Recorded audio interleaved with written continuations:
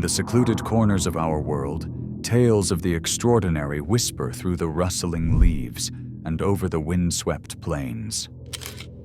This night, we embark on a serene voyage into the realm of the truly distinct, real monster sightings that were never debunked. From the mist-laden hills of West Virginia to the mystery-veiled waters of Lake Tianchi, these chronicles blur the line between reality and the inexplicable. As we trace the footsteps of eyewitnesses and sift through official reports, we are reminded of the profound mysteries that elude our grasp. Settle into this contemplative journey, where shadows hold truths yet revealed.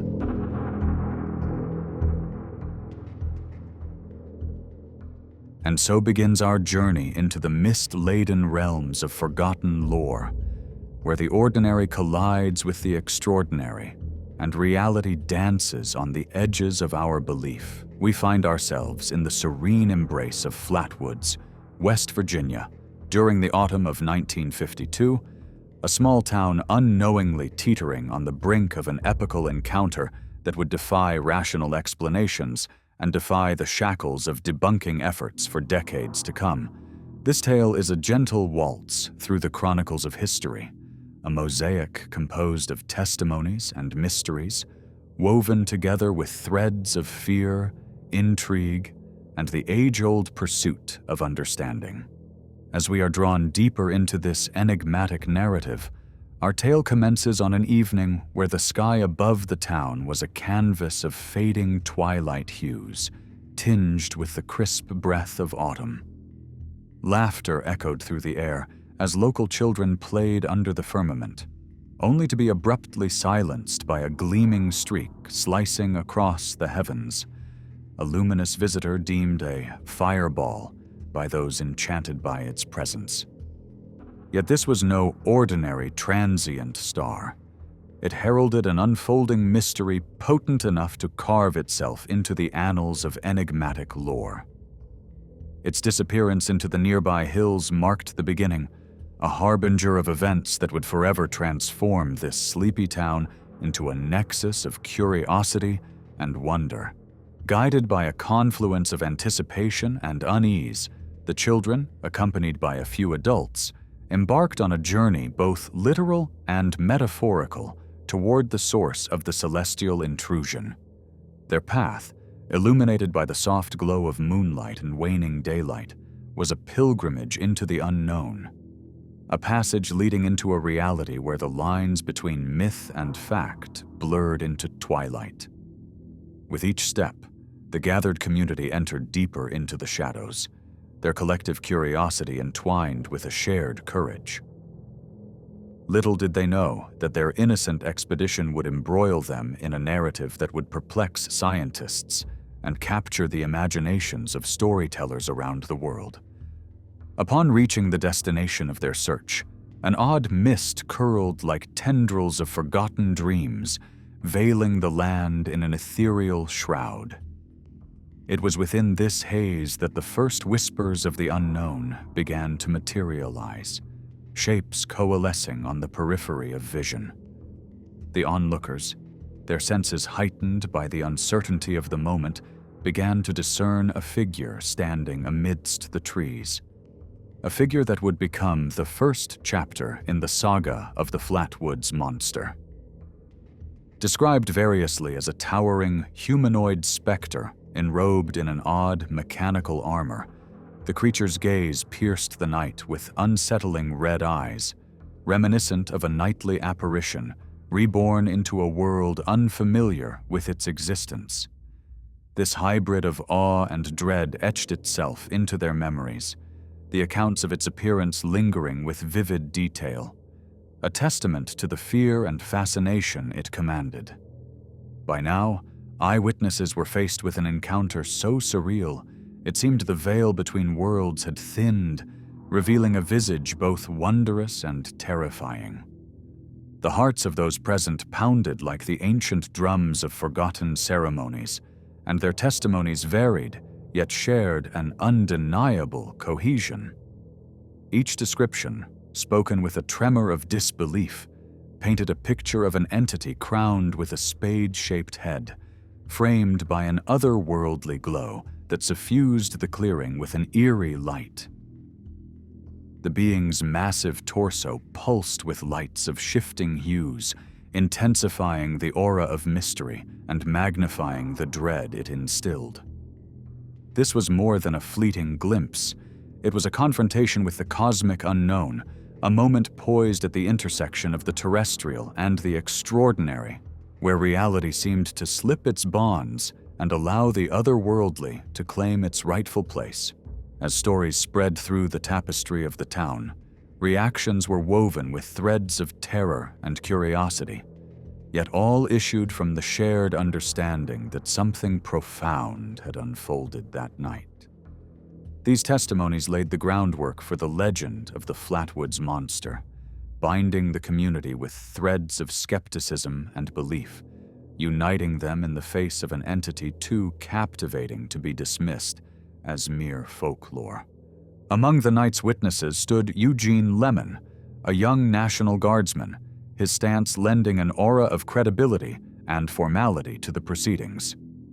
His presence bestowed a veneer of authority to a narrative that might otherwise have been dismissed as the fevered imaginings of a frightened group. Lemon's account imbued the unfolding mystery with a sense of gravitas, fixing it firmly within the realm of documented phenomena, demanding attention and further exploration. His testimony acted as an anchor in the storm of confusion, providing tether to the tales swirling around. Authority figures, drawn to the claim by its remarkable nature, initiated inquiries that yielded tangible evidence: scorched earth, lingerings of an acrid aroma, and physical traces that echoed the witnesses' accounts. The involvement of law enforcement added layers of complexity, as report after report gathered gravity with each retelling. The sheriff's office, entangled within the fibers of narrative, added to the dialogue by contributing findings that corroborated an undeniable anomaly: unexplained burn marks visible upon the earth, a chemical stench permeating the air, attesting to an experience begging for comprehension. In and amongst these findings, the United States Air Force found cause to embroil itself in the enigma, drawn in by whispers from within the shadows. The phenomenon was catalogued into the annals of Project Blue Book, the Air Force's meticulous exegesis of unidentified flying objects, marking it for official examination and birthing a story that reached beyond the town's borders into the national consciousness. The careful scrutiny served only to heighten the tale's allure, transcending it from local legend to an object of wider intrigue. As the flames of curiosity spread, the media awoke with ravenous intent, seizing upon the unfolding story with fervor.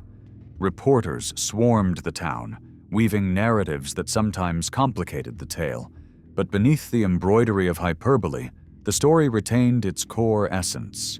Headlines invoked monsters and mysteries, wringing the imagination to captivate an audience far removed but equally enchanted. The retelling reached ears near and far, propelling Flatwoods into a limelight demanding attention, thrilling the nation with a blend of myth and potential truth that resonated across divides. Even as the town shimmered in the glow of newfound attention, skeptics emerged to deconstruct what had dawned. Some pointed to the misidentified vision of a meteor or the flickering eyes of an owl aflame with reflected light. Others proclaimed mass hysteria a likelier explanation. But the resilience of the witness accounts and the silent testimony of physical evidence stood defiant against simplistic dismissals and demanded a broader examination. The inherent contradictions within each analysis invited discourse, infusing discussions with rich layers of complexity that engendered a continued fascination with the tale.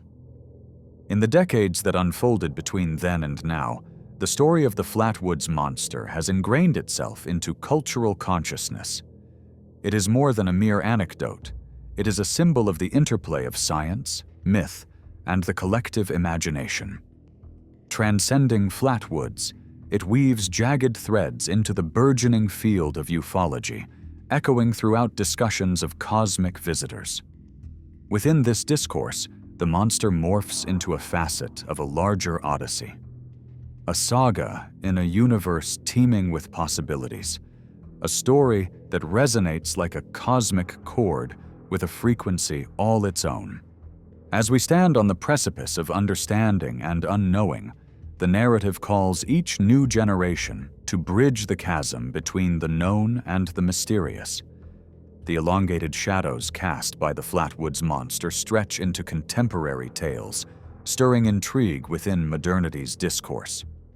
Podcasts profess lore, documentaries dissect narratives, and communities wrestle with the implications, each component woven from the thread of an encounter so profound it continues to beckon.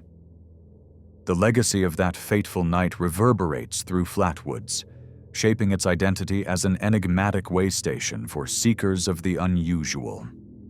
Local culture embraces this heritage, integrating it into an evolving tapestry of exploration and fascination. Within the town's heart, the story pulses with renewed vigor, breathing life into tourism and inspiring cultural exploration. Monumental reminders encrypt its essence, embedding the mystery within displays of curiosity and remembrance, standing sentinels to an encounter which challenges our perception of reality. It's this rich interplay between memory and modernity that allows the Flatwoods monster to emerge anew, timelessly invigorated by humanity's perpetual excitement for the unparalleled. Through the continuing interplay between mythology and reality, speculation and scientific pursuit, the phantom stands ever at the crossroads of human imagination, an icon inviting us to saunter unknown paths, holding fast to our innate curiosity as we wander toward a horizon tinged with both dread and radiant wonder. Thus, the echoes of the Flatwoods monster herald an endless expedition, perpetuated by time and the narratives of us all, mystery and truth entwined in a celestial embrace. In the stillness of a spring night in 1977, the small town of Dover, Massachusetts, found itself entangled in a puzzle both fascinating and bewildering. Amidst its serene New England landscape, an encounter unfolded with such peculiarity that it escaped the grasp of easy explanation, coiled in the shadows of existence, an enigmatic tale known as the Dover Demon.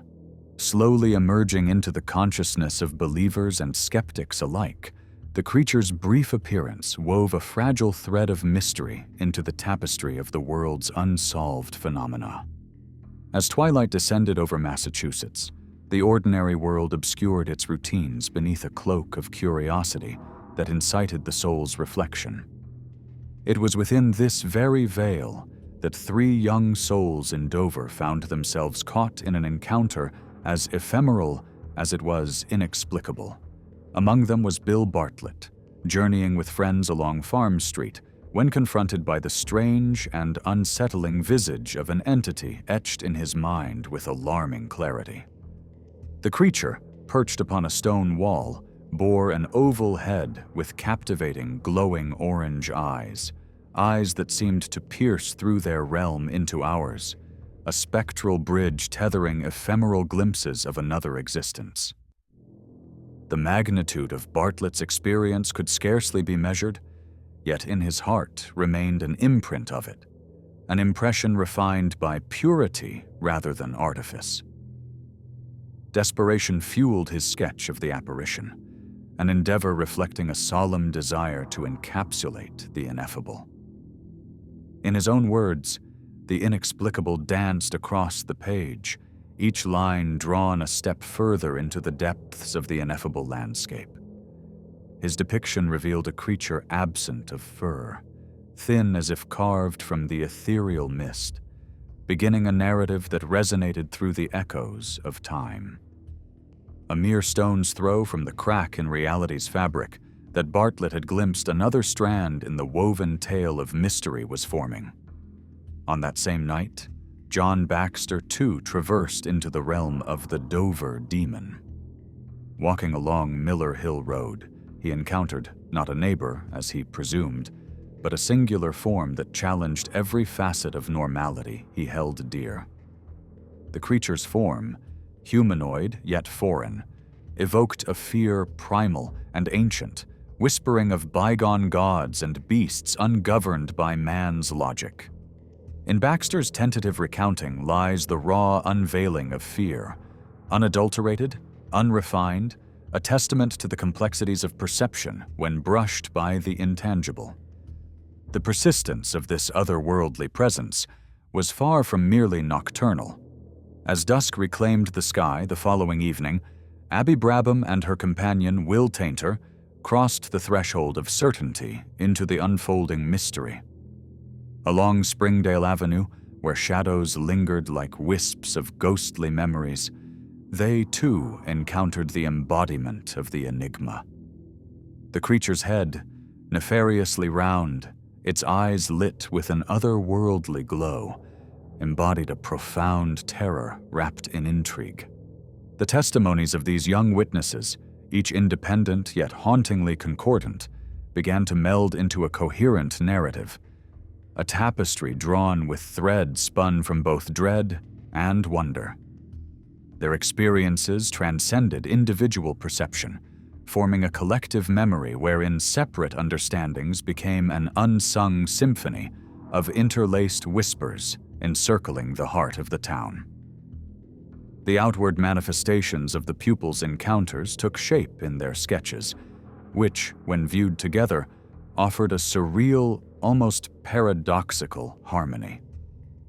Each drawing, a portal into an unexplained encounter, began to harmonize into a singular visage, asserting an unerring unity among them.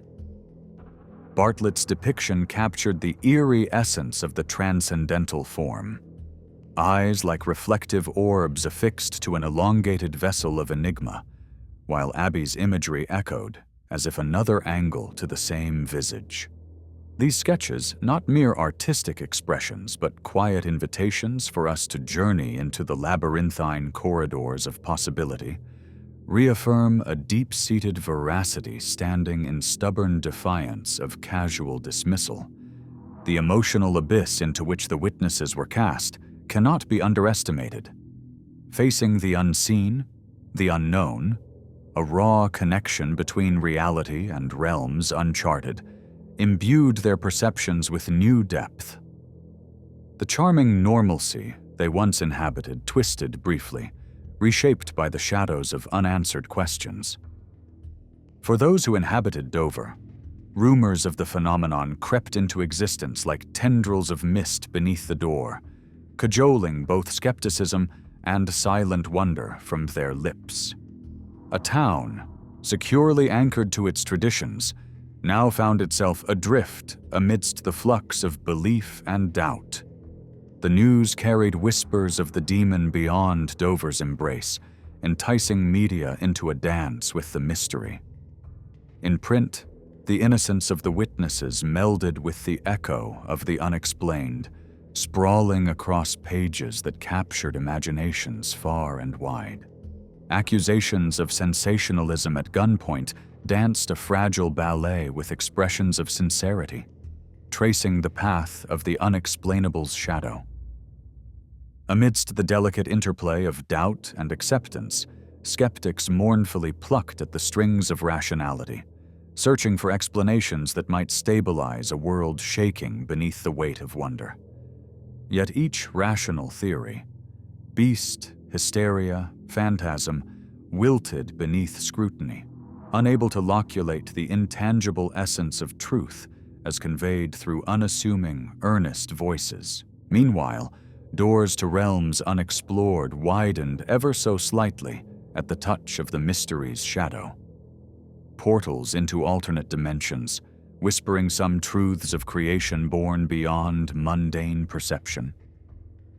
Perhaps the Dover demon stood simply as the universe's ripple against the veil governing our senses. A harbinger of interdimensional awareness, it beckoned our kenning to yield beyond visible horizons. Touched by innocence, these youthful witnesses, free of jaded preconceptions, heightened our understanding.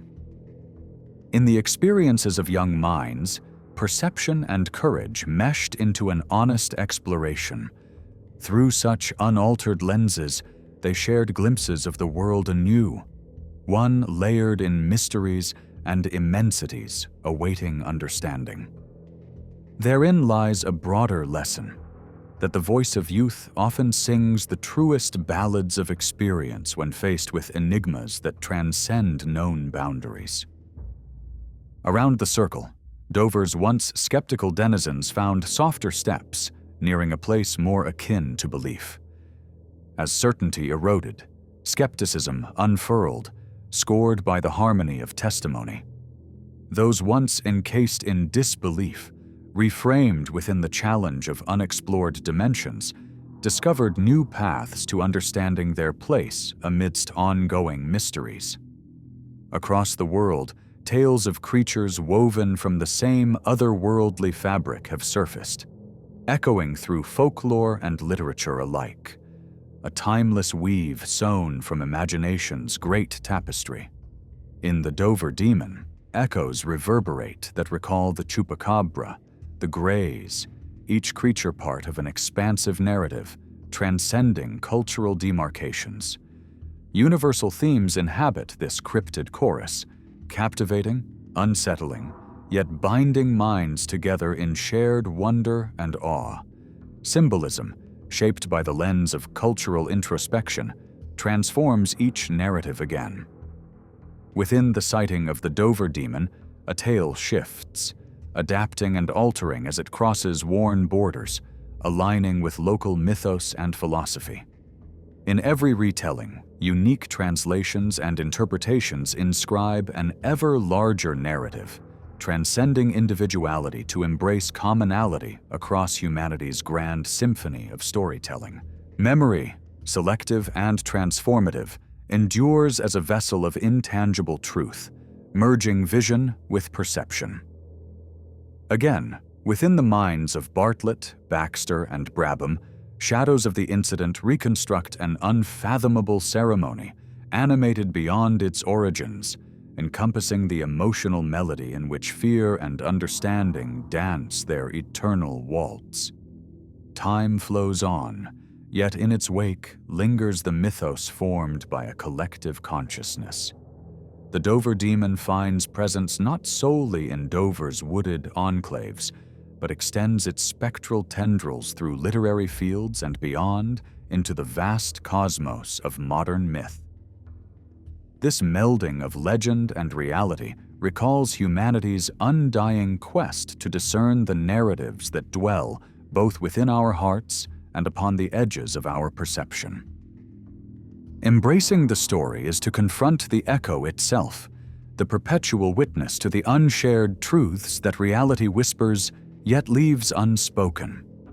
To witness this is to honor reflections that reveal not answers, but questions ringing through the cloistered labyrinths of human experience. To the woods of Dover, where the unseen weaves through the forest textures, the shadows dwell among foliage, etching themselves upon the minds of all who dare to seek. Here, the tale of the Dover demon finds its resting place, cradled in mystery, the essence of belonging woven into the earth's intent to mystify, to enchant, to be understood only in the soft whispers of its depths.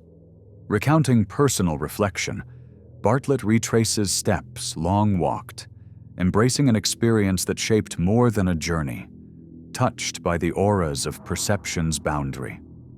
Here in moments, intertwined between understanding and obscurity, blossoms a narrative of existence embraced and surpassed, a tale beyond night, flowing into a perpetuity both tender and timeless.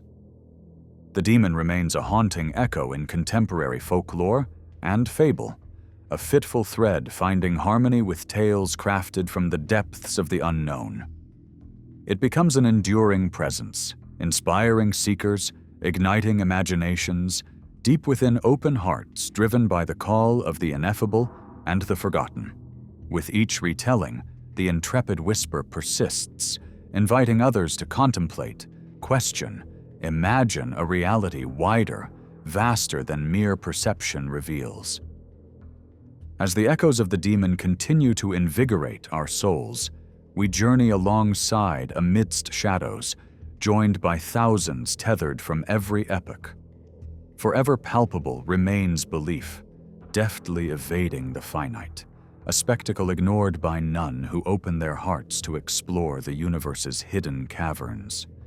For those courageous enough to listen, the infant has ever danced, ever whispered transcendence of form, still held within dimensions nonpareil, while dawning upon this world a tapestry brilliant, beautiful, and unfurling, stitched into cosmic symphony with transition that shall not fade away.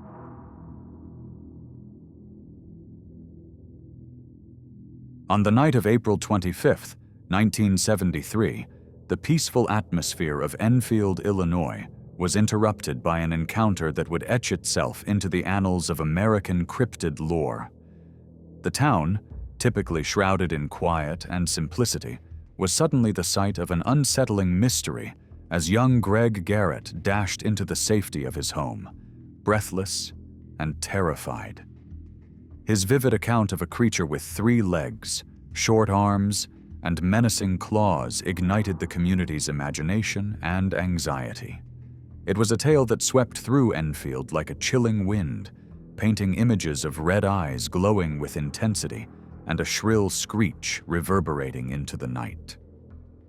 Such visions captivated the minds of the townsfolk, sparking both dread and wonder as they contemplated the possible existence of a being that defied known reality. As whispers of the creature's presence scattered through the town like autumn leaves, local authorities found themselves drawn into the enigma. Police Chief Boylan, together with vigilant locals, strove to unravel the mystery that had taken root in their community. Initial skepticism gave way to a creeping unease as more reports emerged, each account an intricate brushstroke in the portrait of something stranger than imagination. The residents of Enfield banded together, united by their yearning to understand this mystery, this collective journey into the unknown, challenging their perceptions of reality. The tension of that night lay thick in the air, a silent echo among the stars that glittered above Enfield. Law enforcement officers, typically grounded in the factual and tangible, found themselves thrust into a surreal investigation. Among their ranks, Deputy Sheriff Mr. Kindler's vivid recounting of the encounter confirmed the townsfolk's growing apprehension. His initial dismissal of the reports shifted dramatically upon witnessing the unexplainable, a creature beyond the scope of their training, an entity that defied the familiar boundaries of the natural world. The epicenter of this surreal drama was the home of Henry McDaniel, a well-respected resident whose life took an unexpected turn on that fateful April night. Awakened by a sound that sliced through the night's silence, McDaniel ventured forth, his curiosity laced with caution. What he encountered was beyond any previous comprehension, a being with an unnatural form, an entity seemingly neither man nor beast. With burning red eyes and a peculiar gait, it shattered the confines of ordinary experience. McDaniel's detailed account, delivered with unwavering conviction, lent weight to an official report and reignited the swirling narrative enveloping the town. The geographical backdrop of Enfield provided a fitting theater for such mystery. Nestled amid patches of dense woodland and sprawling fields, the town was a tapestry of enigmatic potential, where shadows clung to the landscape and whispers of ancient tales lingered in the air. It was within this setting that the Enfield horror found its perfect stage for elusive movement, hidden among the rustling leaves and moonlit clearings. The weather on the night of the sightings wove its own layer into the unfolding story, with breezes gently stirring the trees, casting phantoms of movement upon the edges of perception. Like monologues in symphony, with local folklore of hauntings and spiritual visitations. As additional testimonies surfaced from throughout Enfield, patterns began to emerge. A consistent description of a creature 4 to 5 feet tall, its movements alternating between bipedal and a bizarre, leaping tripedal motion. This uniformity in witness accounts lent a semblance of legitimacy to a story that might otherwise have been dismissed as mere communal imagining. Among these tales was a shared undercurrent of fear, intermingled with awe, articulated in voices that trembled with the weight of an authentic encounter. As local newspapers picked up the story, the media's involvement further legitimized these experiences, transforming the Enfield horror from a mere local curiosity into a riddle with national intrigue. In the aftermath of the initial sighting, a tangible artifact emerged from the annals of imagination. Footprints, impressions stark against the earth, measuring approximately 4 inches in diameter. These found their way into the hearts of both townsfolk and investigating officers, intriguing all with their alien pattern. Theories abounded. The impressions were merely illusions born of imagination, or perhaps playful pranks. Yet, the evidence persisted, teasing curiosity and challenging skepticism as they materialized anew on successive nights. Media portrayal played an essential role in shaping the legend that spread beyond Enfield. Initial cautious coverage gave way to a more sensational narrative as accounts continued to unfold. Through their headlines, journalists captured the local zeitgeist, weaving tales that blended fact with poetic embellishment, leaving an indelible mark on public consciousness. The media narrative balanced on the tightrope of skepticism and belief, inviting readers and listeners into a realm where the known and the mysterious intertwined. The Enfield horror story, steeped in American folklore, naturally drew parallels with rich narratives passed down through generations. Indigenous legends of wandering spirits and transformations provided one lens through which to interpret the creature's presence. A visitor from another realm, a bearer of ancient wisdom, or perhaps a harbinger of change. Throughout these interpretations, vibrant cultural undercurrents enriched the creature's myth, linking past and present and fusing old narratives with newer burgeoning myths. As the tale of Enfield spread, external investigators arrived, each bringing diverse perspectives to extend the town's dialogue on the enigma. Researchers and cryptid enthusiasts alike descended upon Enfield, driven by curiosity and a desire to decode the unfamiliar. Among them, anthropologist Dr. Lester Owsley delved into the psychological and social fabric woven by these narratives, while cryptozoologist Ken Gerhardt explored the empirical evidence, including the elusive footprints. These outsiders provided fresh viewpoints, layering scientific inquiry with folklore and pushing the boundaries of understanding. While enthusiasts sought out signs of unexplained phenomena, skeptics found solace in rational explanations. The story was dissected with a critical eye, theories emerging to paint it as mass hysteria, optical illusion, or mere misinterpretation of local wildlife. These analyses were guided by the quest for order amid chaos, minds venturing into the collision between fear and fact, each reasoned explanation contributing to the rich tapestry of discourse surrounding the legend. The psychological impact of such a tale cannot be underestimated. residents of Enfield found themselves woven into a narrative that transcended personal experience, a shared brush with the inexplicable knitting them closer together. For some, the horror lurked as an unsettling presence in dreams and conversations, while others embraced it as an opportunity to delve deeper into questions of belief. United by the mystery, the townsfolk engaged in vibrant discourse, exploring themes of perception and reality, until the enigmatic creature became a reflection of the universal human condition.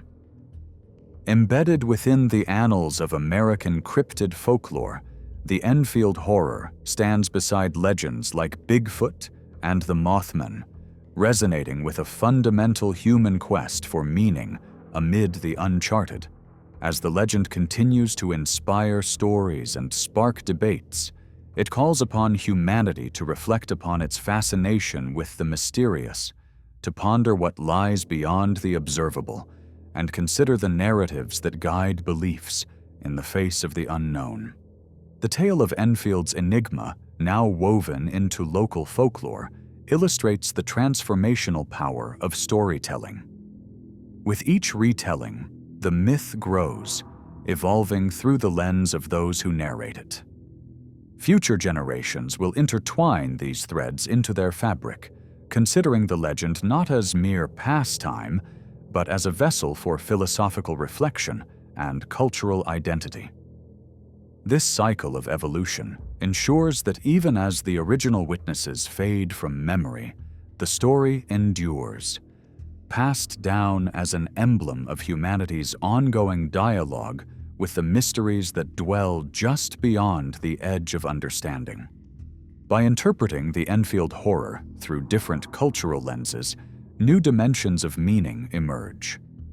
Indigenous perspectives resonate with themes of transformation and transcendence, while international comparisons explore cryptids as universal symbols of boundary crossers and guardians of otherworldly gates. Such tales unite diverse cultures, binding human experience to the enigmatic with a shared acknowledgement of the unknown's power. Artistic and literary communities have embraced the Enfield Horror as a catalyst for creative exploration, drawing inspiration from its nebulous origins and rich narrative potential. Artists and writers capture the enigma through varied methods, whether expressing it visually with strokes of fright and fascination, or capturing its atmosphere in brooding tales that delve into the heart of the uncanny. The creature's legacy persists in these artistic expressions, fueling imaginations with the beauty found in mystery's embrace. The Enfield Horror's kinship with other notorious cryptid legends, like the Mothman or Chupacabra, reveals humanity's myth-making impulse across cultures.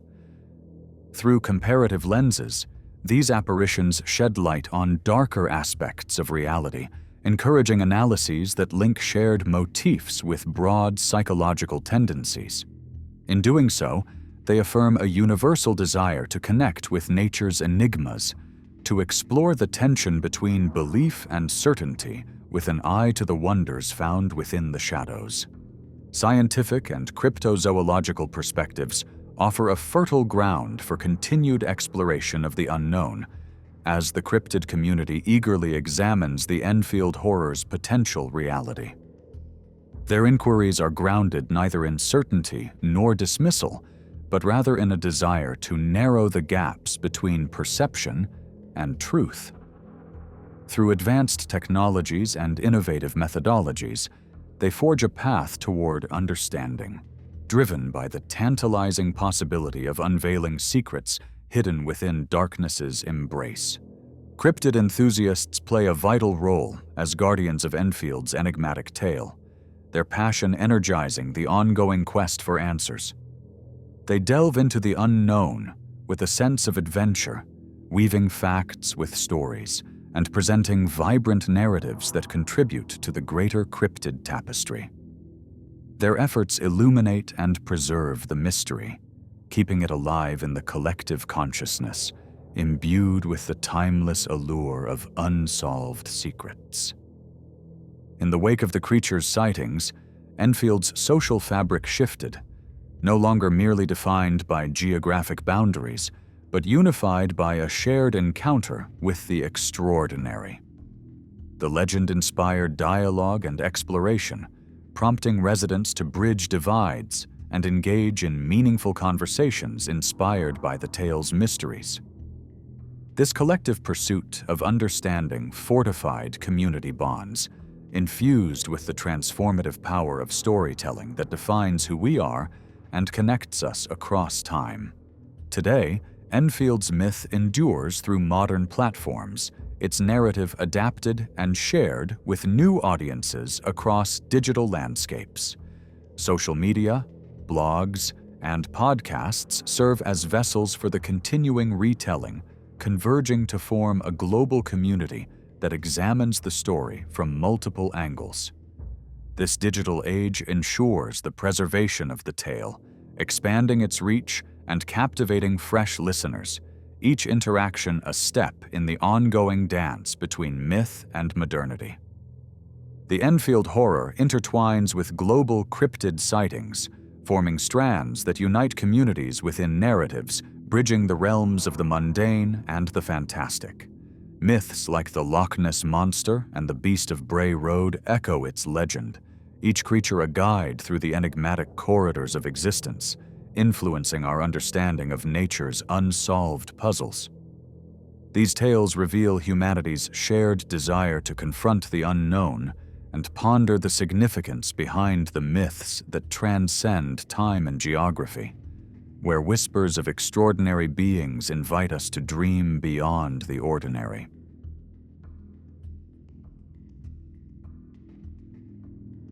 In a time when the world's edges seemed dimly lit by flickering hearths, and whispers roamed deeper than shadows across the rural tapestry of 18th century France, the beast of Gévaudan emerged, a phantom carved from fear and legend. From 1764 to 1767, it prowled the secluded landscapes of Gévaudan, a creature whose very name inspired dread that echoed far beyond the confines of geography. Accounts from that era sketch a fearsome predator, one straddling the line between the flesh of this world and the spectral grasp of myth. Its visage, they said, was adorned with an array of sharp teeth, its maw an emblem of insatiable hunger, consuming lives shadowed in its predatory steps.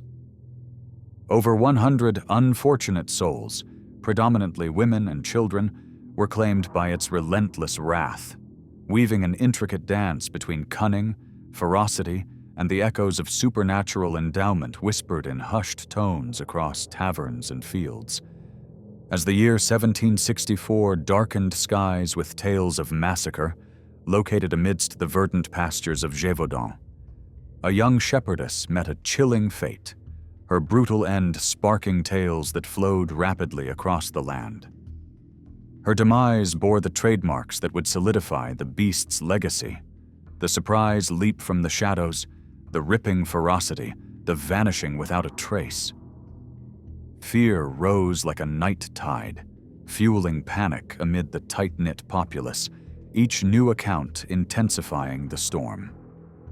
François Besson, a chronicler of that time, painted scenes of hysteria, chronicling the community's fervent cries for intervention. Rumors painted the creature not just as animal, but as evil incarnate, perhaps even demonic, and communities changed, their pulse of life warped under the pall of terror, arms ever ready, and minds gripped by dread.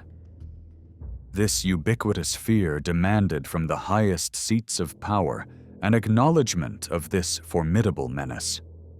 Thus did the embattled King Louis XV intervene, sending forth huntsmen and soldiers, a rarity for the handling of the wild, to quell the devastation. The beast's ability to evade capture only deepened the enigma, maneuvering with elusiveness that raised whispers of otherworldly protection. Under Lieutenant Jean-Baptiste Duhamel's leadership, The organized efforts, where local forces united with hardened soldiers, forged a temporary reprieve, yet no lasting solution. Thus, even the military prowess found itself tangled in the narrative web of fortitude and folly, never quite unmasking the beast's elusive identity. Its evasive success rendered it more than an adversary, but rather a paradigm for struggle against the unknowable, delving into the crossroads of natural and spiritual warfare. As the twilight of reason met folklore, both naturalists and mystics found themselves caught in speculation, torn between science and spirit. Was this formidable creature apex predator or ethereal entity? Its legacy, steeped in part wolf, part human, draped with scales or cloaked as a shape-shifting illusion? Rising in importance were theories that cast the beast as harbinger of divine retribution, imposing its terrifying visage on landscapes not merely mortal. As scholars gaze back, they discern the reflection of society in these fears, an allegory fitting of the era's broader tension, capturing the essence of the unknown and its grip on minds. Delving into the archival whispers, ink-stained documents emerge as voices from a tapestry of dread, recounting the carnage with clarity. Court records and clergy notes testify to the toll exacted upon the rural populace, the names, the wounds, the open graves. In one letter, Duhamel himself notes a monster with strength beyond the bounds of comprehension, its appetite ever unfulfilled. Voltaire's quill, driven by these events, joined a cacophony of voices speculating on the shape beneath the legend's skin, knitting together a historical thread of speculation and narrative, a mythos enduring far beyond the weight of centuries. Across this landscape, where photography lay dormant in the future's hands, tales of forensic endeavors emerged, seeking in death's echoes the life that had once been. Track marks in earth, bites upon soft flesh, painted portraits of carnivorous majesty. This, say some, was the work of ravenous wolves or lions, or perhaps a species lost to records embedded in time's obscured domain. Today, scholars wield the scalpel of science anew, introducing DNA and modern inquiry into the ancient unsolved, each answer leading back into the realms of questions as bone fragments and territory studies attempt to unearth what might have lurked in the French wilderness. Beyond the physical, intrigue lingers in the cunning intelligence assigned to the beast, whose behaviors transgress expected norms of nature. As villagers recounted, its movements were astonishingly strategic, appearing with frightening precision, its attacks carefully plotting across distances that defied reasonable explanation. Whispers suggested multiple beasts engaged in this choreographed terror, a suggestion fueling the hybrid of fear and reverence. Its work was not survival, it seemed, but a cruel orchestration breathing life into the perception of monsters living in the interstice of reality and tale. As such terror gripped Gévaudan, France found itself marinating in the echoes of collective trauma. Across farms and villages, the destabilization cried out in the altered rhythm of life. The loneliness of isolation chest deep with fear, the breakdown of ordinariness in favor of paranoia. These nightmares were set amidst a tapestry already woven with the yarns of societal dissatisfaction. Revolution brewed on the horizon, fueled in part by the failures of aristocratic responses, as the beast of Gévaudan became a symbolic expression of governmental disconnect from the struggles of the rural backbone. Its shadow loomed not merely as a bestial legend, but as a precursor to upheaval. As dawn drew upon this era of specter and reality entwined, the capstone of its narrative unfolded in the collective resilience and defiance formed by the afflicted communities.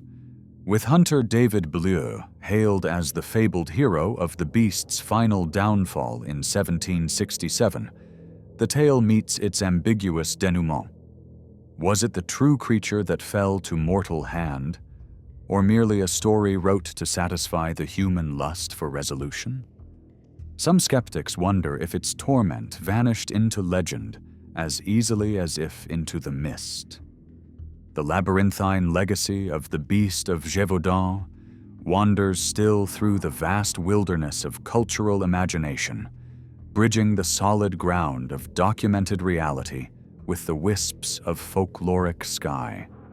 Transcending from the pages of history, it has animated literature and film, casting its shadow anew as both terror and muse.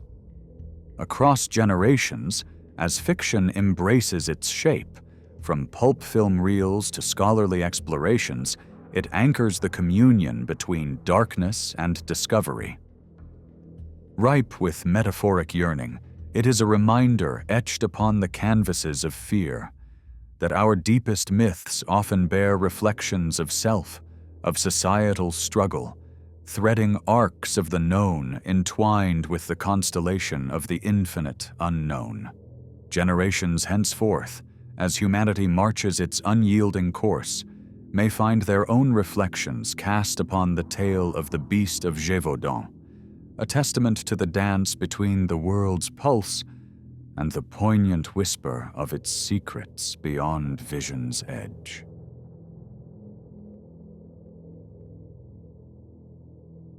In the gentle embrace of Loveland, Ohio, a town bordered by the graceful meanderings of the Little Miami River, a legend quietly simmers beneath its surface, a tale woven with threads of mystery, straddling the delicate line between cryptozoology and folklore. The creature known as the Loveland Frogman has hovered at the fringes of reality and imagination for decades, captivating those who seek the fantastical and igniting conversations that dance beyond the ordinary confines of belief. The Frogman is wrapped in layers of enigma, built upon eyewitness testimonies and documented encounters with the authority of law enforcement, grounding its spectral presence with a touch of tangible earthly truth. The legend of this cryptid, often depicted with an air of otherworldliness, stems from its early whispered sightings in the 1950s, culminating in a frenzy of attention during the 1970s. It represents more than a peculiar cryptid story. It delves into the realms of communal myth-making, touching upon shared human desires to connect with stories that bind us to unseen wonders. Here, in Loveland, the Frogman's legend thrives, a testimony to our relentless curiosity and the human inclination to explore realms that lie just beyond the horizon of understanding. The origins of the Frogman's tale can be traced to an incident in 1955 when an anonymous businessman made an unusual claim of encountering 3 strange creatures while driving through Loveland on a cold and shadowed night. As the businessman navigated his vehicle along a deserted road, what he saw were not figments of darkness, but distinct, bipedal figures. Standing at around 4 feet tall, these mysterious beings were said to possess leathery, frog-like skin and an aura of intelligence that suggested more than mere animal awareness. As his car lights flickered over the scene, one creature bizarrely wielding a wand-like object, emitting sparks in short bursts, seemed to cast the scene in a peculiar glow, as though the stage of reality itself had been momentarily altered. While the businessman chose to share his unusual encounter only with discreet whispers among friends, the story of the Frogman quietly embedded itself within the community's folklore, fueling hushed speculations and igniting imaginative fires at local gatherings. Over time, this eerie tale took root, becoming a narrative thread that laced its way through the town, inviting both children and adults to ponder the mysteries of the unseen world that may dwell just beyond the veil of our everyday lives. However, it was not until the 1970s that the Loveland frogmen stepped out from the shadows of hearsay and into a realm of wider public attention, propelled by the testimony of two police officers who independently encountered the creature. It was during a crisp March night in 1972 when the frogman first appeared before Officer Ray Shockey. As he drove along Riverside Drive, a sudden, startling sight ignited his headlights, a crouching figure that swiftly stood to its full height as the beams illuminated it. What Shockey beheld defied his understanding, a creature of humanoid shape, yet undeniably marked with amphibian features, a frog-like visage complemented by wide, bulging eyes, reminiscent of some archaic denizen of a forgotten world. With a swift leap and a flicker of movement, it breached the guardrail, vanishing into the tranquil river waters. Sharing his experience with the authorities, Shockey's report lent an air of official recognition to what was typically relegated to folklore. Merely 2 weeks thereafter, Officer Mark Matthews encountered a similar being along the selfsame route. His account, mirroring Shockey's, brought a sense of déjà vu to the intrigue, though it added a curious layer. Matthews fired his weapon at the creature, only to see it escape unscathed into the concealing embrace of the night. The consistent descriptions from these officers, known for their credibility and respect within the community, gave the tale of the frogman a robust foothold, endowing it with an aura that oscillated between folklore and documented phenomenon.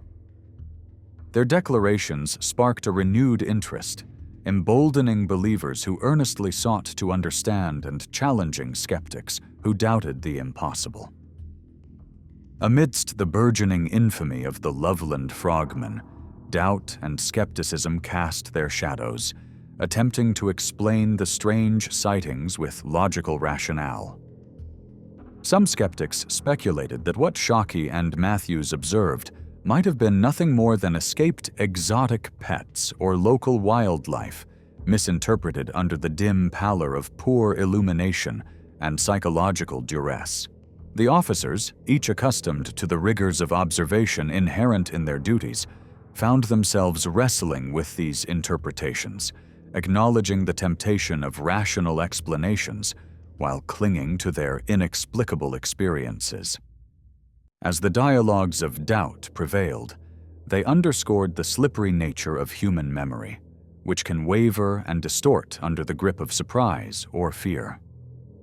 Perhaps the tale of the frogman was such a distortion, a beguiling ripple in perception, caught warped between memory and truth. Yet, the unwavering testimonies of both officers, whose reputations were built on their attention to detail, lingered with a stubborn, immovable presence within the community psyche.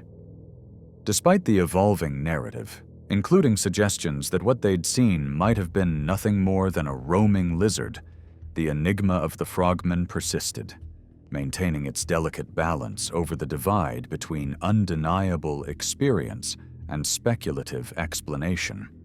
Though its existence remains unproven in the classical sense, the Loveland frogman has transcended its murky origins to assume a beloved place within the wider tapestry of Ohio's folklore. It serves as a beacon of cultural identity, imbuing Loveland with a sense of mystical allure and anchoring the community's narrative within a broader, more wondrous tapestry. For a town rich with history and blessed by the beauty of nature, the frogman represents an unexpected touch of the extraordinary, an ethereal thread interwoven with the otherwise mundane.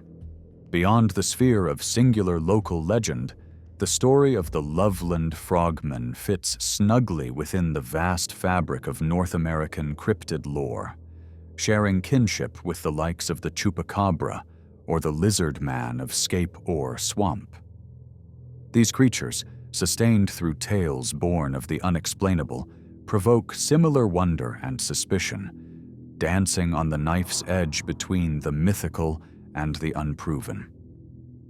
While these legendary beings share abruptness in sighting and an absence of verifiable evidence, the frogman stands apart, bolstered by the credence of law enforcement sightings that elevate its mysterious nature to a plane more firmly grounded within reality's grasp. Mainstream zoology largely dismisses the idea of humanoid amphibians lurking in Ohio's waterways. Yet within cryptozoology, a sanctuary for the unexplained, the Loveland frogman finds fertile soil for deeper exploration. The tales of the frogman may whisper of undiscovered species, echoes from prehistoric times, or perhaps evolutionary mishaps, mere annotations to Earth's grand narrative of biodiversity and marvel. The rich habitats of the Ohio River Basin, ripe with the potential for discovery, challenge the borders between known species and the unknown, encouraging an open-minded approach to nature's bizarre mysteries. The essence of the frogman embodies the crossroads where history, mythology, and modern belief suture together, creating a composite figure that transcends its source material. Just as the satyrs and fauns of Greek antiquity persisted as half-men within human consciousness, so too does the Loveland frogman endure as a creature of duality, real and imagined, fact and fable all at once. As a reflection of humanity's inherent need for storytelling, the frogman's nature inspires us to weave threads of connection with the world, bridging the physical chasms between fact and fiction, and allowing us to explore with wonder the narratives we choose to hold sacred. In the end, it is the enduring power of eyewitness accounts that lend the Loveland frogman its core allure, presenting narratives that dare to fracture the expected and draw listeners into encounters with the inexplicable. However, the reliability of these accounts consistently provokes debate, as history and cognitive science suggest the malleability of human perception, vulnerable to distortions or desires that cloud objective interpretation. Nevertheless, these gritty, personal stories imbue the narrative with profound depth, enhancing the complexity of the experiential narrative that propels the saga of the frogman forward into the annals of cultural imagination. In this saga of the Loveland frogman, strokes of artistic interpretation have gladly found their place, serving as a bridge that connects collective curiosity with the cryptid's enduring legend. Artists, inspired by the frogman's anomalous visage, derive inspiration to sketch, paint, and visually represent encounters drawn from the shadows of reality and memory. In an age where digital platforms easily spread images, these representations take root, fostering dialogue around the cryptid's existence and nurturing the creative imagination within which legends continue to grow and thrive. The legend of the frogman has not remained confined to its folklore origins, nor to the realm of artistic imaginations. It has extended its influence into the performing arts, captivating listeners and viewers alike through music and theater. Musicians have found a muse in the frogman's mysterious tale, interpreting the narrative through haunting melodies and verses that explore themes of intrigue and the fascinating unknown. Similarly, plays and performances offer a dramatized homage to the legend, imbuing it with new vibrancy and inviting audiences to connect on a deeper emotional plane with Ohio's famed amphibian. In the age of digital exploration, the frogman finds new life within interactive media channels, such as video games, offering users an opportunity to engage with the mythos under unique constructs. These platforms blur the boundary between fiction and fact, immersing participants in worlds where cryptids and other legendary beings coexist, inviting broader understanding of the cultural weight that the frogman carries, ensuring that its story thrives on new, exciting landscapes. With Loveland embracing the enigmatic presence of the frogman, community festivities unfold annually, celebrating the cryptid's role in shaping local lore. Through parades, reenactments, and storytelling, These festivals honor the town's legacy, breathing life anew into the myth and enshrining an atmosphere of shared cultural consciousness. These events are more than celebrations. They are ritualistic acknowledgments of connection and identity, bound through the gaze of a mythical creature that once tread the muddy banks of Loveland's geography. Similarly, the frogman's legendary status sparks reflections on the ecological and wildlife diversity flourishing within and around Loveland. Wildlife such as herons or amphibians, occasionally observed as amorphous figures in twilight, could, under optimal conditions, account for these cryptid tales.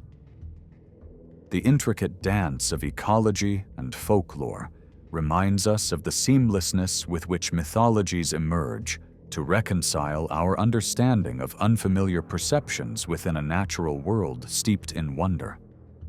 In all its forms, the Loveland frogman remains an essential piece within the broader scope of urban legends, representing broader commentary on human creativity and social communion. Its tale celebrates how narratives function as dynamic threads within cultural tapestries, framing fears, hopes, and desires through mythical interpretations that personify the border between the known and that yet to be understood. These legends, tangible yet evolving, reflect upon an imagination content to tread the interstitial spaces of veracity and mystery. For those willing to explore the mysterious, the frogman serves as an ambassador, drawing enthusiasts, researchers, and adventurers toward Loveland's waterway corridors, hoping to catch even a fleeting glimpse of the fabled cryptid.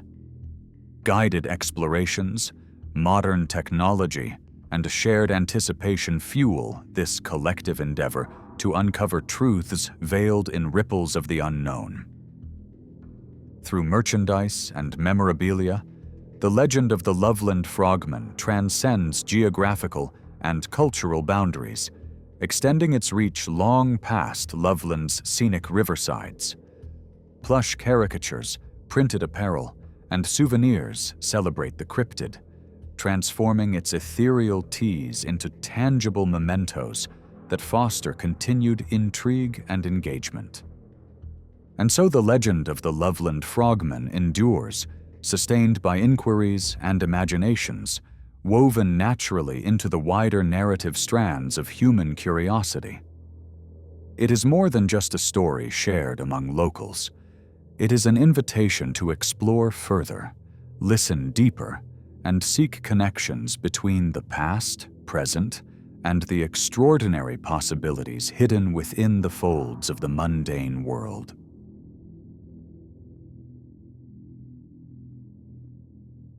In the tranquil tapestry of Kelly, Kentucky, the universe seemed to momentarily unfurl its enigmatic cloak on a warm August night in 1955. It was a night like any other.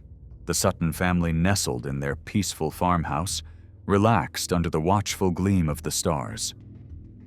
Yet within hours, their sanctuary would transform into a stage for an encounter that defied the very boundaries of earthly comprehension.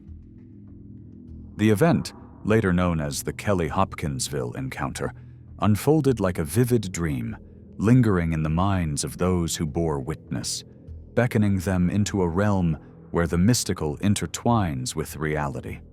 The term siege connotes ancient towers besieged by armies, yet here it served to describe a night when ordinary people faced something otherworldly, wrapped in the robes of the inexplicable.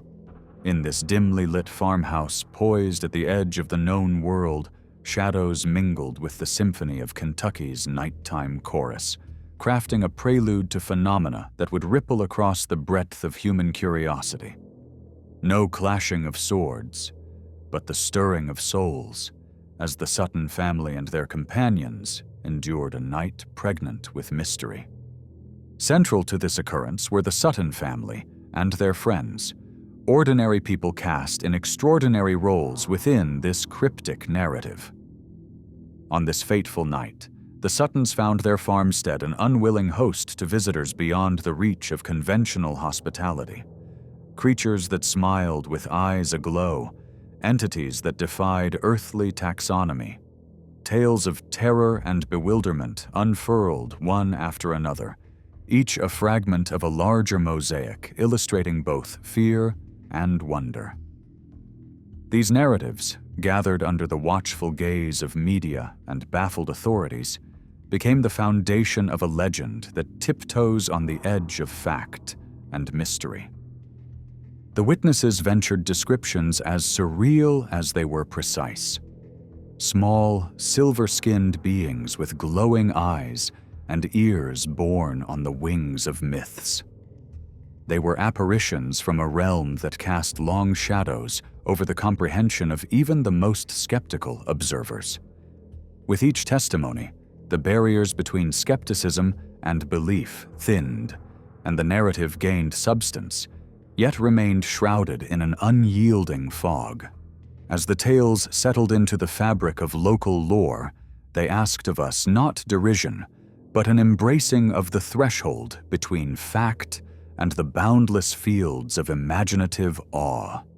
The night of August 21st began as serenely as the many that had come before it. Set against the backdrop of Kentucky's pastoral expanse, the Sutton farmhouse lay cradled within an Edenic embrace, a bastion against the encroaching dusk. Within its walls, warmth flourished, a suite of laughter, talks, and the essence of domestic bliss. But hidden within these commonplace moments lurked the approach of a cosmic novelty that would rend the quiet, transforming bucolic dreams into living artifacts of celestial enigma. It was here that Billy Ray Taylor, a visitor hailing from Pennsylvania, burst into the narrative with tales of vibrant celestial lights. A flying object that danced across the night sky in vibrant hues. His account was greeted with a blend of laughter and doubt, yet it was but the overture to the night's symphony of strangeness. The skies, once innocuous and serene, now sang of distant worlds and forthcoming encounters, marking Taylor's vision as both portent and passage to a domain where known boundaries ceased to exist. The first contact with the unearthly was as mesmerizing as it was chilling, an image etched into those present with indelible clarity. With the house's familiar shadows as their cloak, beings emerged as if born of moonlight and myth. As these figures approached, children of both shadow and light, the brisk breath of disbelief gave way to an uncanny acceptance. It was here that fantasies took form, tiny but not timid, a congregation of the surreal in a midsummer's night tableau. Standing no taller than a child, these creatures bore visage and poise of the fantastical, metallic-skinned with eyes aglow under the luminescent Kentucky night, their shadows a dance of the otherworldly. In their midst, the barriers separating reality from imagination blurred, breathing life into the persistent tremor of awe. Witness accounts vibrated with unsettling consistency, casting stories as both anchors of fact and wings of the implausible. The dimensions of fear were stretched thin against descriptions of these visitors, entities suspended between realms. Oversized heads crowned with crescent-like appendages, poised to pierce whatever veils existed between worlds, features framed upon bodies so diminutive they barely seemed corporeal. The enigma of metallic skin, gleaming and polished like silver, cast in a light unseen beyond those ethereal confines. Witnesses, though human, were drawn together under the banner of vivid memory. A canvas awash in luminescent shadow, glimpsed yet never fully grasped by the clutch of empirical scrutiny. And so began the siege. Humans, armed with little beyond courage and communal resolve, entrenched against the encroaching night. As twilight melted into ink, curiosity transmuted into trepidation. a bodily awareness of something vast and incomprehensible at the threshold of the tangible. Tales emerged of barricading doors and windows, the Suttons and their companions bracing against a seemingly orchestrated pantomime of cosmic encirclement. The nocturnal realm shivered with stories of creatures creeping softly upon rooftops and peering inquisitively through panes of glass, their motives obscured in mystery, but marking a fascination betwixt and beyond the known. Shots fired into the night called to dispel the surreal siege, snapshots of defiance framed within a strange theater of the arcane. And as each bullet screamed into the unknown, retreating shadows beckoned only to return. It was a dance of persistence and veiled intent. No victors crowned, but insights gleaned from the silent echoes of a boundary breached. Inside their farmhouse cocoon, the emotional epicenter swelled under the pressure of disbelief, fear, and a profound awe at the audacity of the cosmos. The air crackled with a tension born of discovery, the visceral awareness of observing eyes just beyond understanding. Caught amidst the whimsy of the unexplained, sensory experiences sharpened, seized by an ethereal affront, sustained by the presence of entities, but dimly perceived by the waking world. Amidst the pages of panic and marvel, emotional upheaval swelled like a storm, humanity clinging to threads of sanity in a moment stretching at the seams of day-to-day life. Gunshots rang not in triumph, but as testaments to the tension between the known and the indiscernible. Through terror-laden accolades emerged a broader truth. The vastness of the unexplained prompts immersion into the primal enthrallment offered by the universe's myriad mysteries. As the dawn of a new day cast its tender glow upon the denouement, the Sutton family's narrative flowed like an untamed brook into the realm of communal consciousness. Whispered anecdotes fluttered in the morning air, weaving tales that ensnared curious neighbors, eager lawmen, and an inquisitive public. Could hysteria alone pen such concordant recollections? Or did these stories merely glimpse the fleeting silhouettes of truth? Amid skepticism and belief, a dance perpetuated by time, the events in Kelly, Kentucky transcended mere spectacle, composing a rhetorical question lingering in the echelons of the known, inquired by souls long searching the veil of reality. Stories embellished with archaic intrigue and nascent truth emerged, steeped in legend and striving to transcend the chasm that occasionally separates the tangible from the mystical.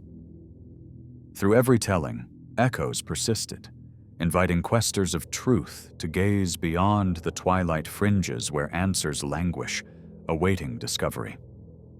Thus, the night in Kelly persisted, not merely as a chapter of fear, but as a source of wonderment, lacing threads of human curiosity with the weaving of cosmic narratives.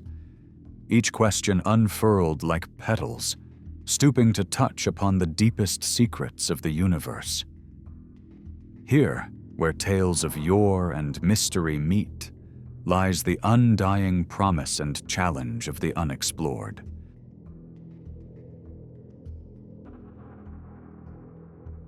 In the quiet town of Van Meter, Iowa, a peculiar tale unfurls beneath the soft luminescence of the night sky, casting long shadows into the annals of mystery.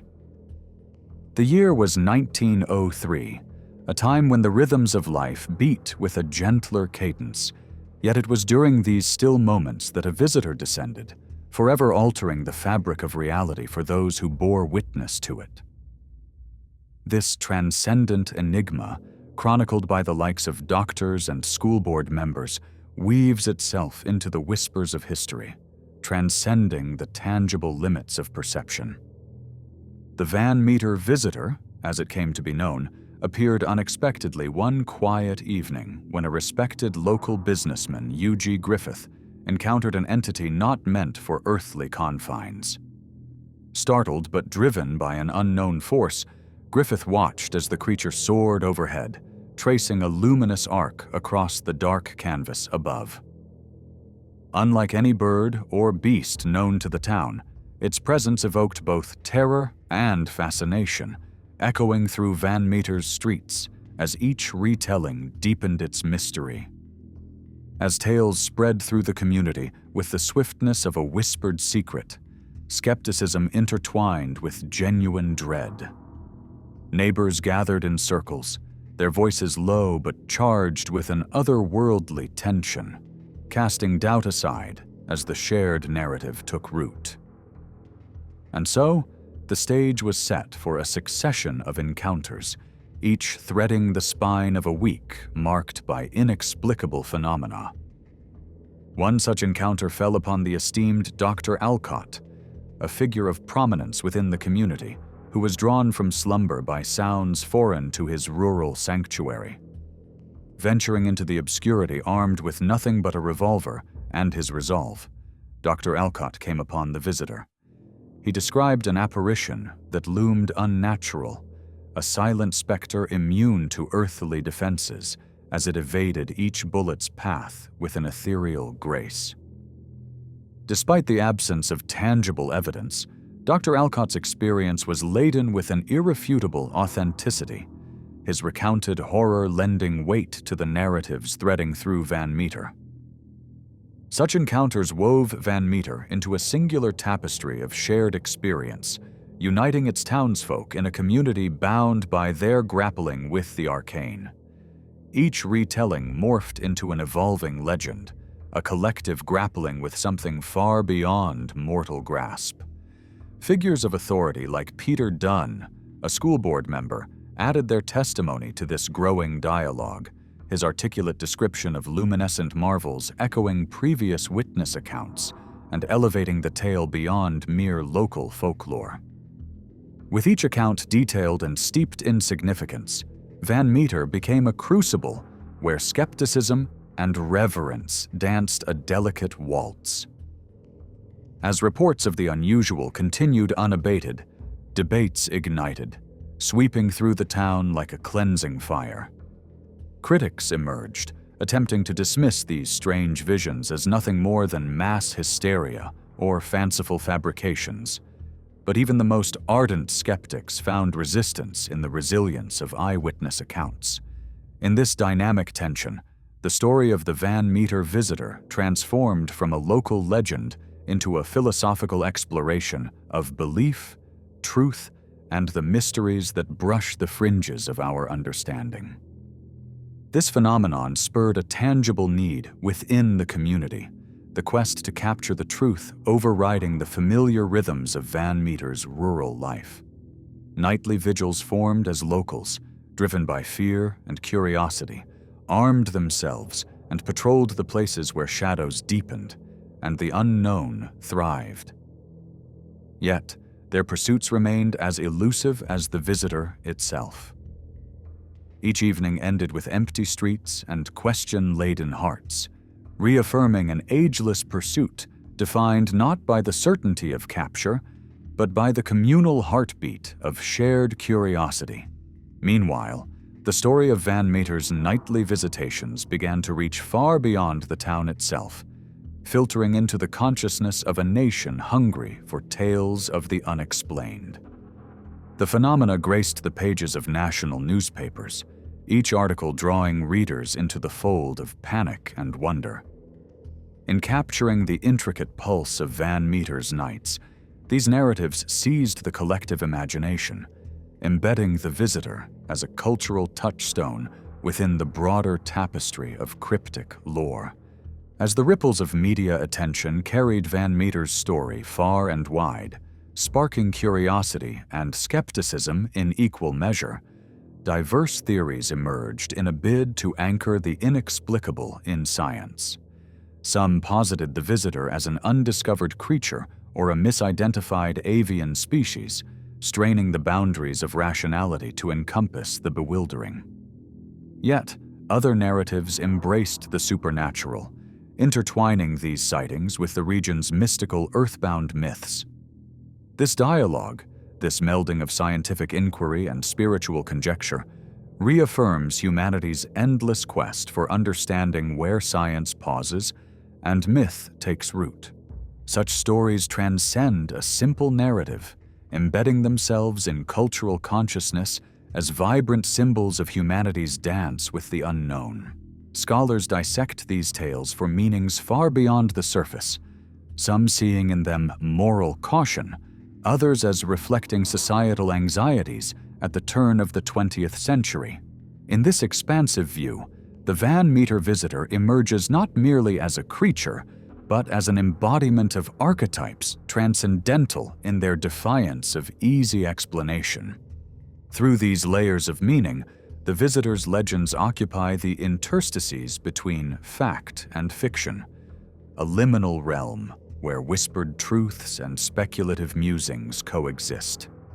These space musings form the heart of Van Meter's enduring legacy. As narratives echoing in the minds of its inhabitants and those of the believers and skeptics born of subsequent generations, they offer not resolutions but reflections, inviting each participant to wander the borderlands between the known and the infinite. Today, the visitor story continues to captivate modern imaginations, a tale revisited through the lens of contemporary knowledge and technological advancement.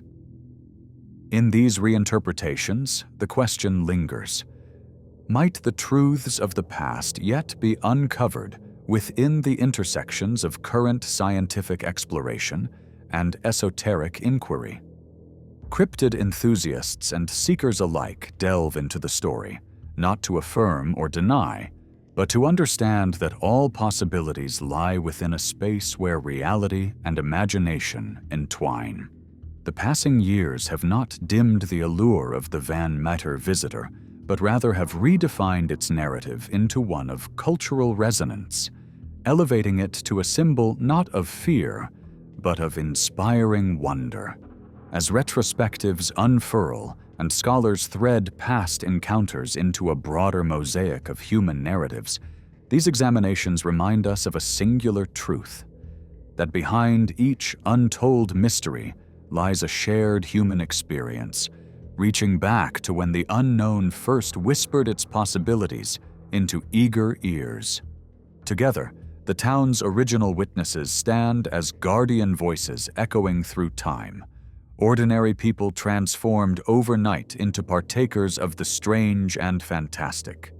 Their experiences, recorded in hushed tones and mouths agape with either awe or disbelief, articulate tales of the unbelievable etched into the human soul. For modern audiences, the perseverance of these narratives serves as a testament to both the fragility and resilience of belief, forming histories as permanent as they are subject to reinterpretation. In the swaddle of folklore and modern lore, the visitor cements its place as an entity nestled within the roots of myth constructed by human curiosity. Its retellings are woven with both fact and fancy, enriching the cultural milieu with a legend enduring across diverse media, its faceless visage evocative, its story transformative.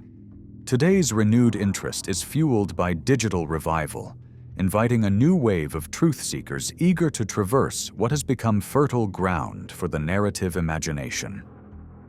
The enduring questions posed by the unknown resound loudly in an era where truth is intensively questioned and belief hangs delicately at the edge of understanding.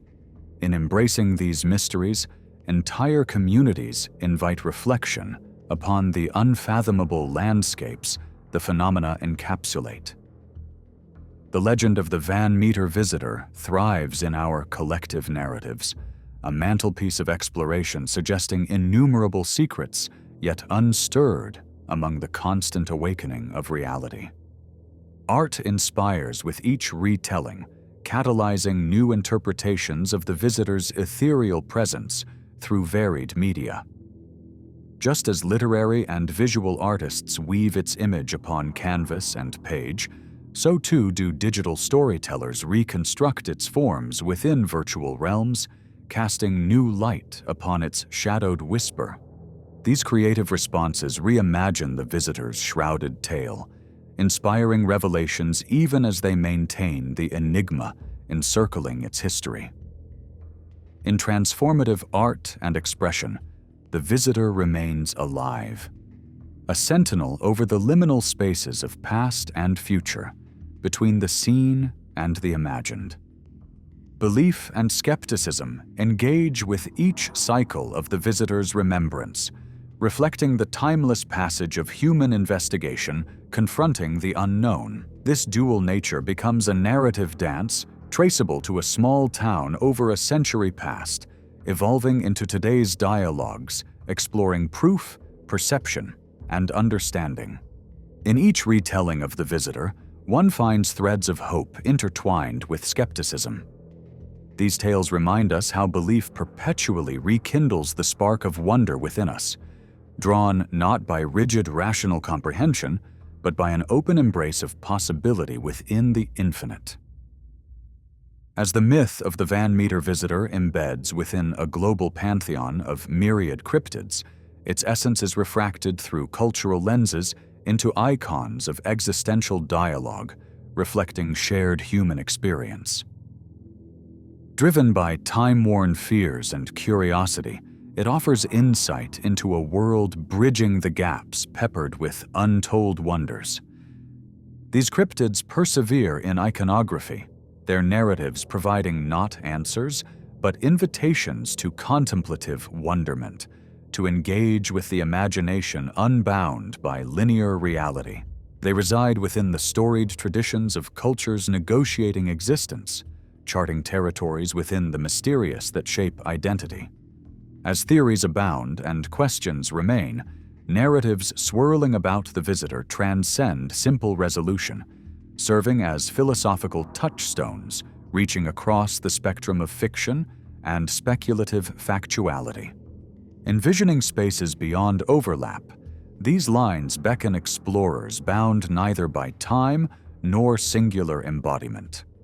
Within the framework of timelessness, the visitor remains a lens onto human desire, a desire reflected not in conclusive fact, but in the potential of our questioning. Its woven narrative adheres to the delicate prisms of the unknown, encapsulating the compelling space between fixed knowledge and the infinite cosmos.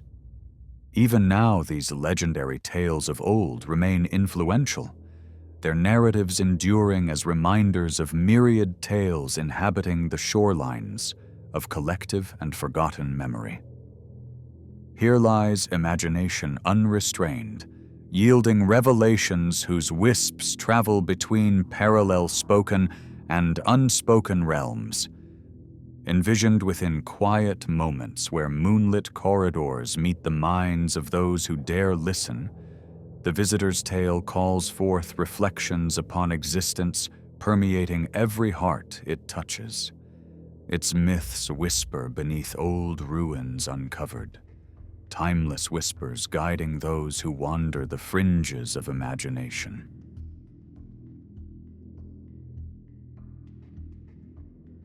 In the stillness of the Congo Basin, within an untouched wilderness rich with life's secrets, resides the legend of Mokele Mbembe, a creature whose name, whispered by the firesides of the indigenous tribes, translates to one who stops the flow of rivers.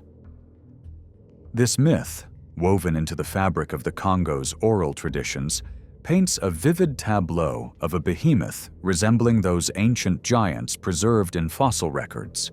The stories, passed down by tribal elders, have transcended generations, stirring curiosity and a deep-seated wonder both among locals and those far beyond these verdant horizons.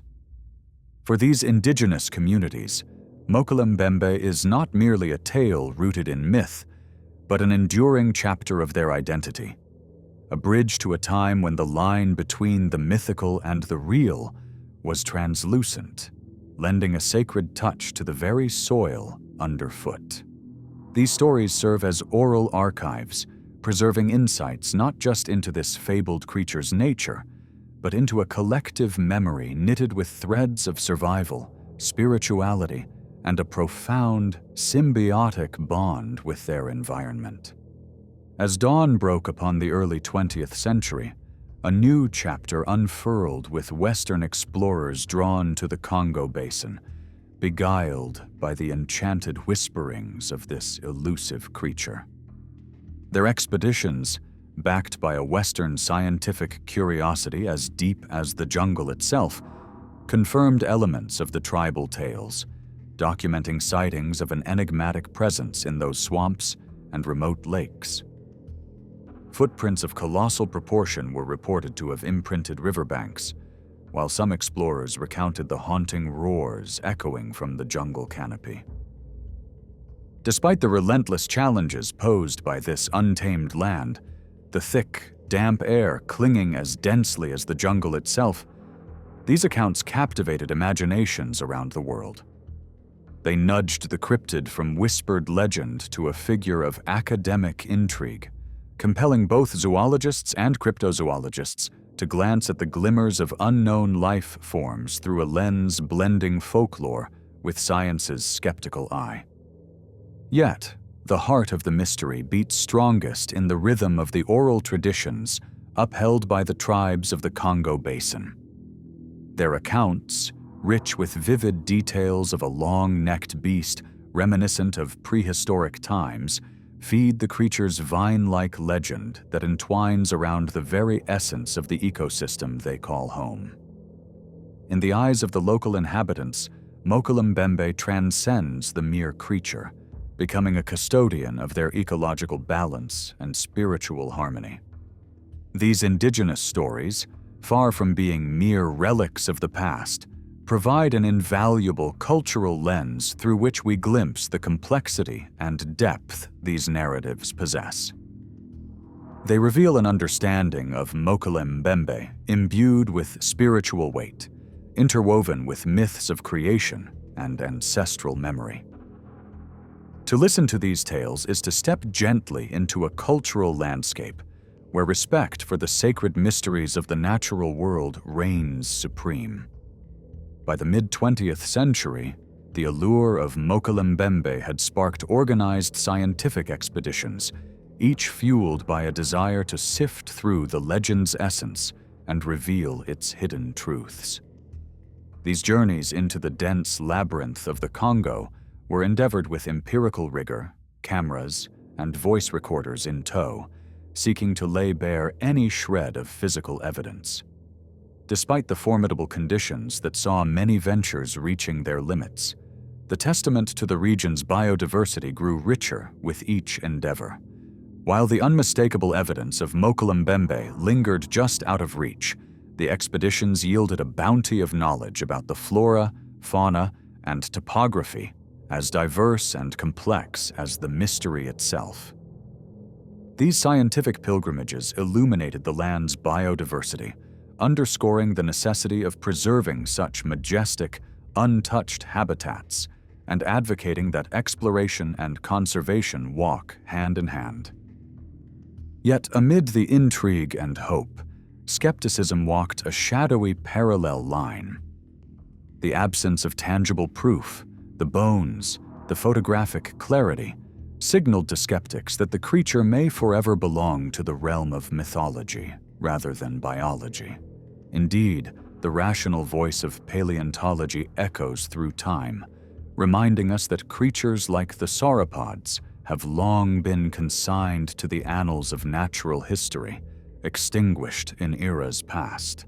Nonetheless, the debate surrounding Mokolembembe provides fertile ground for contemplation and discourse, challenging our understanding of evidence thresholds and the boundaries of scientific exploration. Skepticism, while necessary, is tempered by an open-mindedness regarding the limits and frontier possibilities of science, calling for a balance between critique and curiosity. This intersection of legend and inquiry has nurtured the discipline of cryptozoology, a field daring enough to root itself in the speculation and desire to illuminate those corners of existence unknown to the canonical lists of recognized species. Cryptozoologists view creatures such as Mokele Mbembe as more than myth, seeing them as lingering echoes of biodiversity, waiting for the right conditions to reveal the truths they hold. Thus, cryptozoology flourishes as a field both scientific and philosophical, a bridge between known and unknown, science and folklore. While facing challenges of credibility and the call for more empirical evidence, its proponents argue passionately for open inquiry that embraces the limitless potentialities of discovery still whispered through the winds of the world's forgotten places. The ecosystem of the Congo Basin itself stands as a testament to the persistence of life's mysteries, a repository of untapped biological and mythical potential. With its dense rainforests, swamps, and rivers sheltering life forms unique to this part of the globe, the likelihood of an undiscovered giant benefiting from such natural camouflage fuels the imaginations of believers and skeptics alike. In understanding Mokele Mbembe's place within this ecosystem, we recognize the delicate beauty of these habitats, orchestrating efforts to protect their sanctity against the creeping shadows of economic exploitation. Here, unexplored terrains sing of biodiversity untouched by time's indifferent hand, inviting a reevaluation of our perceived knowledge of Earth's scope. How fascinating, then, is the debate between the fossil record and modern claims, a dialogue as ancient as the rocks that hold the secrets of ancestral waves and footprints embossed in petrified memories. Despite the apparent breach made by modern sightings, the fossil record remains the resolute custodian of an evolutionary history now invigorated by the whispers of what lingers beyond known extinction events. Advocates for the potential life of Mokele Mbembe point to remote regions as sanctuaries forgotten by time, challenging notions that rigidly script the afterlives of ancient species. In these debates, where paleontology meets possibility, historical constraints collide with the ever-curious nature of exploration. A dance of hypotheses pursuing the shadows, where our understanding ends and wonder begins. In the modern age, cryptid researchers, equipped with exquisite technology, the mechanical eyes of drone cameras, the whisper-hunting ears of sonar, again set forth into the jungle, inspired by the thrill of timeless discovery. Their endeavors, captured in tales as captivating as the legends themselves, spotlight the enduring dance between humanity's past and present exploration. Yet the narratives emerging from these journeys transcend the pursuit of proof. They celebrate the timeless spirit of adventure and mystery that beckons humankind to look beyond, to yearn for the vastness still hidden, waiting in the world's folds. Through technology and tradition, today's explorers stand poised at the threshold of knowledge, bearing the ingenuity of their time as they strive to illuminate what lies cloaked in the deepest green. But herein lies a critique, that of exploitative media portrayals seeking drama at the expense of truth, sometimes fetishizing cultures without acknowledging the intricate weavings of societal constructs and ecology. Sensationalism, left unchecked, distorts reality, turning earnest quests into cultural spectacle devoid of the authenticity that honors legend's original soul. This skewed representation starkly contrasts with the reverence held by the indigenous communities for whom Mokele Mbembe encompasses nature, spirit, and ancestry. In their stories, the creature is intertwined with the celebration of life itself, reflecting harmonious balance and the wisdom embedded in every breath of the Congo Basilica's lands and waters. The potential ramifications of Mokele Mbembe's discovery ripple across the tapestry of environmental studies and conservation biology. Were such a creature confirmed, It would redefine ecological paradigms and thrust the delicate ecosystems it inhabits into the forefront of preservation debates, igniting urgency to protect these landscapes from the inexorable encroachment of progress. Discovery would stir existential questions of human ethical engagement with newfound species, shouldering the responsibility to conserve unknown diversity, cherishing the life that stands on the brink of being learned. All ecological agendas would converge on the crucial task of preserving life's intricacies, realizing that in biological revelation lies the call to action and protection. For the indigenous communities, Mokele Mbembe is more than an apparition. It embodies a vibrant bond with the land, a living testament to the harmony within ancient narratives and the complex love song of nature's design. They perceive the creature as a symbol of vitality and ecological respect, a catalyst urging them to steward the land with care and awe. It is these people's perspectives that guide modern conservationists, integrating traditional wisdom into the framework of protecting natural heritage. The collaborative dialogue crafted in these efforts mirrors the myth's spiritual essence, advocating for a sustainable future rooted in a deeply respected past. Such an approach highlights the intersection of cultural heritage with contemporary preservation, drawing strength from their intertwined legacies. An enduring enigma illuminates Lake Tele, a shadowy mirror to those who have deemed its waters a likely sanctuary. In this place, where whispers blend with the rustle of leaves, both watchers and wanderers sense the magnetic pull of the unknown. Lake Tele, with its welcoming embrace of myth and its serene equilibrium, serves as a crossroads for science and mystery, inviting questioners to step gently on paths where the visible and the invisible intertwine. As researchers gaze into Lake Tele's depths, their thoughts meld with the knowledge of local guides attuned to the stories that have been spoken, and to the unseen wonders held beneath every ripple and rustle. In such a setting, the lake embodies more than a watery precinct of theory. It becomes the harmonious touchstone for dialogue between past traditions and present inquiries. An exploration of Mokele Mbembe's intricate narrative is incomplete without unveiling the profound insights of the Congo Basin's indigenous peoples, for whom this creature is cherished both as a reflection and a promise. The stories held by these communities foster a wondrous kinship with the land, nourishing a connectedness that defies the limits of scientific categorization with the purity of essence and emotion. Anthropology unravels the complexity enveloping the Mokele Mbembe mythos, shedding light on how cultural beliefs endure and adapt across time and distance. Here, legends like Mokele Mbembe become focal points for understanding identity, shared wisdom, and the community's navigation through both the physical and metaphysical worlds.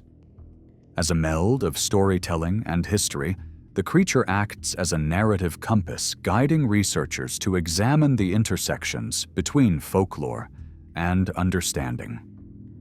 Those stories, layered against the pressures of an ever-changing world, affirm the adaptability and resilience encoded in our species' compulsion to find meaning amid chaos and companionship within solitude.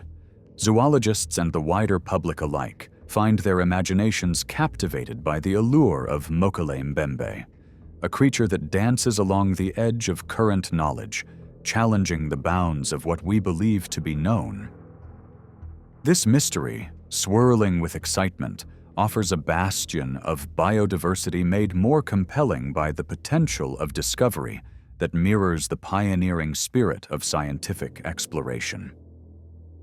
This shared wonder draws forward-thinking conversations into focus, debates hinging on ethical stewardship and the intrinsic value of these delicate realms over more tangible gains. Here, the allure of Mokele Mbembe becomes a narrative woven with persistent hope, where tales of fauna, yet unseen, prompt a deeper understanding of environmental responsibility. Past discoveries lend credence to the search. Historical echoes of long-forgotten species reborn in the form of the coelacanth and the okapi whisper that patience, coupled with perseverance, may uncover truths that slumber beneath the surface. These lessons inform modern seekers standing at the confluence of timeliness and timelessness, where openness to the unforeseen is as crucial as the scientific rigor of inquiry. The enigma of Mokele Mbembe, rich with speculation and shrouded in myth, paradoxically evokes clarity. A yearning to blend empirical truth with the wisps of age-old tales. It challenges our assumptions, enriching the narrative of human inquiry and nurturing a holistic lens that values both empirical phenomena and the enduring wisdom of cultural legacy. In the soft glow of advancing technology, today's explorers embrace the tools of modernity, carrying them into the uncharted heart of the Congo Basin to imbue every image and sound with the potential to unlock the mysteries once confined to legend. The seamless journey built by these methods prioritizes respect and gentleness towards ecosystems woven into a living poetry that eschews intrusion and overtaming. This ethical approach illuminates the guiding principles of contemporary exploration, ensuring that the gentle shadows cast by quests like Mokele Mbembe's pursuit remain untouched by excess or imposition.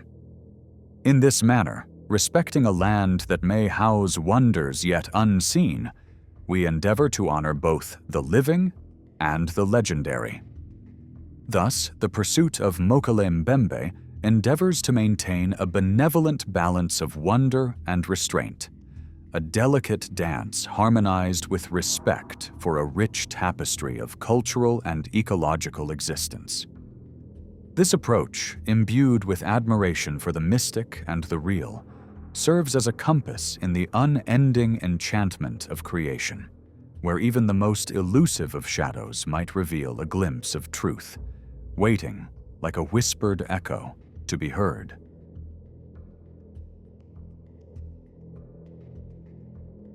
In the heart of Iceland, amid landscapes shaped by ancient volcanic fury and gentle glacial caresses, lies the enigmatic Lake Lagarfliot.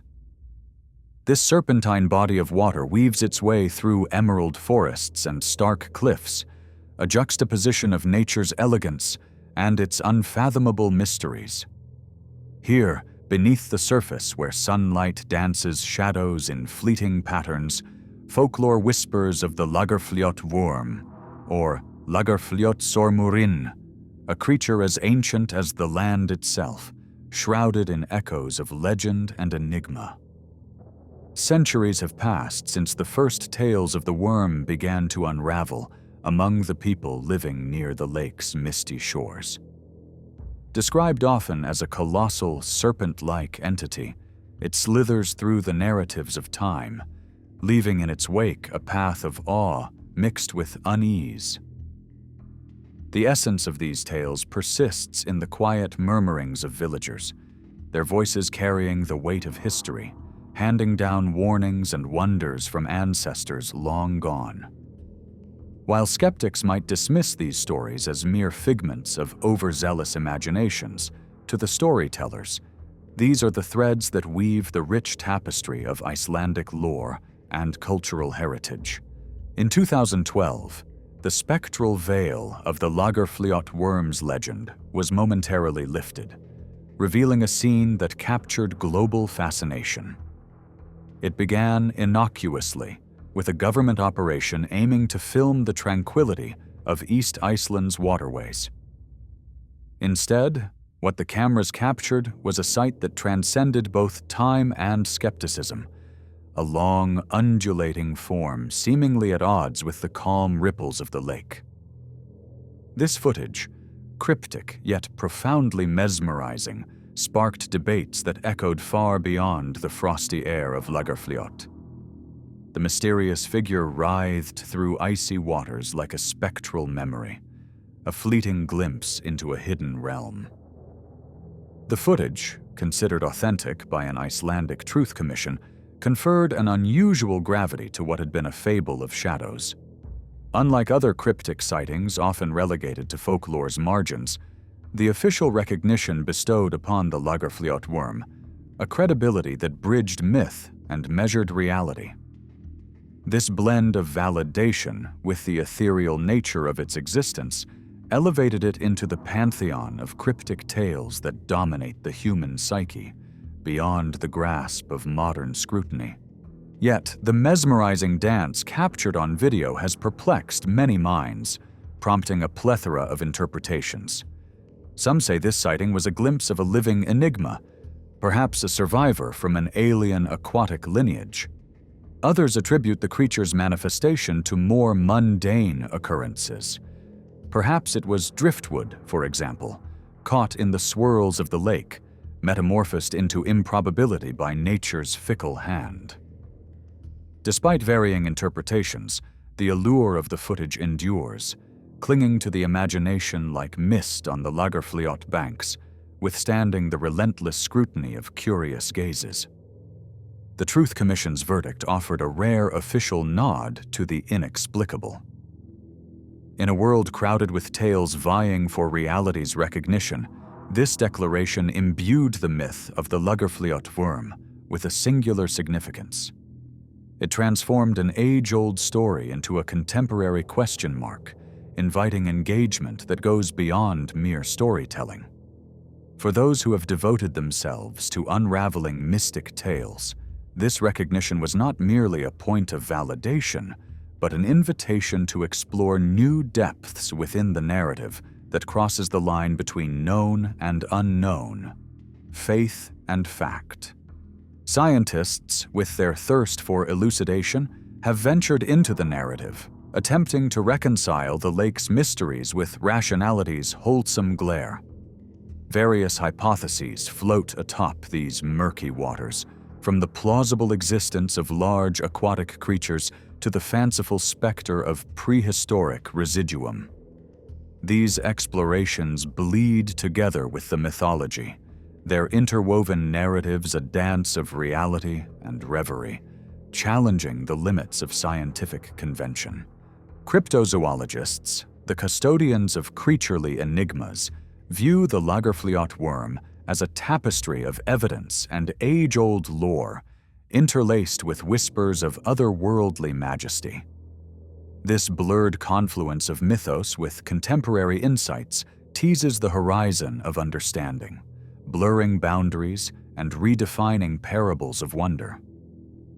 Through these endeavors, cryptozoologists aim to peel back layers of storytelling dust, revealing resonances of genuine creatures beneath time-worn veils.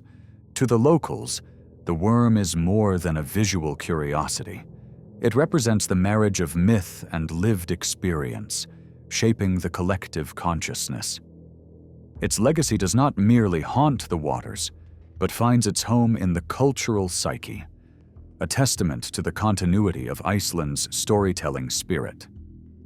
The Lagerfljót worm impresses upon its listeners the necessity to heed the capriciousness of nature, to respect that which sits outside the spectrum of understanding. With each retelling, the undulating form gains permanence, finding life anew in the resonant chamber of human memory and narrative. There is a sense of global camaraderie among waterborne myths, a thread weaving together tales of the Loch Ness Monster and Lake Champlain's Champ. These stories invite a dialogue beyond the limits of geography, whispering universal truths through their enduring mystery. The Lagerfljót worm contributes its verse to this global ballad, an emblem of nature's profound capacity for surprise and enigma. Lake Lagerfljót itself, an ecosystem shrouded in geological phenomena, holds secrets not easily grasped from its surface. The interplay of environment and legend casts shadows of beastly forms, cloaking the depths in a mystique born of natural spectacle. It is a place where perception is both betrayer and guide, where the twilight of uncertainty is embraced rather than shunned. Local eyewitnesses contribute to this mystique, their stories echoing across the lake like whispers borne by the wind. Personal narratives, though colored with subjectivity, provide strands of consistency that bind together an otherwise fragmented myth. These tales cherish the same reverence for mystery that continues to nurture belief, sustaining the allure of the Lagerfliot worm amid technological clarity and rationalist discourse. Modern media, with its vast and unbridled reach, has breathed new life into old legends.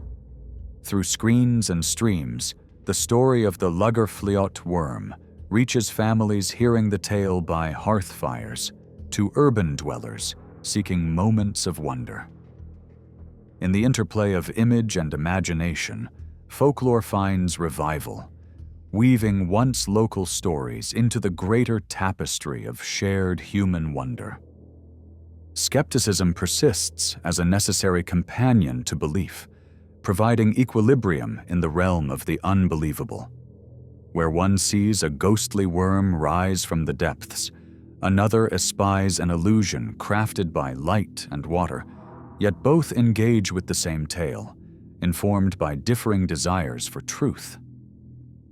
It is in this tension that legends either evaporate or evolve, sculpted by doubt and faith into shapes ever more intriguing.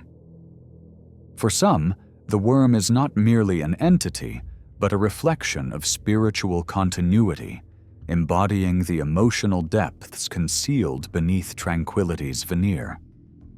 These interpretations elevate it beyond the corporeal into a symbol of unseen forces shaping the perceptible world. Beneath the lake's shrouded surface, the worm invites endless reflection on the profundity of what could dwell hidden or seen in the waters and within ourselves. A natural consequence of its allure, the Lagerfliot worm has drawn intrepid seekers of tales from beyond, ushering them into Iceland's ethereal embrace. These tourists, animated by dreams of encounters with the extraordinary, tread paths well worn by storytellers of old, mingling wonder with reality in their journey. In following the tale, they become part of it, weaving new strands into the ancient fabric that binds legend and land. Technology now serves as both beacon and screen, providing both clarity and distortion as it propels the worm's story into digital immortality. As it unveils, it obscures, enhancing detail, yet sometimes manufacturing illusion. This tension drapes the narrative in an aura of spectral haze, befitting myths born in twilight and stone. In the quest for understanding, intrepid exploration has ventured into Lake Lagerfliot's aquatic abyss, the drive for knowledge undeterred by history's shadows.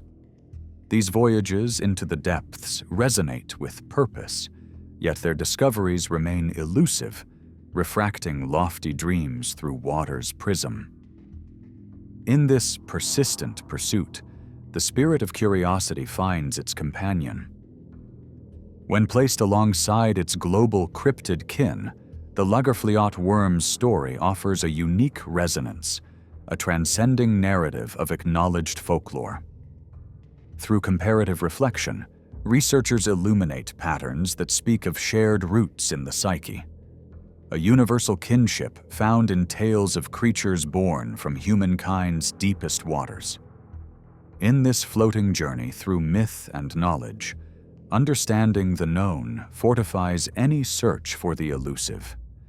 Immersing in the historical depths of Lake Lagerfliot facilitates voyages ever deeper, allowing explorers to dance with shadows amidst substance, led by a torch lighted by curiosity.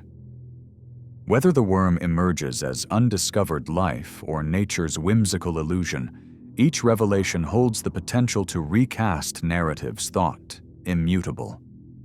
Hidden truths and untold discoveries beckon in equal measure, luring even the most rational mind to wander amongst the whispers.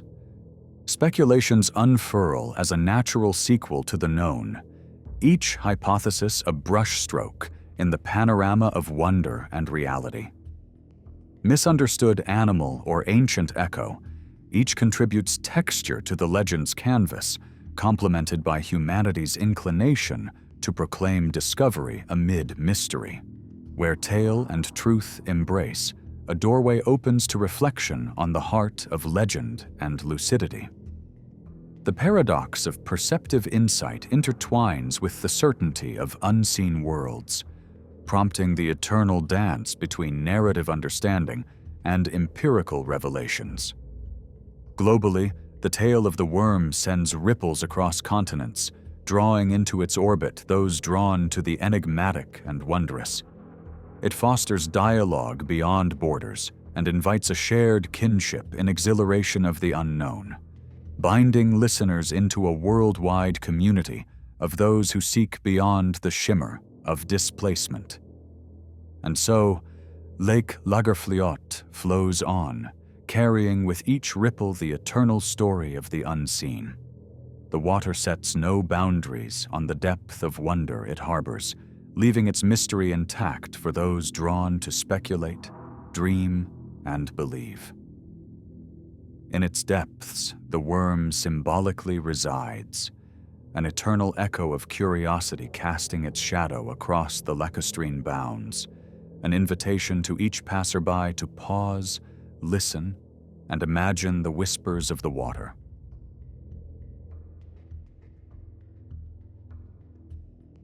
The legend of Champ has long intertwined itself with the waters of Lake Champlain, a storied expanse stretching over 120 miles, embracing the borders of New York, Vermont, and Canada. The lake whispers mysteries through the ages, its gentle waves beckoning historians, cryptozoologists, and curious minds to ponder the tale of the creature said to dwell beneath its surface. In the haunting chill of dawn or the dimming light of dusk, shadows play over the water, igniting imaginations with the possibility of an ancient being surfacing momentarily before sinking back into the depths. This fabled spectacle, akin to a dance between the known and unknown, traces its origins to the early 1600s.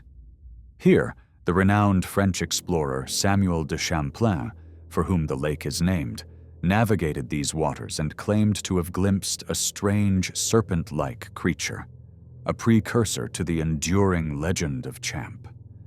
Champ's tale unfurls like the embrace of mist upon the lake, weaving folklore with eyewitness testimony, whispering secrets as ancient as the rocks that cradle the lake. Over centuries, fishermen, tourists, and even scientists have spoken of seeing a creature unlike any other, its presence sparking both fear and fascination. Stories abound, describing a long, sinuous entity, echoing the silhouette of the famous Loch Ness Monster. These accounts, passed from one generation to the next, build upon each other like the layering stones of a cathedral, crafting a narrative that is as beguiling as it is elusive. In an era where technology often overwhelms mystery, the tale of Champ endures, inviting us to linger on its shores and listen to the whispers of time.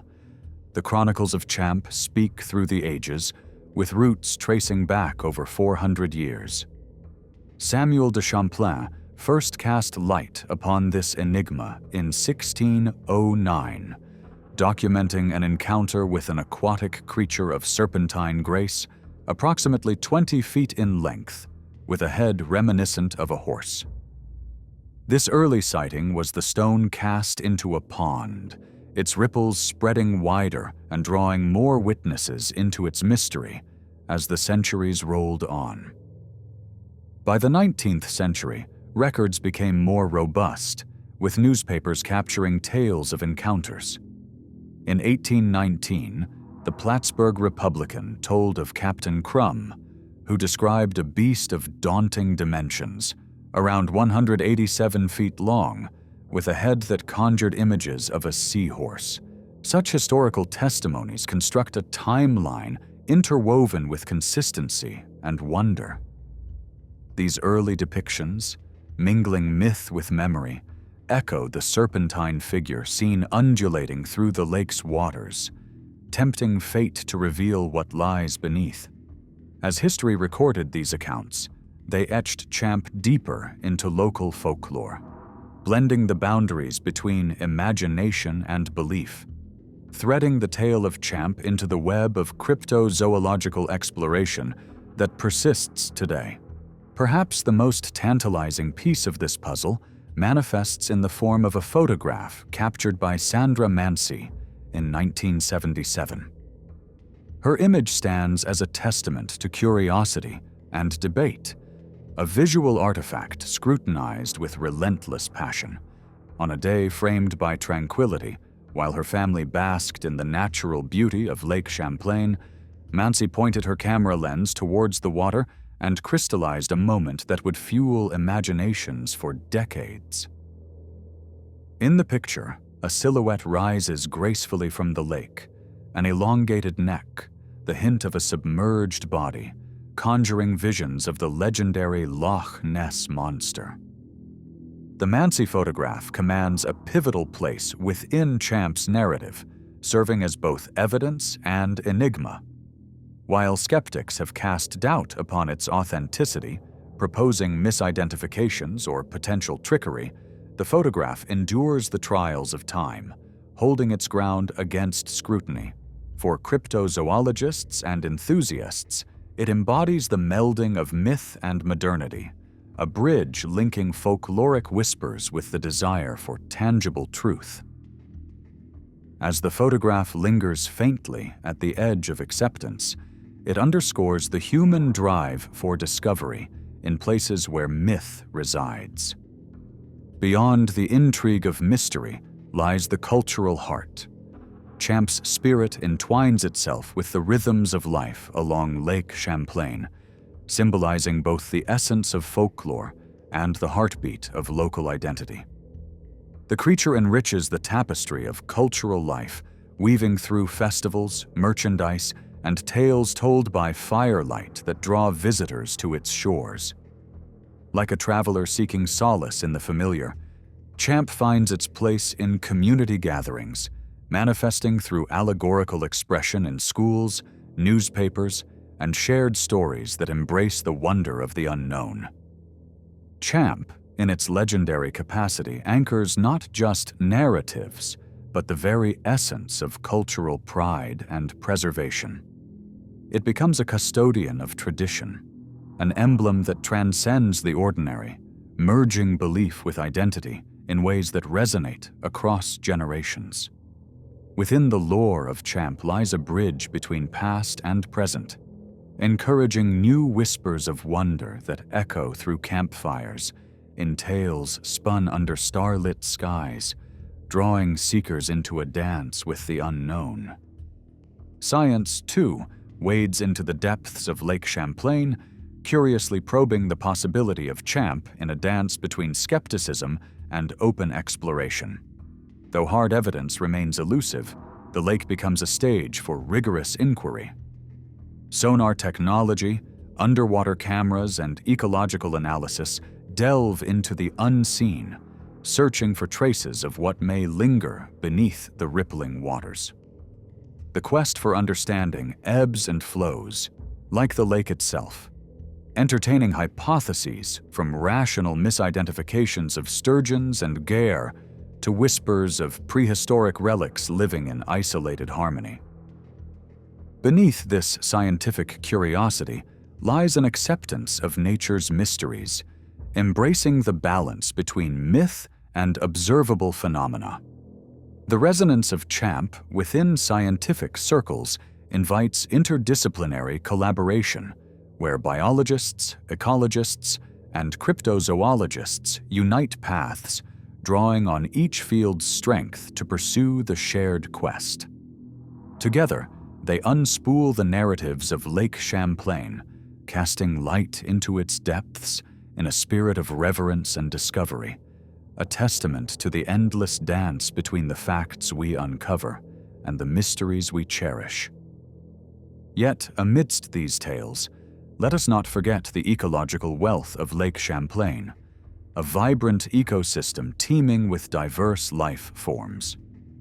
This watery haven, cloaked in mystery and beauty, supports a myriad of species, its depths safeguarding secrets and wonders alike. The very character of Lake Champlain invites speculation, with its varying depths, temperature changes, and abundant nourishment offering refuge to both ordinary and extraordinary inhabitants. Every ripple carries a secret, every shadow holds potential, and within every whisper of water lies the essence of life's continuity and change. The ecological interdependence at play within the lake intricately ties Champ to the broader conversation of conservation and environmental awareness. Challenges like pollution, invasive species, and climate shifts remind us of the delicate balance in nature and the need to preserve habitats for all, both seen and unseen. The symphony of life enveloping Lake Champlain calls for thoughtful conservation, urging us to protect the environment not only with science, but with stewardship born of respect and admiration for the marvels hidden within its depths. Cryptozoology, blending science and legend, seeks to illuminate the shadows in this discourse, meticulously navigating between rigorous methodologies and folklore's allure. Sonar readings, photographic analyses, and ecological surveys converge with tales from the lips of those who have gazed into eyes they cannot quite define.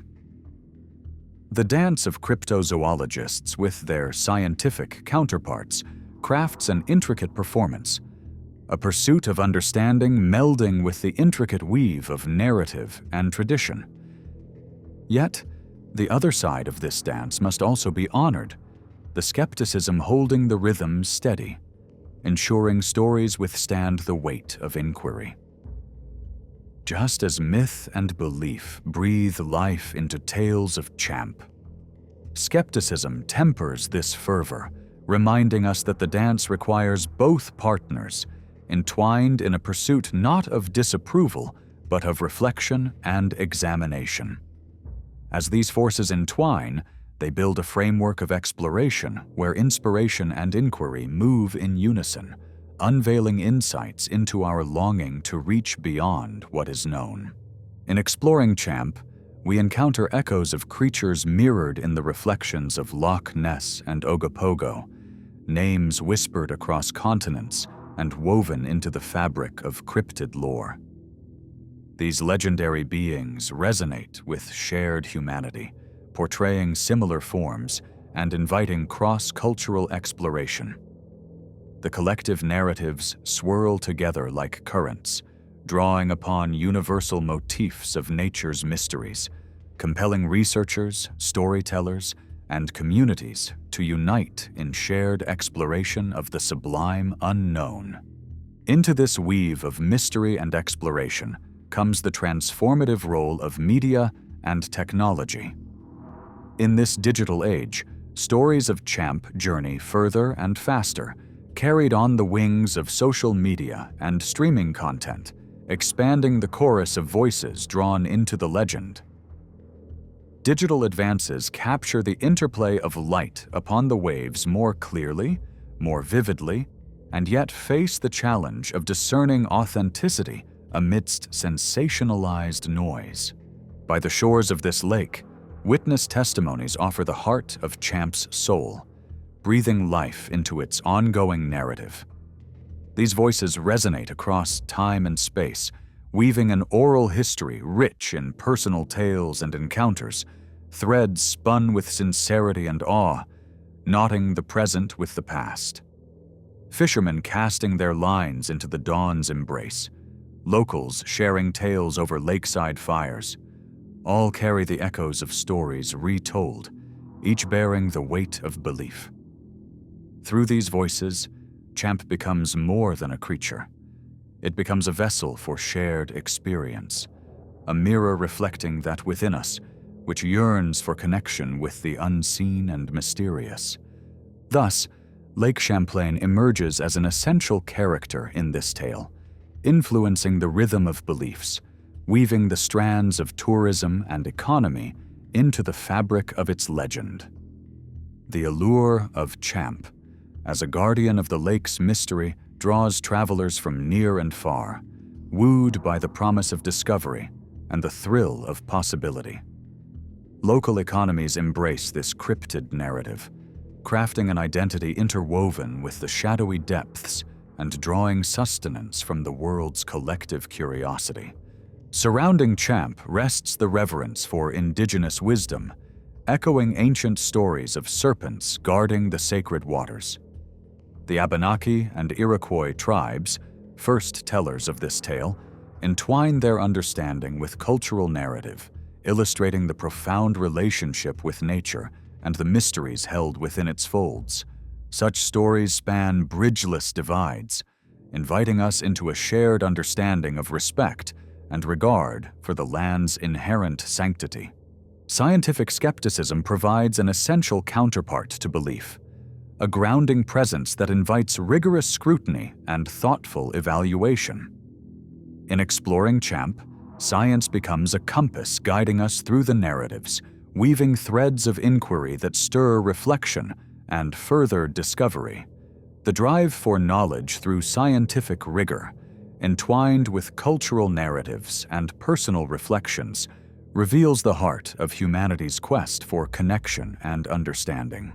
Ultimately, within the legends of Champ lies a reflection of ourselves, a deeper contemplation of our curiosity and our longing to connect with what eludes us. Through Champ's whispers, we embrace the dance between what is known and unknown, between the scientific and the spiritual, between fleeting glimpses and enduring belief. The dialogue between nature's mysteries and our own nature thrives, an enduring thread that draws us back to the water's edge to stand in awe of what lies beneath still waters, awaiting discovery. Each one of these elements serves as a star in the constellation of Champ's allure, guiding those who gaze upon them to explore the wonder encapsulated within Lake Champlain's depths. Above all, they remind us to listen closely, to let the rhythms of the lake speak, and to follow their echoes into the sacred space of mystery and imagination, the eternal dance of what is known and what is yet to be.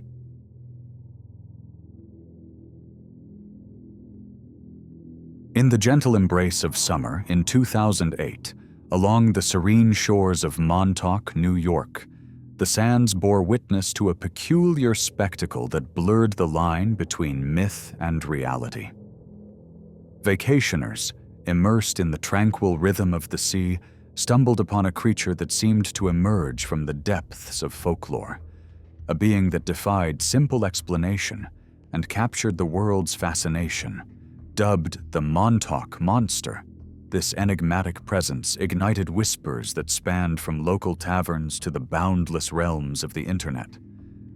Was this creature a relic of an undiscovered species, a cryptid echoing the tales of yore, or perhaps an elaborate prank woven into the fabric of the ordinary? The absence of immediate identification only amplified its enigma, nurturing theories that flourished like sea foam nestled upon the rocks.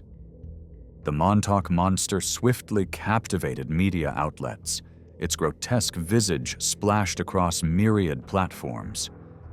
The creature's hairless form, beak-like mouth, and peculiar proportions evoked both fascination and discomfort, prompting dialogue about the uncharted territories at the fringes of science and imagination.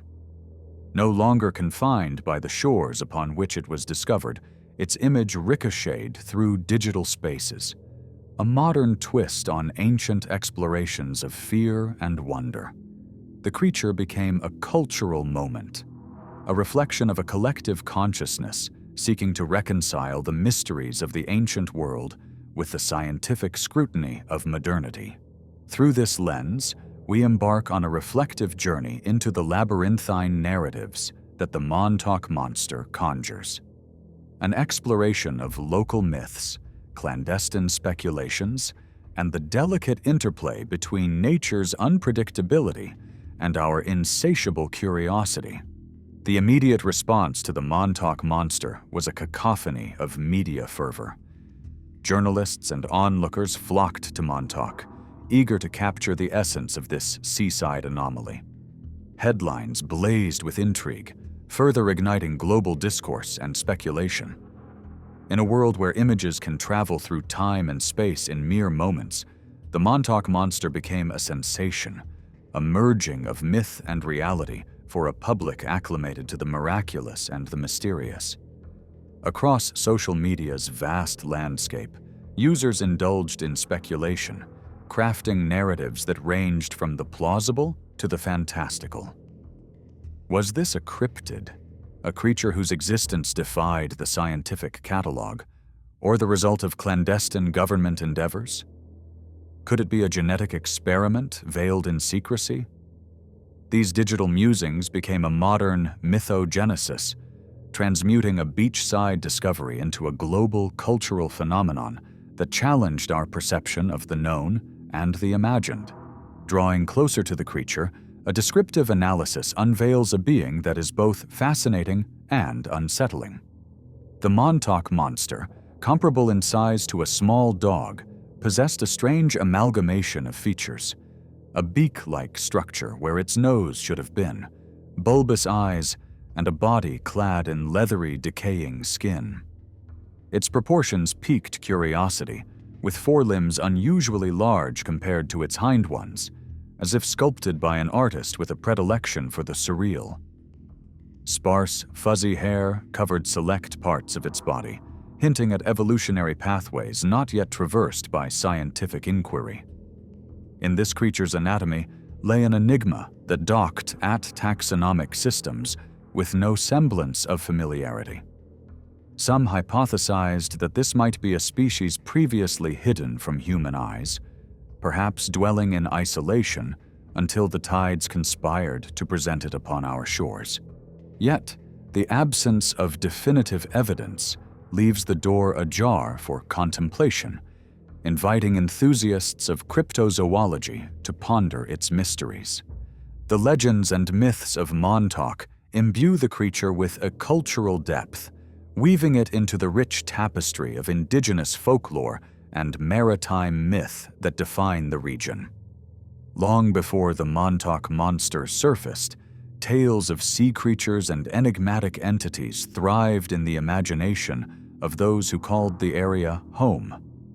Stories passed through generations, told by flickering firelight, informant of the extraordinary amidst the ordinary. The Montauk Monster's appearance was more than a scientific curiosity. It was a continuation of living mythology, a link between the tangible and the metaphysical, a narrative echo reverberating through time, mingling past legends with present wonder.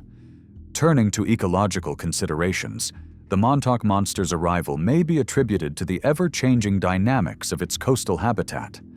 This environment, caught between the dance of land and sea, provides a stage for interactions where life converges, often birthing unexpected sightings.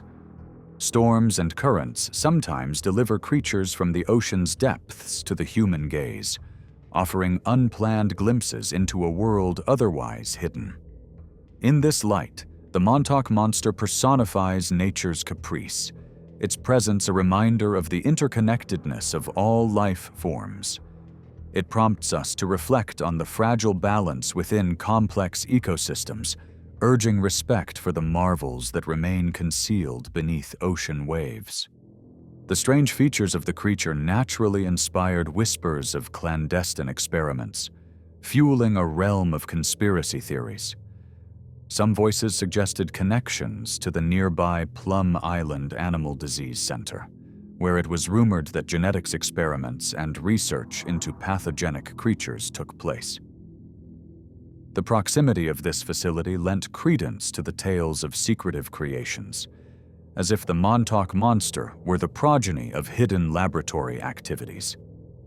These speculations spoke to broader societal anxieties about unchecked scientific exploration, the moral terrain where creation and manipulation converge. Without concrete evidence, such narratives remain in the realm of speculation, yet they serve as a prism through which we examine the contemporary tension between innovation and the sanctity of nature. Scientific opinions on the Montauk Monster leaned toward more grounded explanations, as experts sought classifications that aligned with known zoological frameworks. Suggestions of decomposed raccoon or other common mammal forms emerged as plausible identities, considering the creature's ravaged state and oceanic journey. Exposure to the elements, sun, saltwater, currents, can undeniably alter a corpse, stripping away identifiers and leaving behind a form that defies expectations. Despite mundane interpretations, the lack of consensus only deepened the mystery, allowing space for alternative narratives to flourish. The Montauk Monster continues to invite empirical inquiry and imaginative exploration, acting as a bridge where belief and skepticism coalesce, fostering an ongoing dialogue that examines the very boundaries of reality. Yet, the Montauk Monster's story does not conclude neatly, for the physical remains vanished almost as swiftly as they appeared. Accounts indicate that the creature's corporeal form disappeared, whether consumed by tides, scavengers, or forces yet unseen. Its absence has fueled the myth, leaving us with only photographs and testimonies to untangle its origin. The void serves as a reminder of the multifaceted nature of evidence and how, in its absence, the mind's eye conjures new dimensions of the unknown.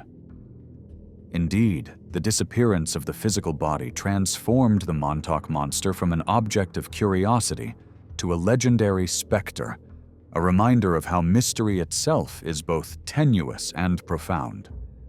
Photographic records of the Montauk Monster continue to attract scrutiny, considerations of lighting, angles, and context offering glimpses, but never the full picture.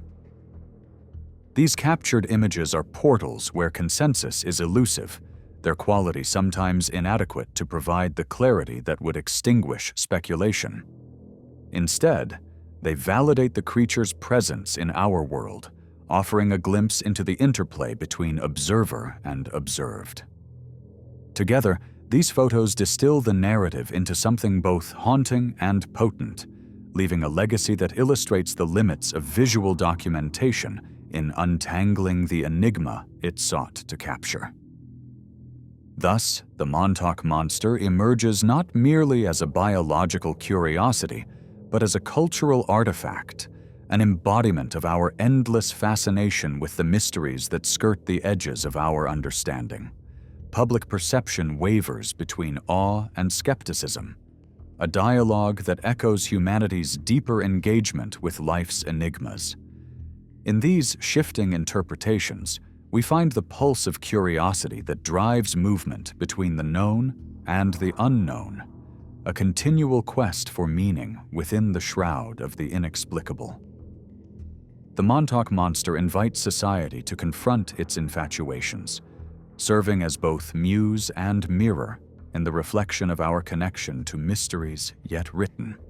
Within the realm of cryptozoology, the Montauk Monster occupies a distinctive niche, a challenge to conventional paradigms and a beacon for those who seek beyond established boundaries. This discipline reconciles science and myth, inviting an interdisciplinary dialogue that gleans insight from both evidence-based reasoning and creative speculation. In doing so, it nurtures a receptive space where anecdotes and stories transform into components of a greater knowledge quest, each whisper contributing to the ever-expanding narrative tapestry that quests toward the unknown. The Montauk Monster is not alone in its singularity. It joins a larger chorus of strange phenomena reported across the globe, each an enigma wrapped in cultural context. Comparisons to other anomalies, whether the Gambo in Africa or the Chilean blob, illustrate the persistence of such mysteries through time and space. Each case becomes a chapter in the wider story of humankind's engagement with the unexplained, a reminder of the limitless creativity born from encounters at the fringe of understanding. Within this complex interplay, governments and institutions have also found themselves drawn into the narrative, both in attempts to demystify and in contributing to the myth. Official statements and silence both serve to entwine public perception with authorities' discernible opacity, weaving a secondary mystery of trust, transparency, and the secretive corridors where conjecture flourishes in place of clarity. The absence of explicit acknowledgement of the creature's origins only amplifies its cultural resonance, allowing governmental narratives to weave seamlessly into the broader mythos. Academia's engagement with the Montauk Monster reflects a scientific skepticism that strives to ground the narrative within established principles. Scholars dissect the myths that evolve around such creatures, ultimately illuminating the shadow realms where mystery and reason intersect. Within the academic framework, the Montauk Monster becomes a pedagogical tool, a catalyst for conversations about biology, environmental factors, and public perception of the unknown. Here, the creature's story is repurposed for educational gain, ensuring the legacy of mystery remains entwined with scholarly rigor. Beyond factual recounting, the Montauk Monster finds fertile ground in the arts, where writers and artists draw from its inherent mystique to explore themes that transcend the corporeal. It becomes a metaphor, a hinterland between reality and myth, grounding narratives in the examination of humankind's continual search for comprehension within a world replete with wonder and unpredictability. Stories inspired by the creature capture moments that exist beyond empirical validation, enriching the ongoing dialogue between art, expression, and mystery, celebrating the human penchant for latent exploration in every corner of the unknown. The voices of those who witnessed the Montauk Monster firsthand add depth to its ever-evolving mythos, recounted as stories that intertwine the corporeal with the conceptual. Each recounting brings a fresh perspective that invites collective engagement with the narrative puzzle. These accounts are more than whispers of an encounter. They echo within the corridors of the collective consciousness, weaving intimacy into the broader mystery and expanding the creature's allure beyond the tangible horizon of our perception. The Montauk Monster occupies a liminal space where symbolism and spirituality converge, serving as a catalyst for explorations that surpass mere physicality. For some, it is a symbol of rupture amidst mundane reality, a reminder of nature's unpredictable might and the cosmic dance that binds each thread to the grand tapestry of existence. In this sphere, believers and skeptics unite to ponder life's essential mysteries, the metaphysical revelations inherent in the physical and the spiritual. Cinematic and literary landscapes abound with stories that echo the essence of the Montauk Monster, expressions that navigate the boundaries between science, ethics, and curiosity. Whether glimpsed in the pages of fiction or the frames of a film, these narratives explore the human condition with echoes of the creature's myth wrapped in allegory, reflecting societal navigation of fear, wonder, and the ethics of exploration. In their portrayal, these works reinforce the Montauk Monster's place within an enduring woven tradition of humanity's dance with the unknown. While the Montauk Monster resides within the nexus of media intrigue, it also beckons us to explore non-media explanations of natural phenomena. The processes of decomposition, interaction with marine environments, or the mechanics of powerful currents might all contribute to its perplexing deformation. A convergence of biology, ecology, and fortuity crafts seemingly spectral tales from the product of ordinary forces, a profound reminder that mystery is often the light cast by an overlooked interaction of natural forces. Cryptid enthusiast communities have nurtured the Montauk Monster's tale, creating rich dialogues founded on shared curiosity and exploration. Evolving conversations encompass everything from local folklore to scientific parallels, all woven with the thread of fascination for creatures yet fully known. These vibrant communities cultivate multidisciplinary discussions, expanding the boundaries of what's known and revered, as enthusiasts, experts, and storytellers converge in the quest to illuminate the shadows of the cryptic. Globally, the allure of mysterious creatures weaves through the hearts of diverse cultures, each with its own lore that brushes against the spectral nature of the Montauk Monster. These collective stories, from Loch Ness to Yeti, transcend geographical boundaries to form a universal chorus that threads together humanity's intrinsic yearning to find kinship with the unknown. These legends reflect shared urges to bridge appearances with understanding, a collective mosaic celebrating the chaotic yet wondrous potential nestled within the fabric of life. Through the lens of anthropology, the Montauk Monster becomes a vessel through which we explore societal reactions and perceptions, woven with symbolic threads and enacted with human imagination.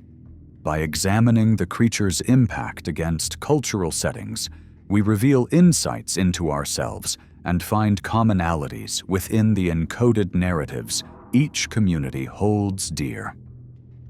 As each rekindling of the legend preserves and reinvigorates belief, we discover meaning in our interactions with the unknown, transforming cryptids into icons of resilience and the universal experience of the enigma as expression and existence. While skepticism remains an element of discourse, so too does a commitment to empirical rebuttal, embracing scrutiny and logic to ground assertions about the Montauk Monster with reality's tangible restraint. Skeptic communities contribute to the broader conversation with nuance and care, providing balanced critique that acknowledges mystery's essential place beside reason. This approach not only broadens understanding, but encourages continued exploration through hands that hold both curiosity and empirical rigor in steady balance, weaving skepticism into the quest for deeper truth. The Montauk Monster's tale exemplifies the enduring allure of the ungraspable, a story rich with intricacies and inquisition that entwines with our compulsion toward truth-seeking. This narrative concludes not in resolution, but in reflection, the creature's invocation serving as a perpetual testament, a reminder of the enduring dance between the known and the intangible. Enshrined within the world's collective memory, the Montauk Monster returns to the realms of uncertainty, continually inspiring more questions than answers, a vibrating echo of the unfathomable mysteries that color the outer reaches of our perception.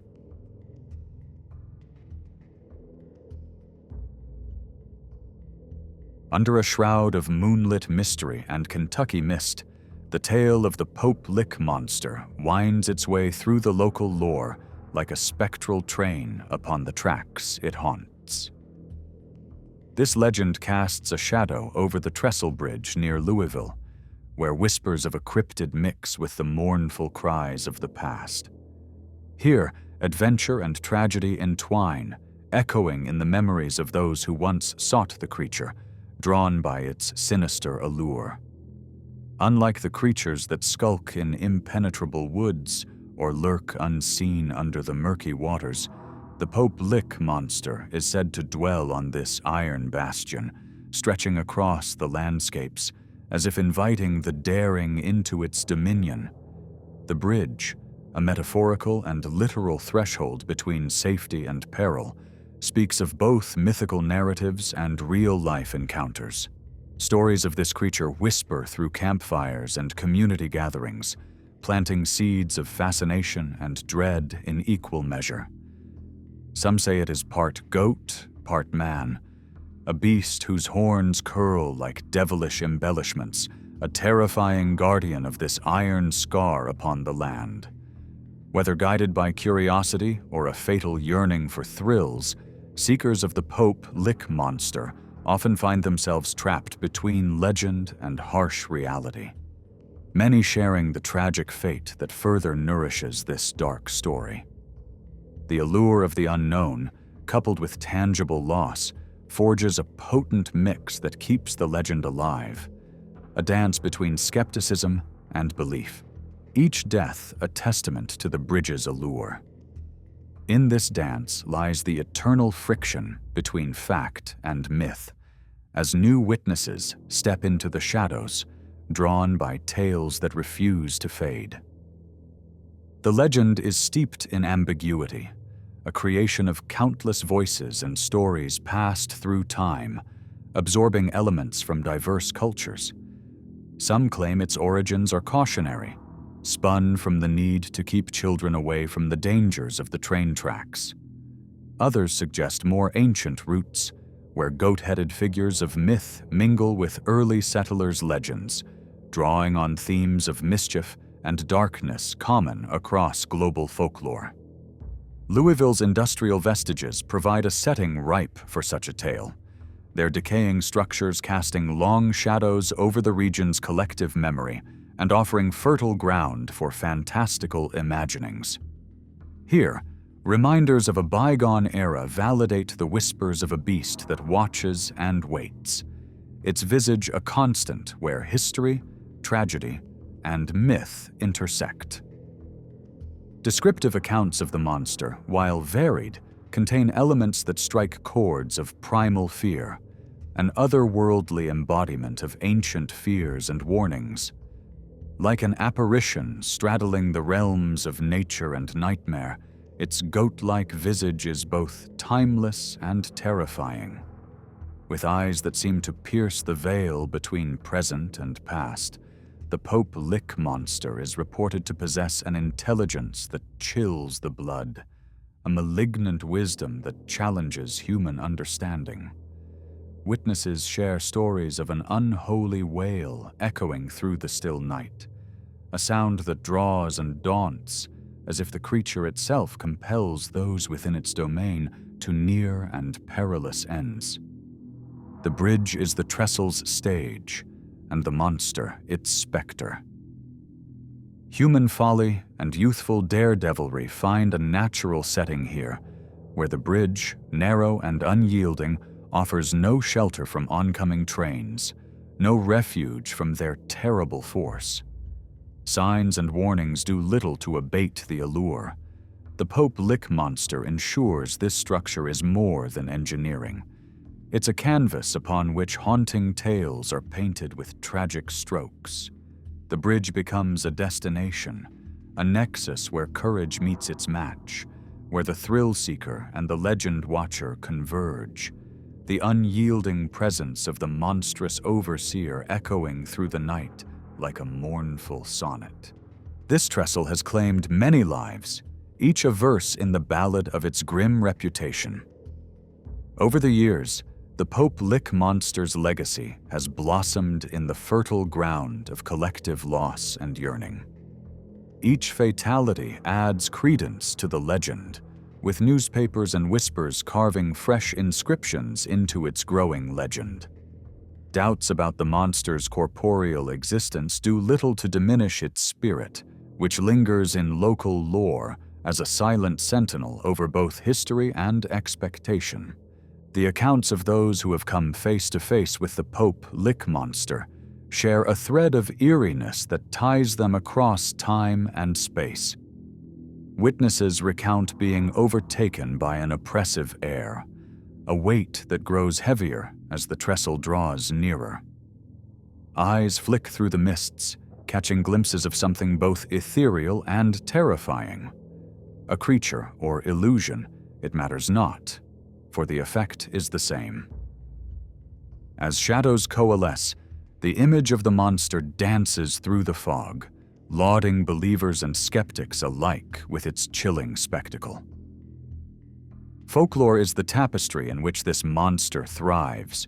Through narrative, the creature's tale evolves, a beacon of ancient wisdom speaking both caution and thrill. The Pope Lick monster is more than a cautionary tale, it's a cultural insight, a look into humanity's unrelenting exploration of taboo, the magnetic pull of the mysterious. In these tales lie themes universal to cryptids, a reflection on man's duality and the fear of the beast within. The creature's place in the cultural imagination blurs lines between legend and life, promising hidden knowledge and peril along the way, allowing communities to process fear through the enduring medium of storytelling. Interpretations of the monster have shifted with the ages, mirroring societal values and how they relate to their environment. Traditionally, the monster served as a bogeyman, a warning not to venture where harm was sure to follow. Its goat-man form echoes age-old iconographies of the diabolic, channeling infernal imagery to press moral lessons through mythic expression. However, modern eyes view the legend with both skepticism and an insatiable thirst for adventure. The Pope Lick monster becomes not just a myth, but a challenge to relish and recount, an experience woven well into the fabric of communal memory and individual discovery. At the confluence of myth and reality, where the ephemeral meets the tangible, the Pope Lick monster occupies a liminal space where stories breathe life into facts, transforming mere geography into symbol. Each sighting, each narrative, from whispers to headline, becomes part of a storytelling fabric that engages with timeless themes, enhancing the legend. Some skeptically argue away the supernatural as trickery of the mind, yet the unmet desire to comprehend refuses to let the story fall silent.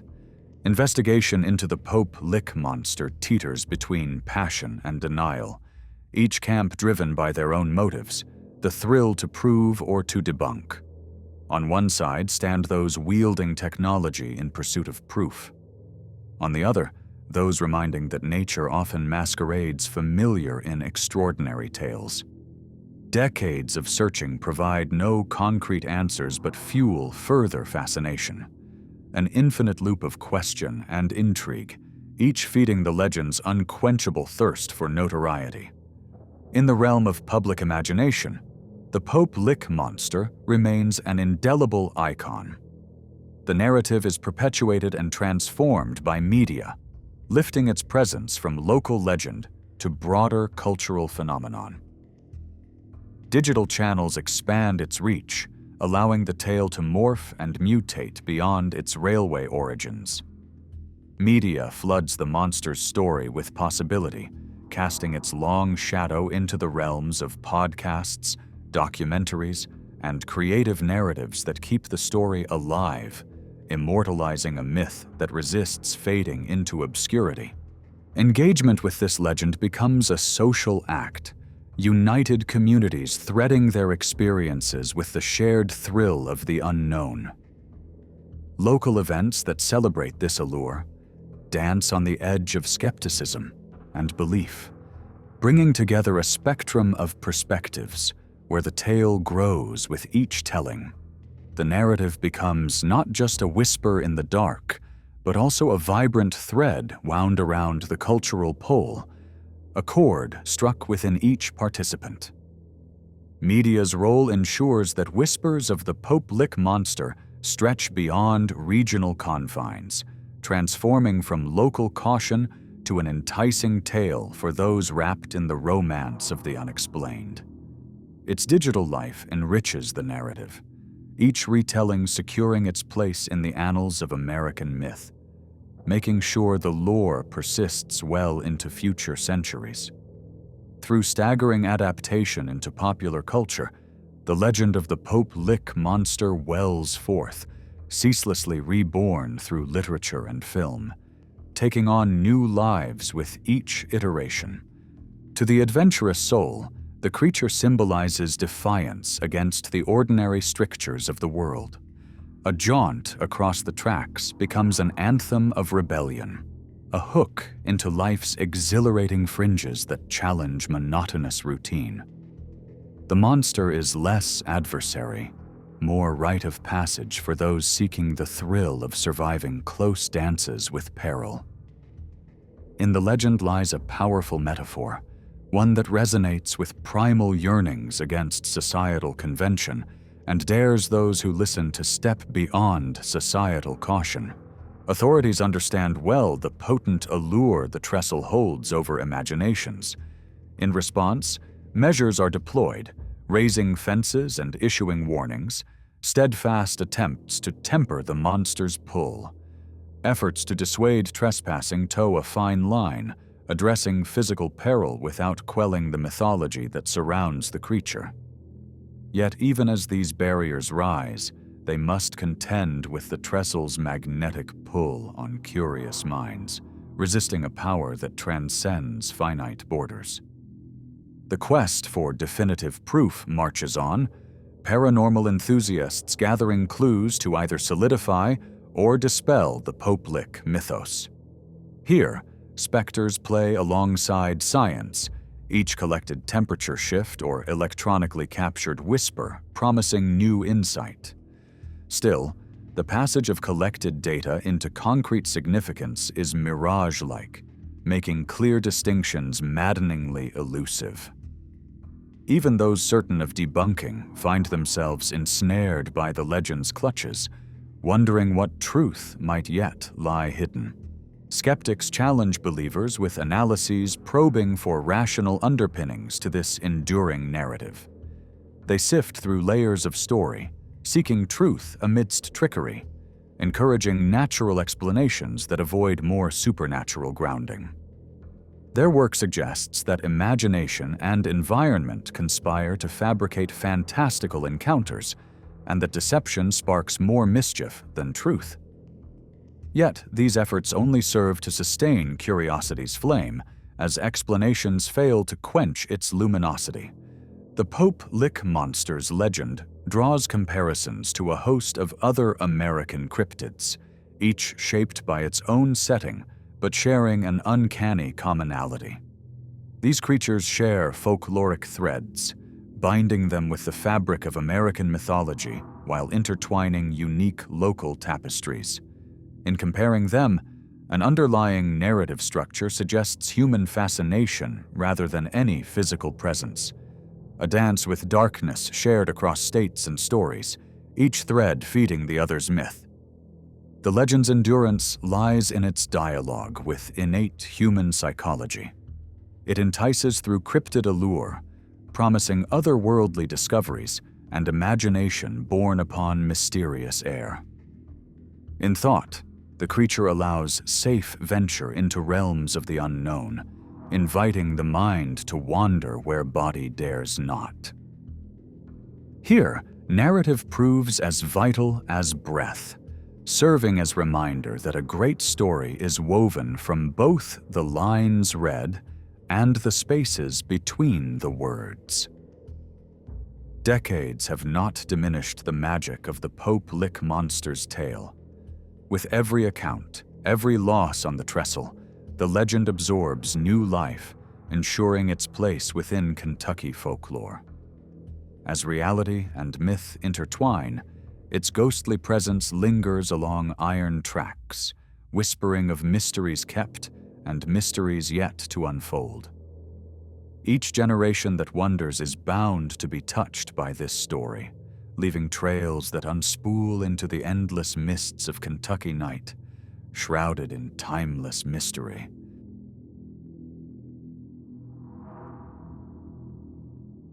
In the softly whispering canopy of the Sumatran rainforests, where the dappled light dances in ancient rhythms upon the ground, tales of a mysterious creature have long lingered in the curving paths of human consciousness.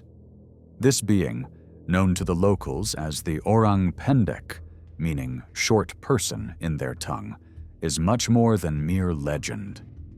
Steeped in centuries of folklore, it weaves itself into the very fabric of humanity's eternal quest to touch the fringes of the known world, to stretch curious minds towards the infinite unknown. The orang pendek moves through these shadowed woods, described as a diminutive, bipedal hominid, distinct from other creatures with its unique attributes and subtle behaviors.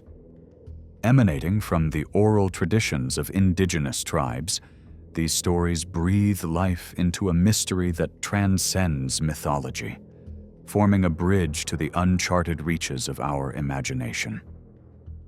To the native peoples, these tales carry a weight of reverence and fear, underscoring their cultural essence against the vibrant backdrop of whispering leaves and the cries of unseen jungle companions. Beyond myth, the search for the orang pendek has summoned explorers and academics alike, drawn by the faint glow of undiscovered truths. Expeditions venture into the depths of these thick, verdant woods, propelled by the allure of adventure and suggestions that here thrives a species untapped by modern science. The curiosity mounted by the modern era, armed with advanced technologies, promises ever closer glimpses of this mysterious entity, fueling the dream of one day capturing undeniable evidence of its existence. Whispered rumors and sightings of the orang pendek trace back through the veins of history, entwined with Sumatra's cultural roots. Descriptions of this creature, walking upright and dwarf-like compared to usual primate dimensions, balance between awe and skeptical contemplation. Rich folklore among the Suku Anak Dalam, or the forest people who have shared their forested world with this creature, presents the orang pendek as a living emblem of the unknown. It is a reminder of the blurred divisions that separate the familiar from the mysterious, the explored from the untouched realms that still harbor nature's secrets. Such a creature commands respect in its shadowy habitat, where stories brought to life in oral traditions bolster community connections and foster an innate, reverential awe that secures these narratives beyond disbelief. These stories not only revere the environment that shelters both man and myth, but also tease apart the complex interplay between wonder and reality. Stepping into this world, the orang pendek becomes a lens through which we see the heart of Sumatra's mysteries, deeply imprinted on the consciousness of an island breathing with ancient rhythms. Western interest in the orang pendek flickered to life in the early dawns of the 20th century, when explorers and naturalists, leave-takers of the known, began returning with tales woven from direct encounters.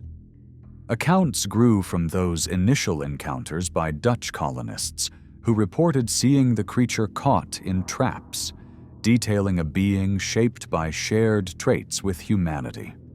Such narratives engrossed global imaginations, fed by the stories of figures like naturalist Dr. Ernest Bartels, who echoed these encounters upon the slopes of Mount Carinci, his sightings, layered with conviction, adding heft to the global curiosity blossoming around this menagerie of forest-cloaked enigma. Persistent and insistent, these narratives threaded through time, aligning local and international points of view. Eyewitnesses described, in resonating detail, a muscular but diminutive being, wearing a coat of sparse, short hair, its face echoing human features. Such textured recollections paint portraits not of wild imaginings, but of an empirical truth awaiting clarity, urging those who follow to tread the same paths in pursuit of something rooted both in story and science. In more recent decades, technology lightens new pathways into this pursuit with precision and persistence. The dense tangle of the jungle yields slowly to those guided by the stars. Satellite imagery suspending science above untamed jungles, underpinning expeditions with the quiet hum of infrared cameras and the discreet capture of audio resonances. In these spaces, modern explorers, driven by curiosity rather than compass, strive to add layers to their understanding. Notably among them, Debbie Martyr, a journalist turned enigmatic investigator, each of her encounters adding subtle threads to this weaving of mystery. The beating heart of DNA analysis pushes the edges of understanding further than books and eyes ever could. Here, in the realm of meticulously measured genes and sequences, lies potential for revelation. Collected samples, hair, scattered scat, impressions in the earth, find pathways into the depths of labs across the globe. Though results often hover in inconclusiveness, like a mist refusing to lift, they reveal deviations hinting at existence beyond charts and classifications. Anomalies ripple through the tapestry of knowledge, nudging open doors to reflections on humanity's own evolutionary journey, prompting reminders of the breadth of Earth's untamed canvases where stories like these may yet unfold. The heartbeats of this quest intertwined deeply with the 1990s discoveries.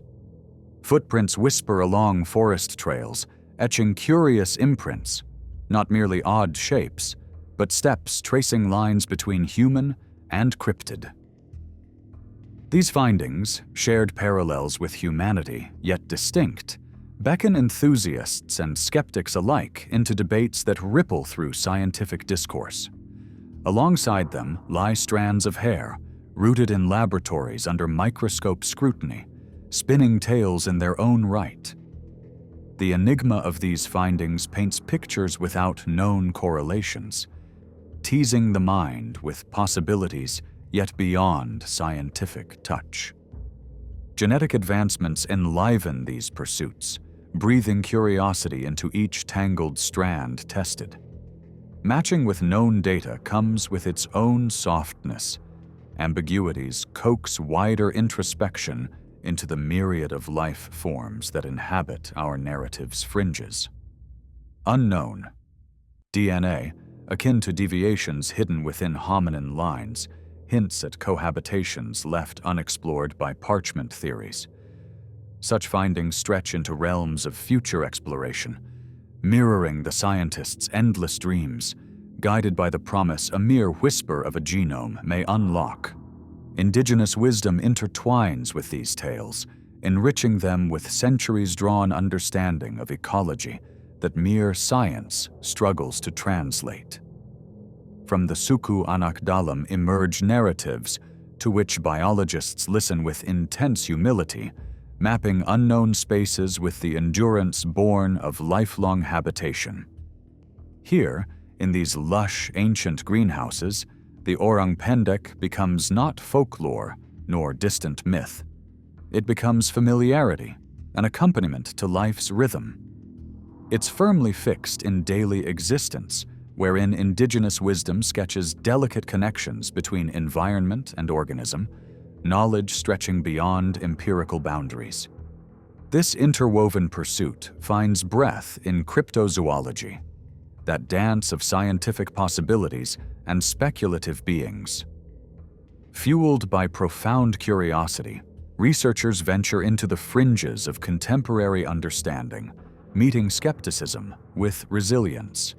Critics mark the discipline with cautionary tales of reticence against what cannot be held within existing taxonomy. Yet, the spirit of inquiry runs unfettered. For those driven by these stories, exploration reaches past shadowy hesitations towards validating a truth unseen but earnestly sought. In the flickering realm of modern media, these tales unfold to a hungry audience, the Orang Pendek moving not silently, but echoed through documentaries and digital domains.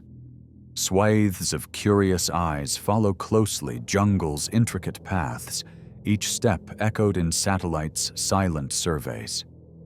Even so, such proclamations demand cautious treadings. Where excitement meets embellishment, fact must cling tenaciously to the core, ensuring its portrayal drives curiosity onward without veering into fiction. By punctuating reality with glimpses of possibility, the beat of this shared tale drifts wider upon digital winds, ever balancing on celestial links. Within the shadows lies the profound significance of discovery, a resolution imbued with potent transformative potential. Recognizing a creature of hominid lineage amidst these ancient woods might ripples through the realms of evolution theory. Such a finding emboldens prompts to embrace new realms of biological thought, its implications energizing anthropological conjectures. The existence of the Orang Pendek would not merely inhabit the pages of scientific discovery. It would call forth reconsiderations of humanity's newfound narratives, a recognition deeply tied to the increasing awareness of our interconnected existence. Sumatra's jungles cradle these mysteries, and the full vibrancy of untapped ecosystems caressed by encroaching human footprints. Rising interests in such cryptids sustain critical conversations on preservation, urging for forests and wildlife sustenance against logging shadows. Inch by inch, stories of the Orang Pendek remind of protective reflexes inherent to humanity, compounding focus on nurturing what the unexplored holds. These echoing calls of conservation beat toward safeguarding ecosystems, embracing living credos, reinforcing the rightful claim of every soul beneath jungle skies to its dwelling place. Orang Pendek research intersects, bridging anthropology and biology. Discussions within broader human evolution reach deeper, broaching nuances of cohabitation amid humans and hominids. This narrative inevitably tangles with lines drawn by regions little considered through history's lens, wherein Asia carves its own genealogical ridge in human development. Such pursuits, rooted in integration with cultural hues parsed from indigenous understandings, offer the invitation to create paths unbounded by rigid canons, allowing mystery and discovery to harmonize. The allure of the unknown propels this journey, a call familiar throughout history, guiding human spirit past borders into undiscovered realms. These sacred pursuits, rooted in myth and nested within reality, stir hungers and wonders beyond empirical constraints. These creatures, like the Orang Pendek, cast anchors into brightened horizons, securing humanity's quest for knowledge and tales spun on the loom of adventure. In their presence, humanity gleams closer towards its desires, ever curious, ever reaching for the unseen as it broadens its path beyond the known world's tangents, validating the depth of dreams and realities.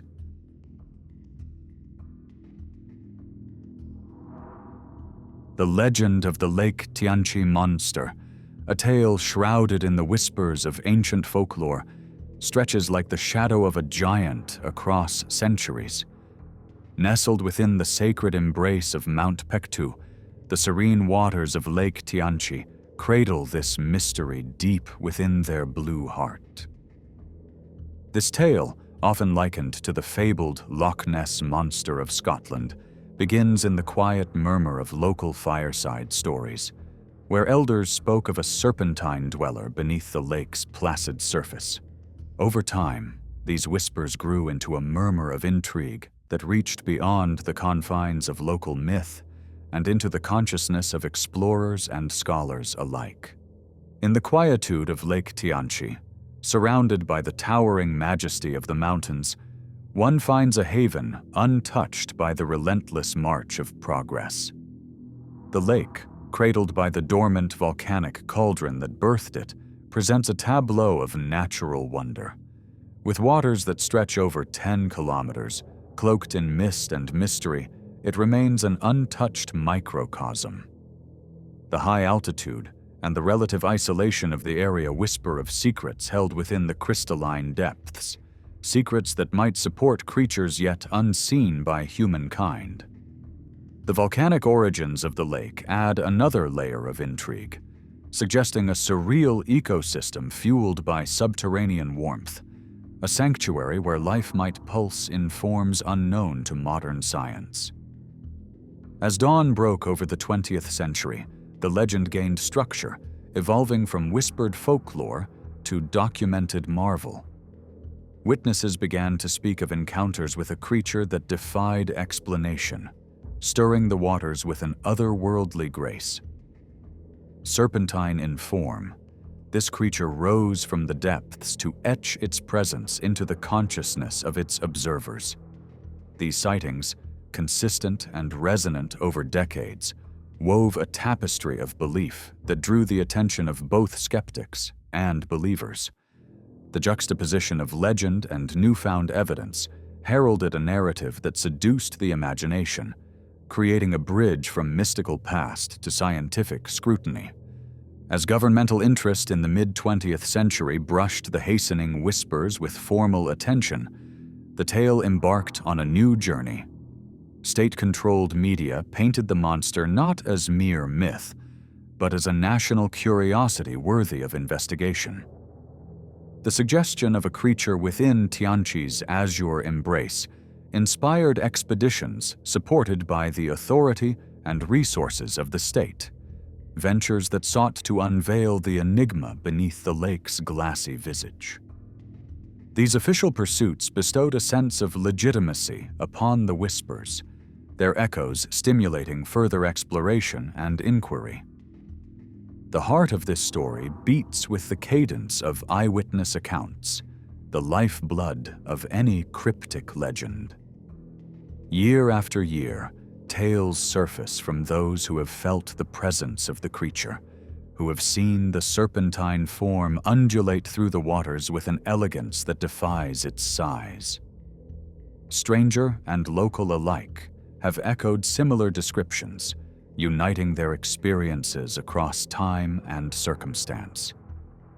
These narratives fortify the legend, offering continuity amid skepticism and challenge the bounds of accepted reality.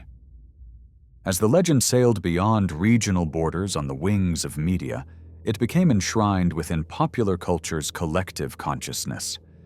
The narrative blossomed into a cultural symbol, an entity immortalized by the stories that followed its journey across land and time. Documentaries and news reports spun a web of intrigue that transcended national borders, capturing imaginations hungry for stories steeped in the mysterious. This media attention has sparked a cultural phenomenon where myth, adventure, and the unexplainable converge, weaving a tapestry of fascination that persists across generations. Science, with its unyielding rationale, seeks to offer explanations for the mythos born of Lake Tianqi. Some suggest that the legend is the progeny of misidentifications, natural species seen through the distorting lens of imagination, or volcanic disturbances misread as living entities. Geologically fueled illusions might dance before an observer's eyes as shadows of reality.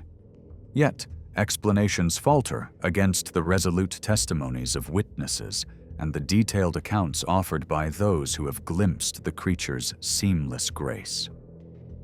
Such consistent descriptions float in defiance of abstract skepticism, inviting scholars to the threshold where science and story may coexist. The allure of this mystery echoes beyond China's borders, summoning scientists and explorers who chase the tale to its source. These seekers, armed with technological marvels like sonar and underwater drones, map Tianqi's hidden depths. Their quests, a symphony of collaboration, unite experts from disciplines traversing the breadth of biology, geology, and belief. These efforts reflect an intrinsic longing to peel back the veil on Earth's hidden corners, to find harmony where mystery dances with reality. In an era dominated by pixels and screens, digital eyes have turned toward the lake, capturing fleeting shadows and whispers of movement. Photographs and videos have emerged as modern testaments to the legend, their claims kindling debates across realms both academic and domestic. These artifacts of the digital age offer tantalizing glimpses, each promising clarity while simultaneously deepening the enigma. With detail and precision, experts dissect these images, ever edging closer to a truth that remains elusive, each image an offering in the ongoing dialogue between skepticism and belief. Modern technology casts an insistent light into the lake's depths, transforming exploration from speculative wonder to scientific pursuit. Utilizing advanced tools, researchers traverse the hidden topographies beneath the surface, cataloging the lake's secrets layer by layer. Despite environmental challenges, the lake's depth, the region's unpredictable weather, technology continues to probe the unknown, a beacon for those committed to unraveling Tianqi's enigma. The Lake Tianqi monster's tale threads through the fabric of global legends, its narrative resonating alongside other great water myths, such as Scotland's Nessie or Canada's Ogopogo. These stories share themes of isolation, consistency, and curiosity, echoing within the discipline of cryptozoology. In examining these parallels, scholars seek patterns that might untangle the mystery of Tianqi's elusive denizen, crafting connections and drawing lines through time and culture.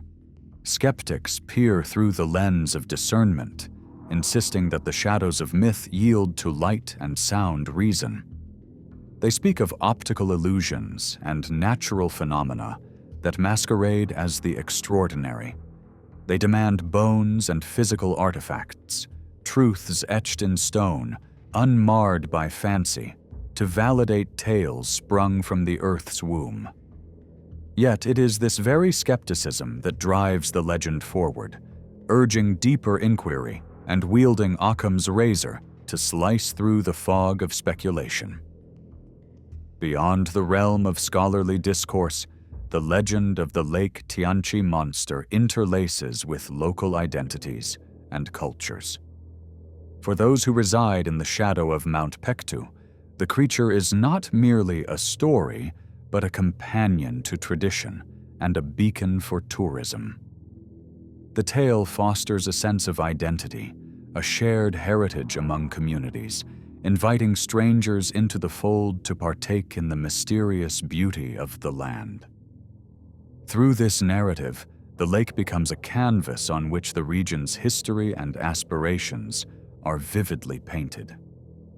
Steeped in mythological consciousness, the monster stands as a symbol within the human psyche, a manifestation of ancient fears and freedom, personifying the unseen that underlies our existence. The monster is the unknown risen to the surface, a metaphor for the forces beyond human comprehension that shape the sphere of reality. This interplay between symbol and story elevates the narrative, urging reflection on the nature of mysteries that hug the peripheries of understanding. Psychologists ponder the well, viewing the monster's sightings through lenses of cognition. Pareidolia, that quirk of the mind that sees faces in clouds and creatures in shadows, might fashion monsters from the play of light on water. Within Tianqi's embrace, such interpretations flit through human consciousness, blending perception with anticipation. These cognitive biases, intertwined with storytelling, perpetuate the legend, reflecting humanity's innate curiosity. The dragon's tail ripples outward, with popular media fueling its journey across the seas of time and culture.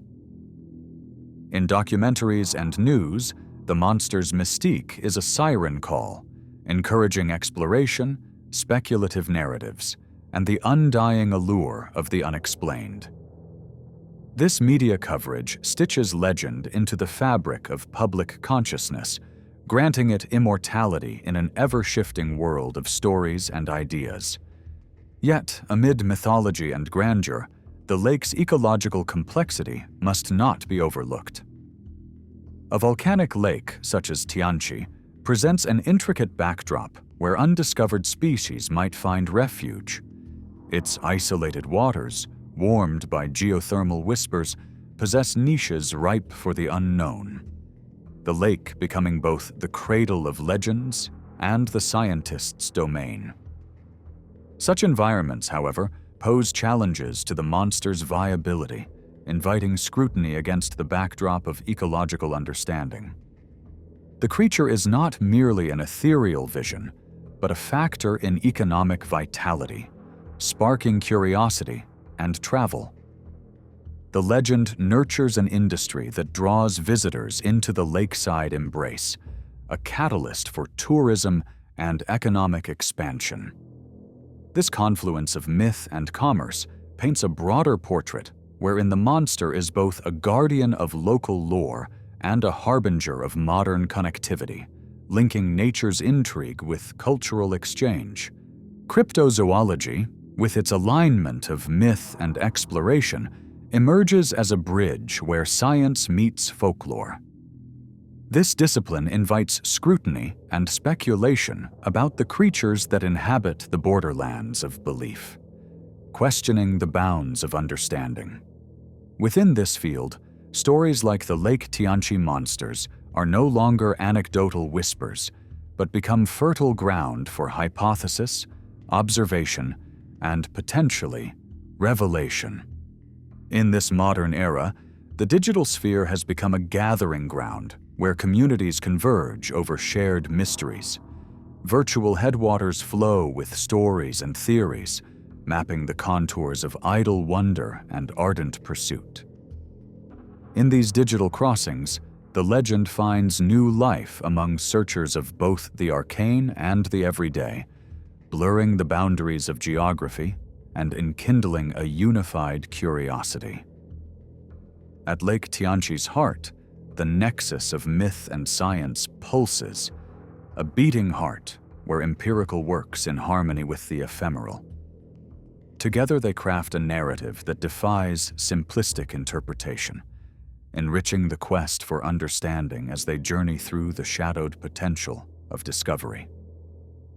Through this symbiosis, the legend captures the spirit, driving reflection on what remains unknown. As dawn rises over this mystery, future paths lead toward new revelations, informed by collaboration and technological might. Satellite imaging and genomic analyses may unravel Tianqi's cryptic narrative, supported by alliances that merge fields and forge paths into the darkness. Here, explorers will find that the harmony of belief and evidence enriches the journey as they trace new lines through knowledge and legend. Thus, the writings of history intertwine with the present, each word a thread through time that connects the ancient to the current. The evolution of this tale reflects humanity's innate fascination with the unseen, the march of knowledge stepping carefully amid the ruins of myth.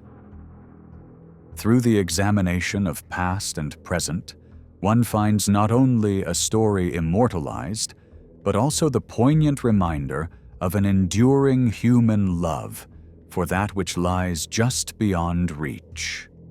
And so the legend of the Lake Tianqi monster endures, a testament both to the expanse of human imagination and the boundless mysteries that nature holds. In this tale, we find a mirror to our understanding, a reminder that even in an age of reason, wonder, and curiosity remain steadfast, stretching toward the horizon of the unknown.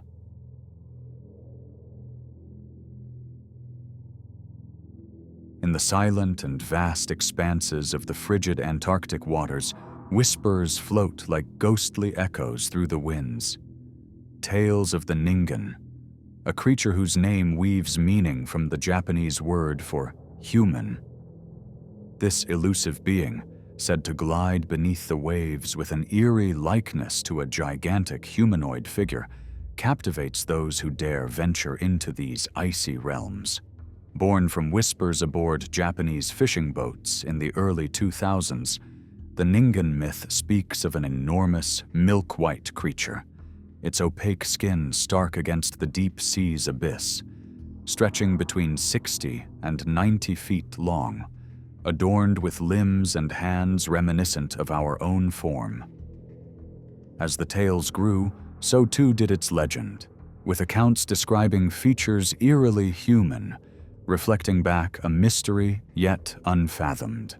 Entwined with these murmurs is the realization that the Ningen, while seemingly concocted from the fancies of modern myth, steps from the shadows of ancient sea legends, stories that have stirred humanity's imagination since time out of mind. What breathes life into the Ningen legend in our present age is the intersection of this old soul with the relentless curiosity and scrutiny of today's scientific and paranormal investigators, a swirling dance between old whispers and new conjecture. With each tale retold, each witness asserting their strange encounter upon the open seas, the tapestry of the Ningen's existence was stitched tighter into the cultural consciousness, steadfast against the tide of skepticism that laps at its edges. A creature at once profound and elusive, the Ningen eludes the grasp of scientific consensus, yet remains firmly ensconced in the realm of our collective wonder.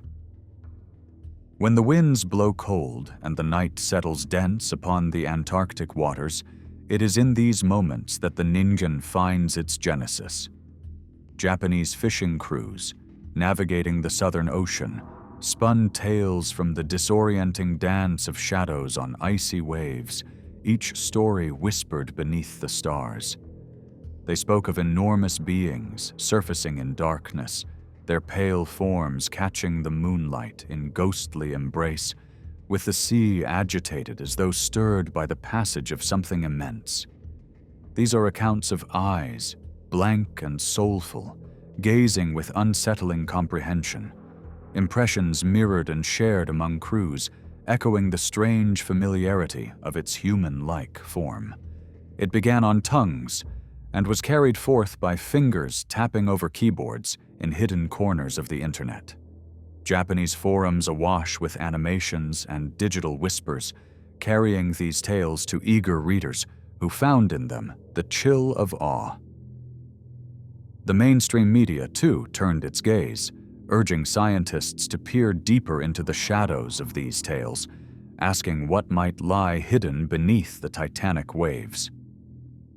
Photographs and videos, although shrouded in the blur of uncertainty, began emerging from these stormy seas, a testament as much to human imagination as to the endless mystery of the ocean. Grainy, distant images, engendering doubt as much as belief, fed this quiet phenomena with fuel. One video became a beacon among the believers, displaying a vast white figure dancing in the waters beside an expedition vessel, its fluid movements likened to that of arms swaying beneath the waves. Although the footage lacks definitive proof, it sparks a fire of discussion, each pixel scrutinized in depth and color, within the niche circles of cryptid enthusiasts and beyond.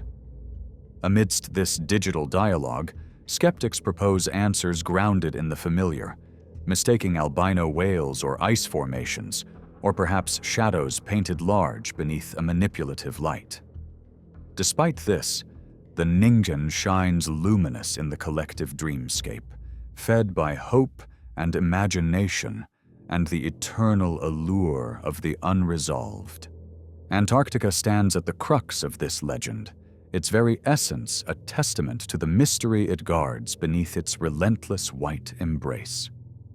The last great frontier, a landscape of forbidding cold and austere beauty, where human footfalls are few and secrets lay frozen in time's timeless cradle. In its vastness, some hear the call of forgotten possibilities, and some see in the Ningen the echo of creatures long hidden from the eyes of man, a whisper of prehistoric ghosts locked in an eternal waltz beneath the ice. In its icy embrace thrives life unseen, unfathomable in its depth, all serving as silent witness to the boundless potential of undiscovered truths that lie cocooned beneath Antarctica's snowbound shell.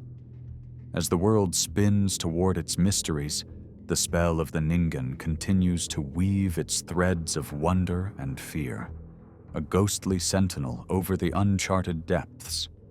The Ningen is but one among a vaunted lineage of aquatic cryptids, the creatures of folklore that instruct and fascinate across time and waters. Beings like Caddy from Canada or Australia's Bunyip, casting long shadows over human fear of the unknown depths, form a pantheon to which the Ningen now belongs. These creatures form an ocean-wide web of tales, knitted by shared cultural fascinations with the marine mystique that bounds us to the myths of the deep. They call from the spaces between ancient tradition and present-day exploration, bridging worlds and times with their mysteries and perhaps truths. The Ningen's presumed presence extends an invitation to ponder, to breach the borderland of known aquatic life and find there realms unseen by modern science. Yet, against this tapestry laid by believers is the skeptic's hand, that ever-companion to mystery. Skeptics remind us of our ability for error, of how easily the dance of light and shadow can mislead our eager eyes. They offer resolutions rooted in the ordinary, redirecting the unknown toward natural phenomena observed through the lenses of scientific sobriety. The shifting Antarctic nightscape, where the eye seeks patterns amidst tumultuous seas, grants credence to their assertions. Albino whales, icebergs adrift in an endless ballet, illusions sculpted by anxious minds yearning for wonder amid the mundane rigors of isolation. But as much as the skeptic seeks to dismantle the myth, their inquiries breathe curiosity into the burgeoning dialogue, fueling an eternal interplay between believer and disbeliever, binding us together in the web of inquiry spinning its threads across the spiritual and the tangible world. Efforts to unravel the truth behind the Ningen sightings are propelled by the same fire that drives all who seek that shimmering boundary between known and unknown. The unextinguished curiosity of cryptozoologists and marine biologists collude beneath the Antarctic's waves, armed not with harpoons, but with sonar pulses and robotic emissaries that delve deeper than human lungs might dare. In these pursuits lies the hope and promise that one day, perhaps, our technologies will clear the waters enough to glimpse, with clarity, creatures cloaked in the abyss.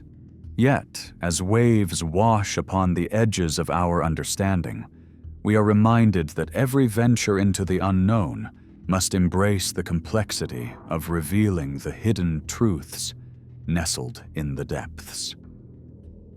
The Ningen's myth has transcended the confines of cryptid enthusiasm, finding a niche in popular consciousness, seeping into the folds of various artistic realms. Its tale is one that resonates with creators, each imbibing its themes of identity and otherness with a creative spirit. The Ningen embodies stories told in new and evolving mediums, stroking the fears and fascinations of otherness, reflected in a being so alike, yet so foreign. It is this humanoid specter that blends seamlessly into narrative arcs, exploring themes timeless, yet ever renewed, concepts of belonging and of alien landscapes within. This storied mystery chimes a psychological chord, drawing us to the humanoid form that haunts endless realms of folklore. In the Ningen, some see reflections of archetypes seated deep within our collective unconscious, where kinship and menace entwine. Jungian echoes play here, resisting resolution, reflecting existential drives for self-recognition and the eternal dance with shadow selves. Here, inquiries delve into why we, as a species, find reverence in these ghostly forms, considering profound introspections of identity and the borders of understanding that shape our experiences. At the heart of the Ningen story lies the essence of human curiosity, a force unyielding in its pursuit of knowledge from amid the shadows.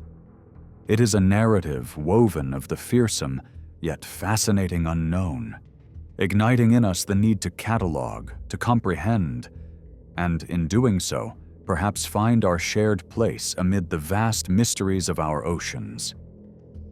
Such remains our calling, to embrace, to unravel, and to swim alongside the possibilities this world chances for us to believe. In a world resonating with echoes of cryptids both far and wide, the Ningen joins a lineage of legends unrestrained by either time or place, a testament to the unifying power of shared imaginings. These stories speak to our universal quest for understanding, bridging cultures and people with threads of mystery that tie together our separate yet interwoven destinies. They give rise to dialogues without borders, where humanity finds commonality in awe, spawning affinities far beyond geographic proximities. We live in a time where technology uplifts the exploration of such myths into achievable pursuits. Through machines that peer beneath icy veils and computerized dialogues that extend even to the heart of our homes, we connect in shared quest, rekindling stories ancient and new. The era of globalization unlocks a multitude of collaborations, fanning curiosity into a flame that may yet reveal truths blurred along Antarctica's horizon. Artists and scientists dance along the same frontier, exploring through different, complementary lenses to preserve mysteries and pursue knowledge with equal fascination. They tell of the Ningen and its kin through varied canvases, entwining creative interpretations that reflect human fascination with the unknown. This is the alchemy of myth and research, whereby each discipline enriches the other, bound by the enigmatic chiaroscuro of our evolution. Ethical questions resonate within this discourse, challenging us to respect both tradition and innovation as we explore cryptid tales. Here lies our test: to tread lightly between respecting heritage and dissecting fiction, to honor ancestral myths while nurturing fresh ideas born from advancing technologies. Ultimately, we are left with the reverence for stories handed down through generations like ancient scrolls, entrusted to us with the utmost respect. In reflection of the Ningen tale's enduring nature, we glimpse the borders of our known world, where myths endure in the steadfast reaching of their tendrils into the hearts of those who dare to seek beyond the veil of certainty. Each retelling ensures its immortality, echoed through a world ever captivated by that which remains not fully understood. Yet this mystery remains at the core of our greatest stories, those flames of imagination inviting us to sit by their warmth. As the pages of cryptozoology turn, shaped by science and folklore alike, they herald narratives that evolve to echo with modern resonance, stories seamlessly woven with precision and wonder. As technological revelations converge with age-old tellings, the bridge between fact and fantasy blurs, brought into sharp relief by discoveries yet awaited. In this matrix of curiosity, the encrypted table of the ages continues to unfold, sustaining the symbiotic dance of myth and revelation. the Ningen emerges from a legacy of cryptids stretching through history, each creature a signpost, drawing the narratives of ancestors into our present sphere. From primordial lore to the echoes trouvées de rêve, these stories minstrels reanimate across the ages' twilight, connecting epochs past with the unfolding agora. Antarctica, seated firmly on the world's toe, remains a temple to the mysteries of biology, and no less, mystique. Frozen and pure, it cradles untold riches within layer cakes of ice and history, a manuscript awaiting the thawing breath of understanding. The narrative of the Ningen finds footing on this bedrock, buoyed on untrodden inquiry reaching ever toward tomorrow. Ultimately, the Ningen legacy calls us to listen to the winds of mystery and to understand that in this listening, we connect to the greatest human tradition, the art of storytelling.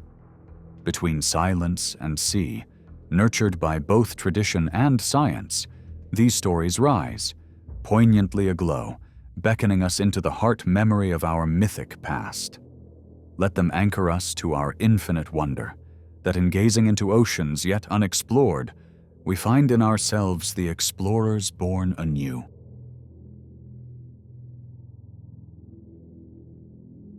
In the hushed fields and shadowed woods of Elkhorn, Wisconsin, whispers of the beast of Bray Road wind through the air like evening fog. The legend of this mysterious creature, often described as a formidable wolfman, took root in the 1980s, spreading through the community like wildfire. Eyewitnesses recount encounters with a towering figure, standing over 6 feet tall, its muscular limbs covered in thick, wolf-like fur. A muzzle akin to that of a wolf completes its fearsome visage, captivating cryptid enthusiasts worldwide as they puzzle over the elusive nature of this being. Despite skepticism, ongoing sightings suggest that this is more than mere folklore. The beast might truly traverse the lands around Bray Road. As the tales grew, so did media attention, drawing cryptozoologists and curious visitors to Elkhorn. These investigations only deepened the allure of the beast, mingling skepticism with belief as people sought to glimpse the creature for themselves. Explanations ranged from misidentified wildlife to spiritual folklore enriched by the region's indigenous legends. The legend, much like those of Bigfoot and the Loch Ness Monster, endures, an enigmatic piece of contemporary mythology captivating believers and skeptics alike. Weaving through the tapestry of this lore are the first-hand accounts of those who claim to have witnessed the beast. One such tale speaks of a young dairy farmer who, while driving at dusk, saw the creature crouched beside the road, gnawing on roadkill. The memory of its unnaturally large, muscular form, those glowing eyes, and its menacing presence is etched vividly into her mind. Another encounter involves 2 friends who, enveloped in the night's fog, came upon the creature, its wolf-like features briefly emerging as the mist parted. Encounters like these bolster the tale, layering each story with the weight of personal experience, infusing the community with both awe and unease.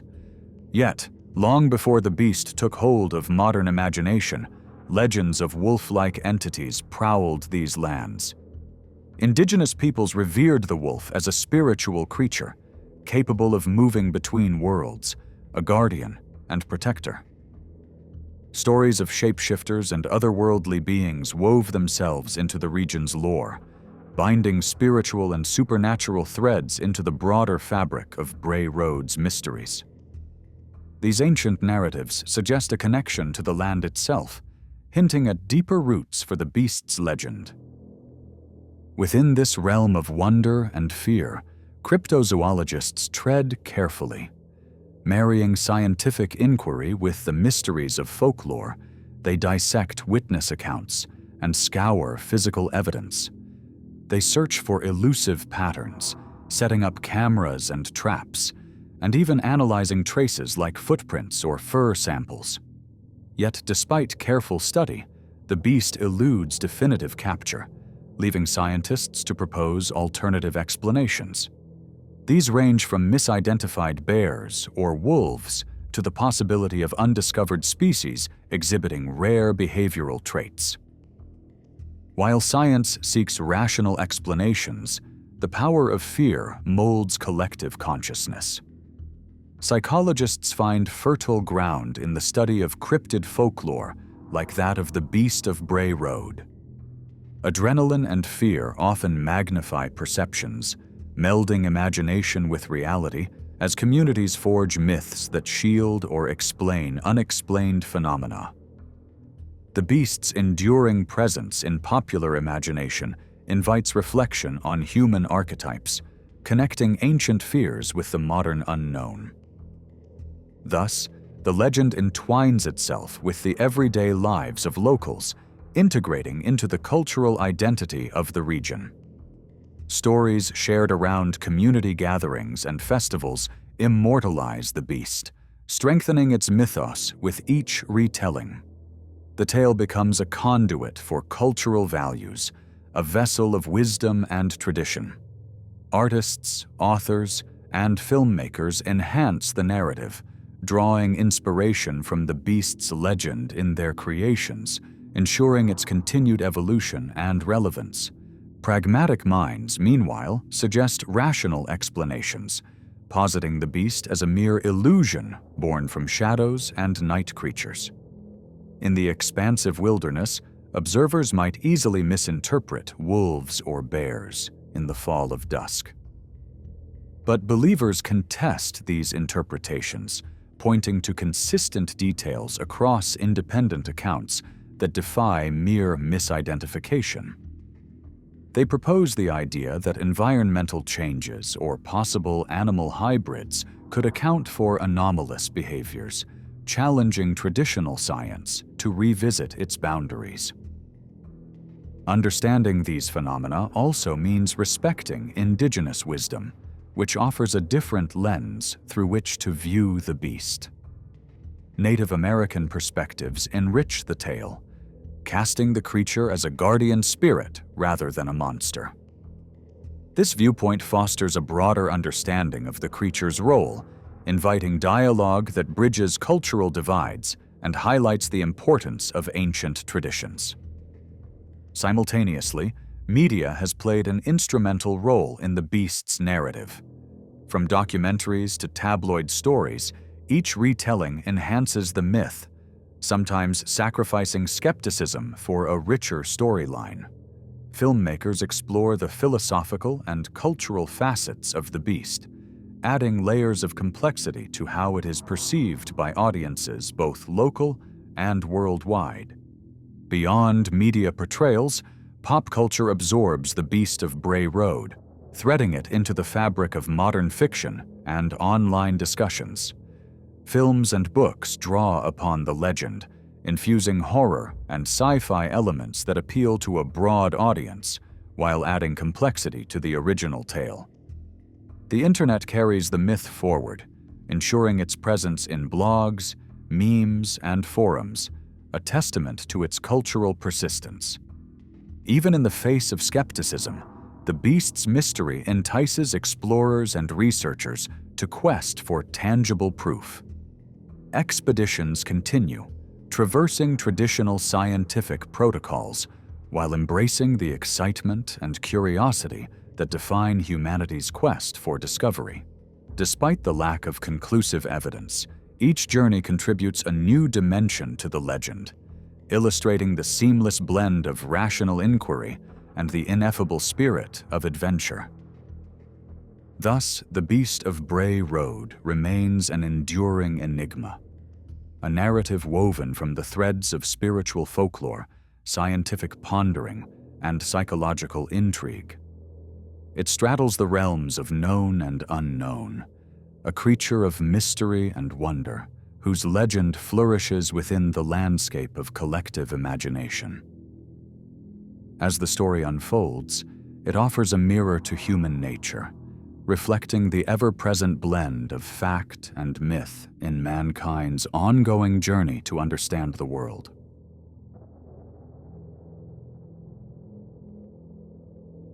In the heart of Oklahoma, where lakes shimmer under the expansive sky, a legend stirs the waters with whispers of dread and wonder. It is the tale of the Oklahoma octopus, a creature of shadowy depths that has emerged from the fabric of local folklore to haunt the imagination of those who reside near its alleged domain. This unsettling story clings to the memory of unexplained drownings and cryptic sightings, an eerie accompaniment to the gentle lapping of waves against the shores of Lake Thunderbird, Uloga Lake, and Lake Tenkiller.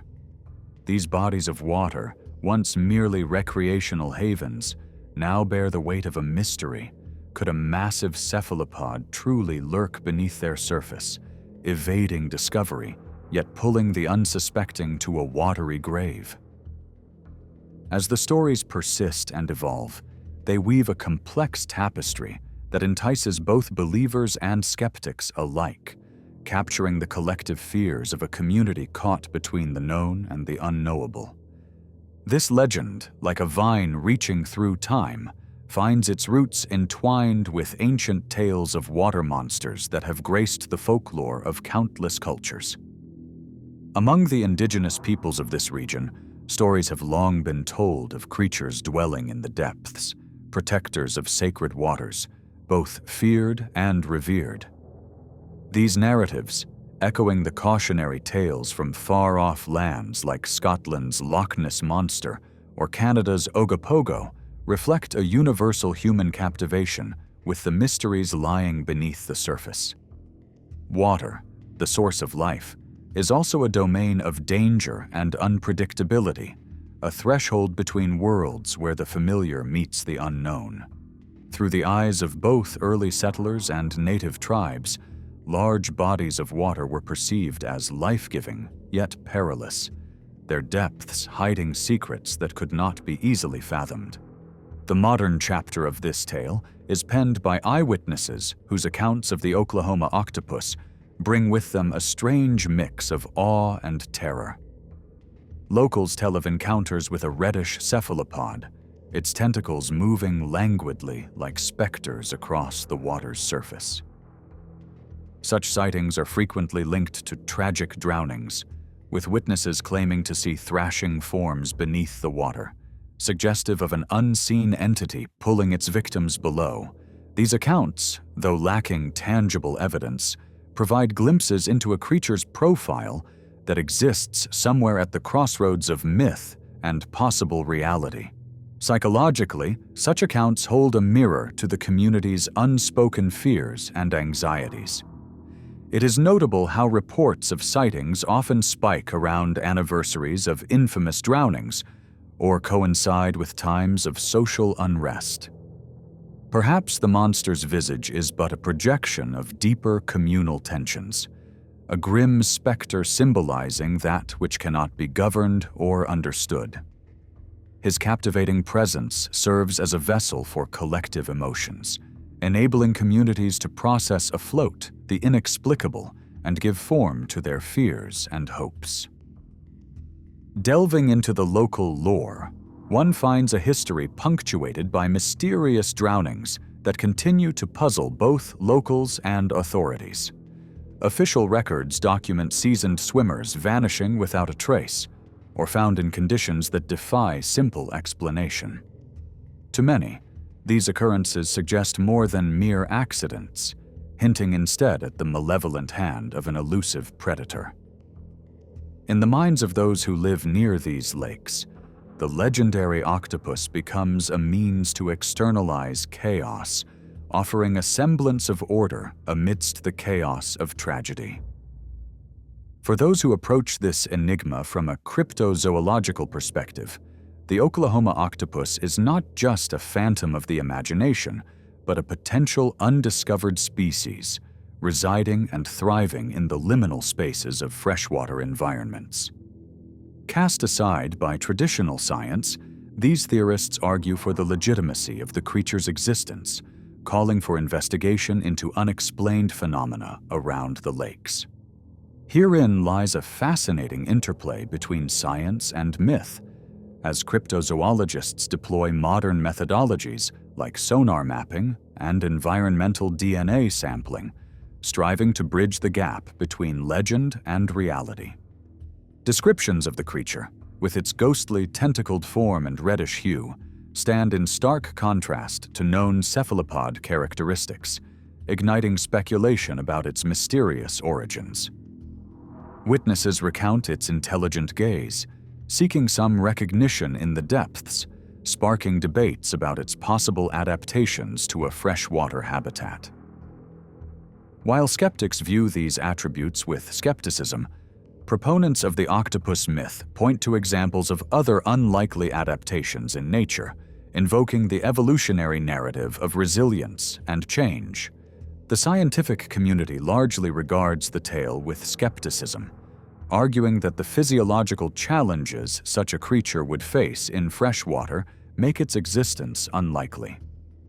Yet, even within the confines of critique, the legend beckons a curious few to explore the uncharted territories of understanding and the limits of ecology, driving discussions that blur the lines between empirical evidence and imaginative possibility.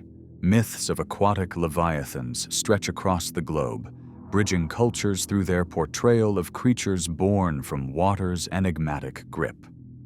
These stories, whether they be of the Oklahoma octopus or its kin across oceans, resonate with themes of guardianship, peril, and humanity's intimate link with nature.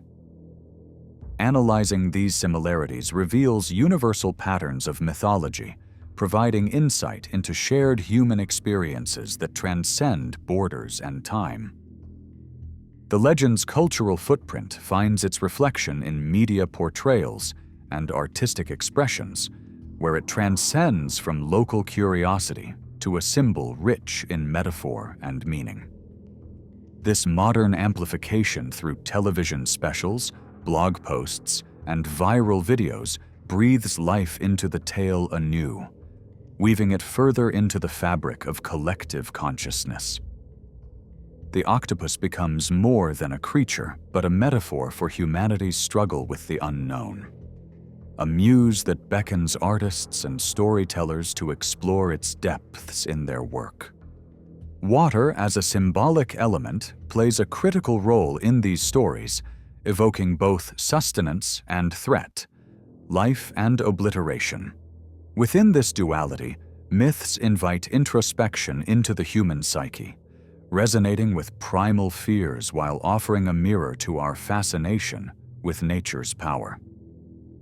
Across cultures, water becomes a threshold, a passage between worlds where mythic beings reside. Viewed through a psychological lens, the octopus serves as an archetype of humanity's endless fascination with the hidden realms of both the natural world and the mind. Here, Jungian perspectives find footing, suggesting the creature as a manifestation of the subconscious, an embodiment of the unpredictable and the unknown. It signifies our internal struggles against chaos, challenging perceptions of control and stability. Beyond the realm of imagination, the legend flows into the economic lifeblood of local communities, offering a draw for tourism and cultural engagement.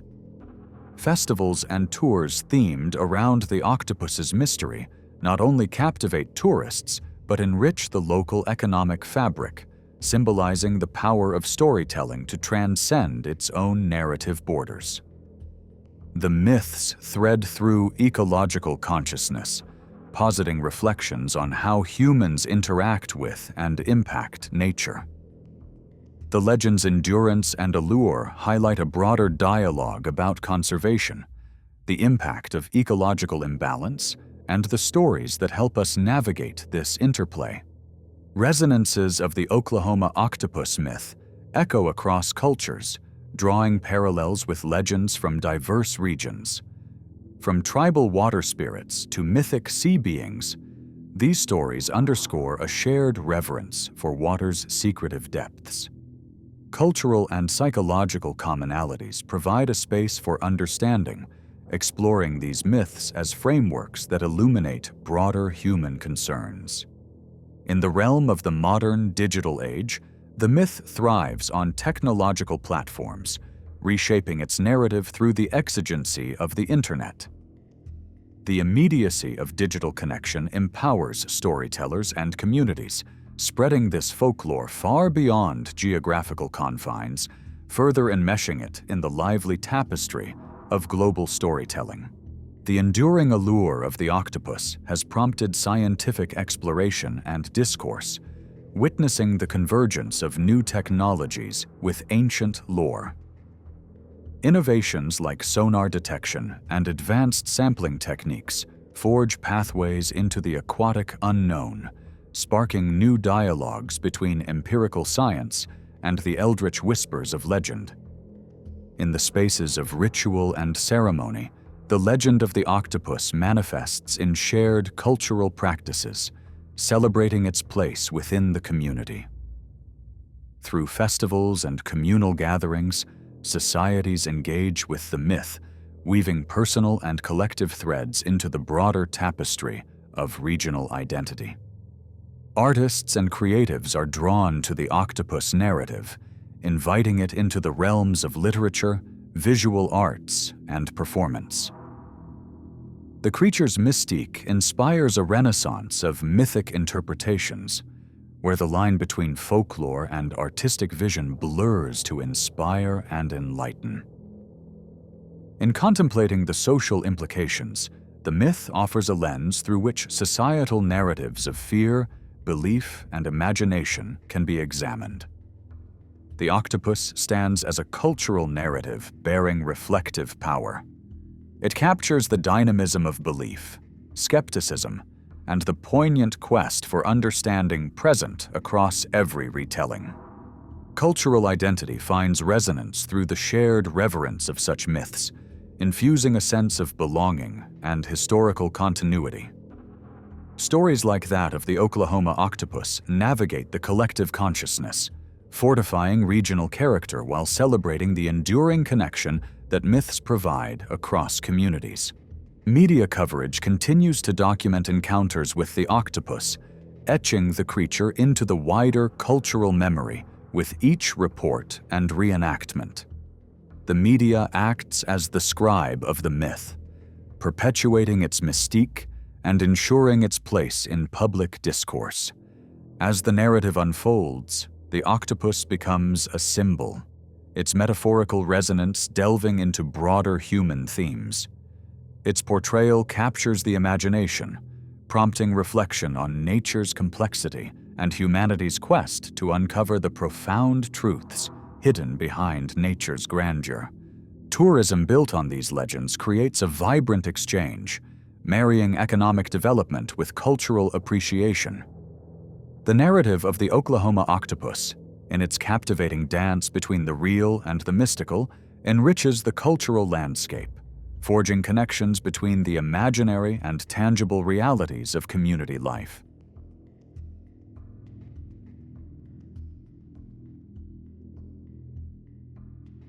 In every corner of the world, stories of enigmatic creatures and cryptids continue to enthrall us, whispering from the fringes of our collective consciousness. Even as advancements in science and technology illuminate many of nature's mysteries, these beings elude definition, challenging the boundaries of knowledge and sparking an enduring curiosity. The tales woven around these creatures are not mere flights of fancy, but are embedded in the rich tapestries of cultures and communities that nurture them, each story a delicate thread contributing to the intricate weave of the unknown. Across societies, the presence of the inexplicable weaves its own narrative. From hushed whispers in shadowed halls to public declarations, each story unites us in a human curiosity that scratches at the walls of our understanding. These creatures, whether figments of imagination or glimpses into realities beyond our perception, urge us to question what they embody and their impact on how we perceive our world. As we navigate this catalog, we are invited to succumb to the mysteries of the cosmos, understanding that in seeking the unknown, we circle back to a fundamental part of our nature, an innate desire to explore beyond the delineated margins of our reality. Delving into cryptid lore means immersing oneself in the cultural ecosystems that give rise to such myths. In Scotland, the Loch Ness Monster is more than a shadow in the water. It is a symbol of national identity, woven into the very fabric of highland life. Across the vast Himalayas, the Yeti commands a similar reverence, seen both as a tangible presence and a spiritual sentinel. By examining these cultural contexts, we gain insight into how these stories mold societal worldviews and the universal psyche, offering profound interpretations that link human consciousness to the world and each other through shared myth. Often, the tales of these creatures act as allegories, reflections of societal concerns and aspirations, bearing the weight of human emotion as they traverse the bridges between imagination and reality. The legend of Sasquatch, with its towering form veiled in the emerald cloaks of North American forests, might symbolize a primal yearning for untouched wilderness amidst a rapidly modernizing world. Each of these cryptid narratives becomes, therefore, not a simple recounting of encounters with the unknown, but a lens through which we view varied experiences and interactions with nature, society, and self. Despite a scarcity of definitive proof, physical remnants often serve as tantalizing portals into the realm of these ethereal beings. Footprints found deep in the wilderness, strands of mysterious fur, and unusual formations in untouched landscapes present tangible connections to the elusive world of cryptids. These traces, though frequently studied under microscopes of scientific scrutiny, often yield results as nebulous as the creatures they are supposed to represent, providing fertile ground for the twin gardens of belief and skepticism to flourish.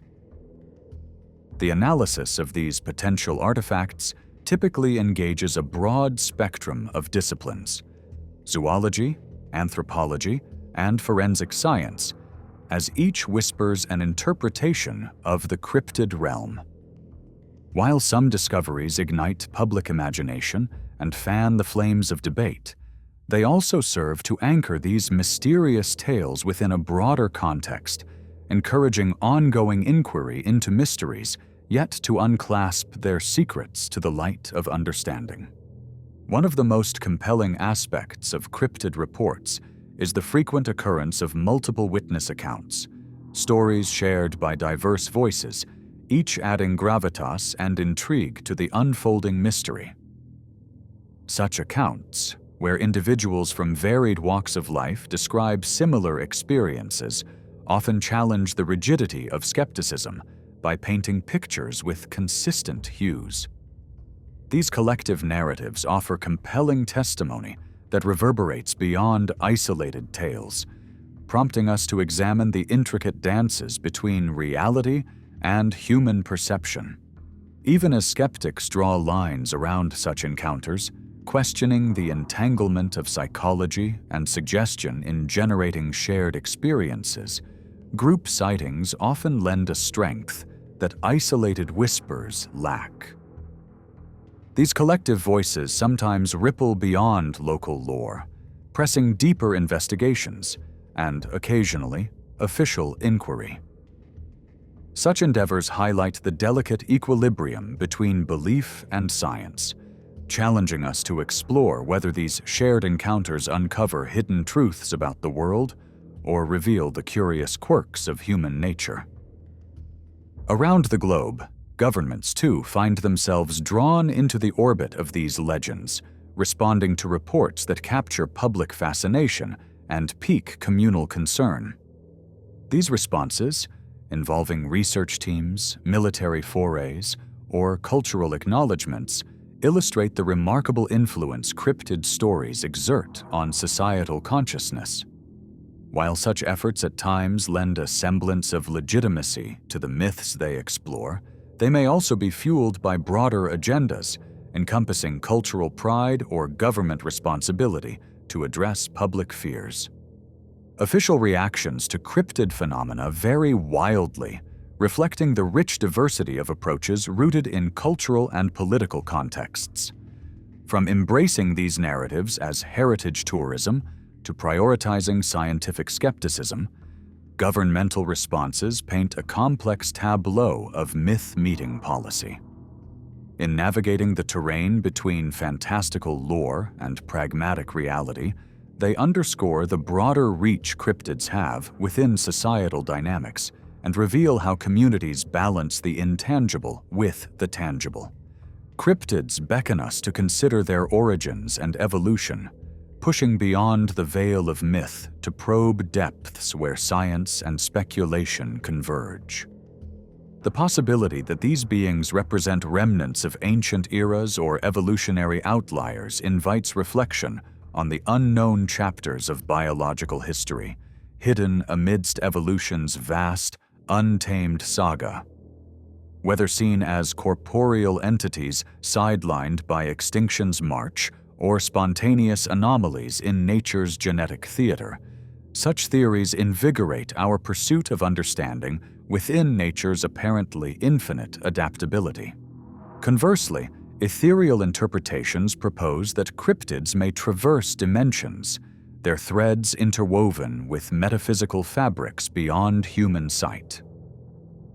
Drawing from indigenous wisdom and mysticism, these theories suggest realms flushing with hidden currents of presence, realms that occasionally bleed into our own in moments of alignment or perturbation.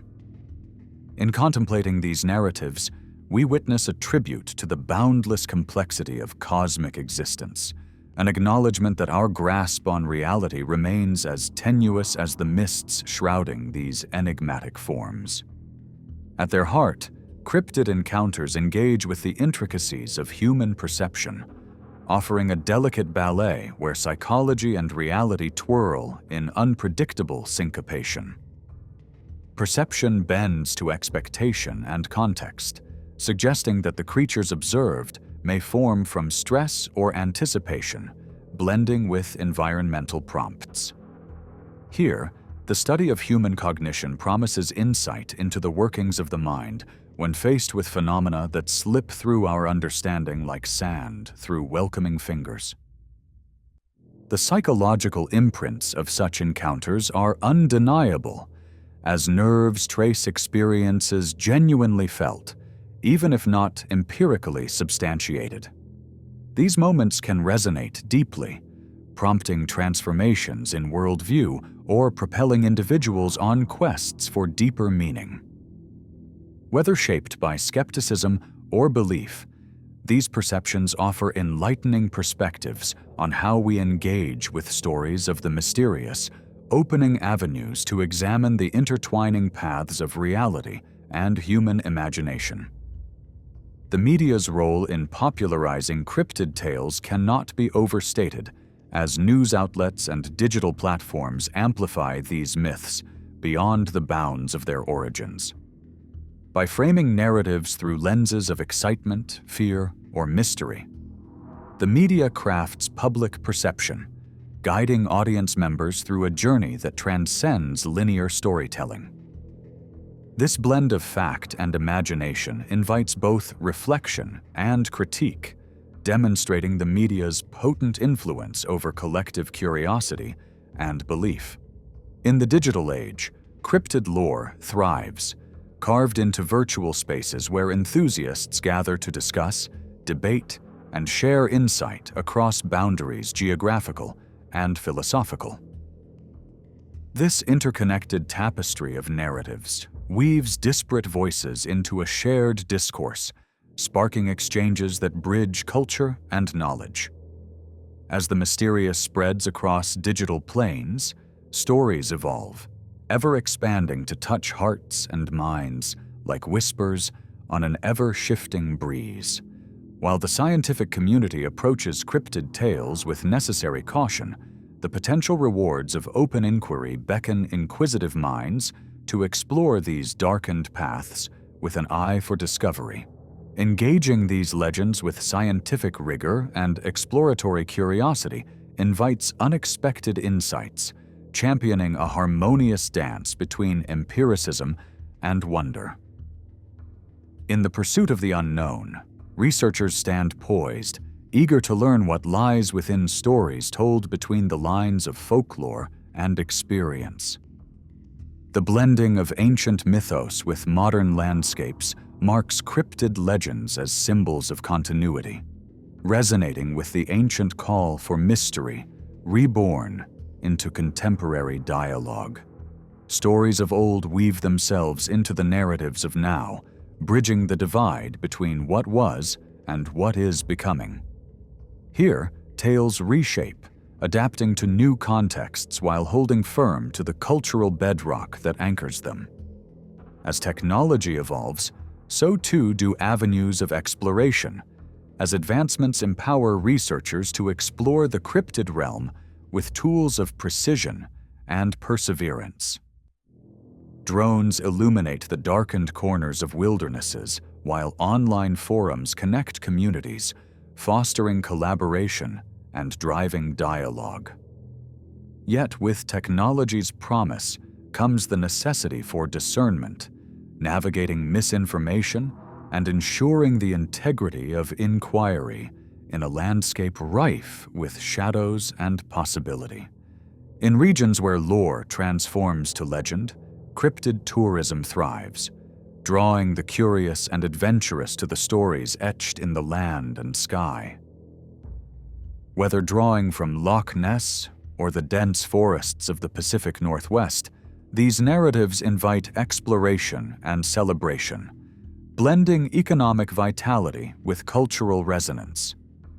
While care must be taken to balance the allure with respect for these stories' origins, cryptid tourism underscores the evolving relationship between myth and livelihood.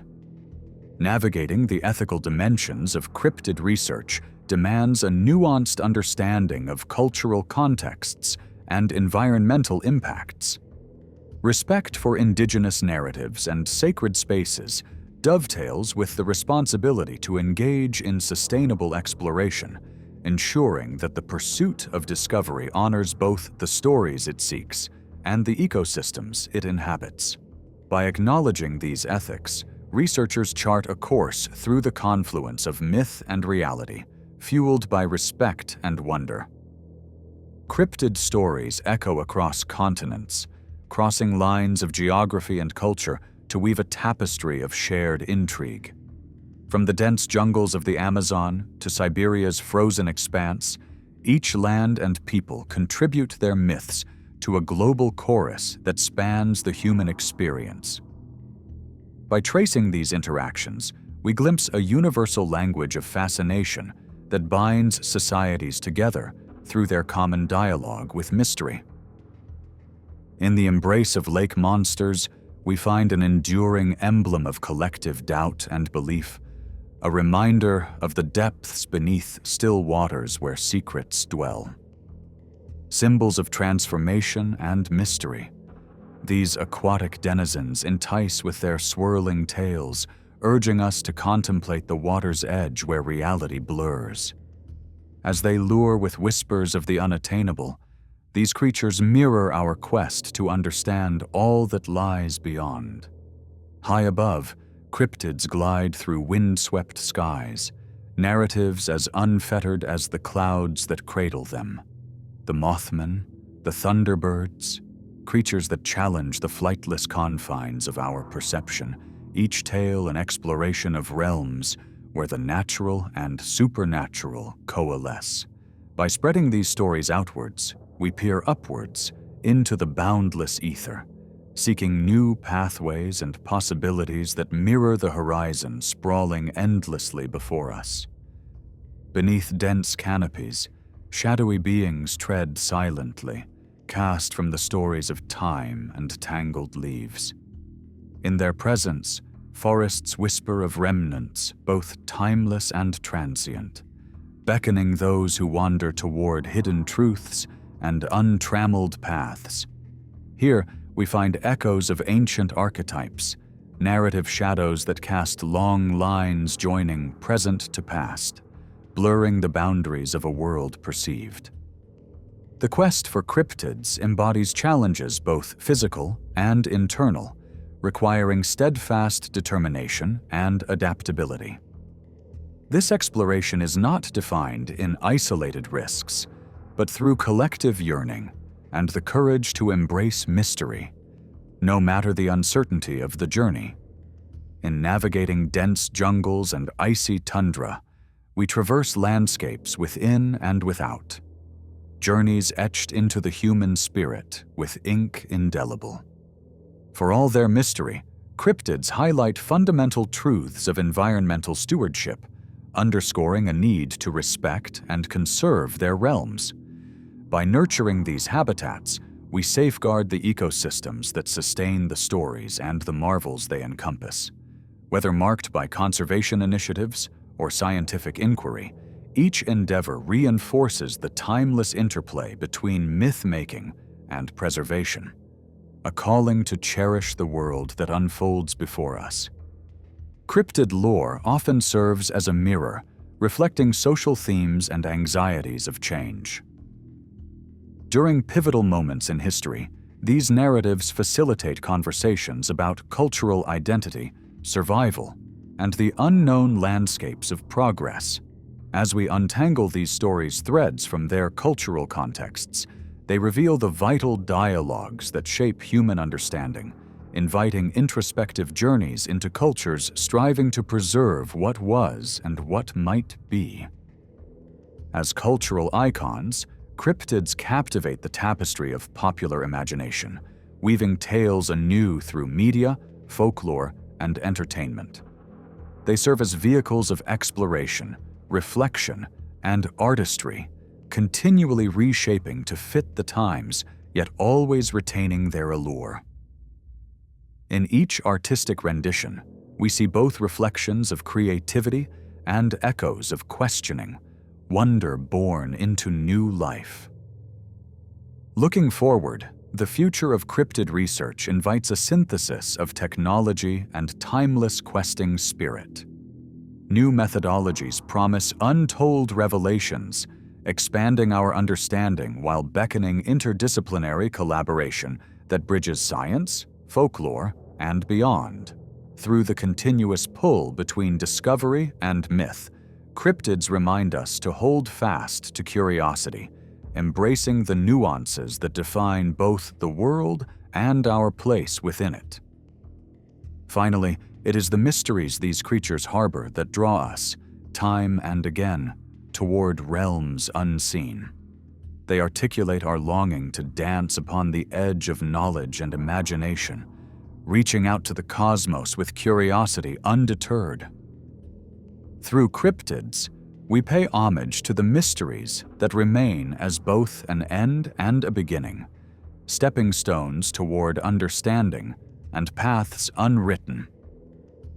In concluding this journey through the catalog of the unknown, we are reminded of the profound impact these enigmatic tales have on the soul. These stories call us to embark upon adventures of thought and spirit, urging us ever toward the horizon, where knowledge and mystery commingle.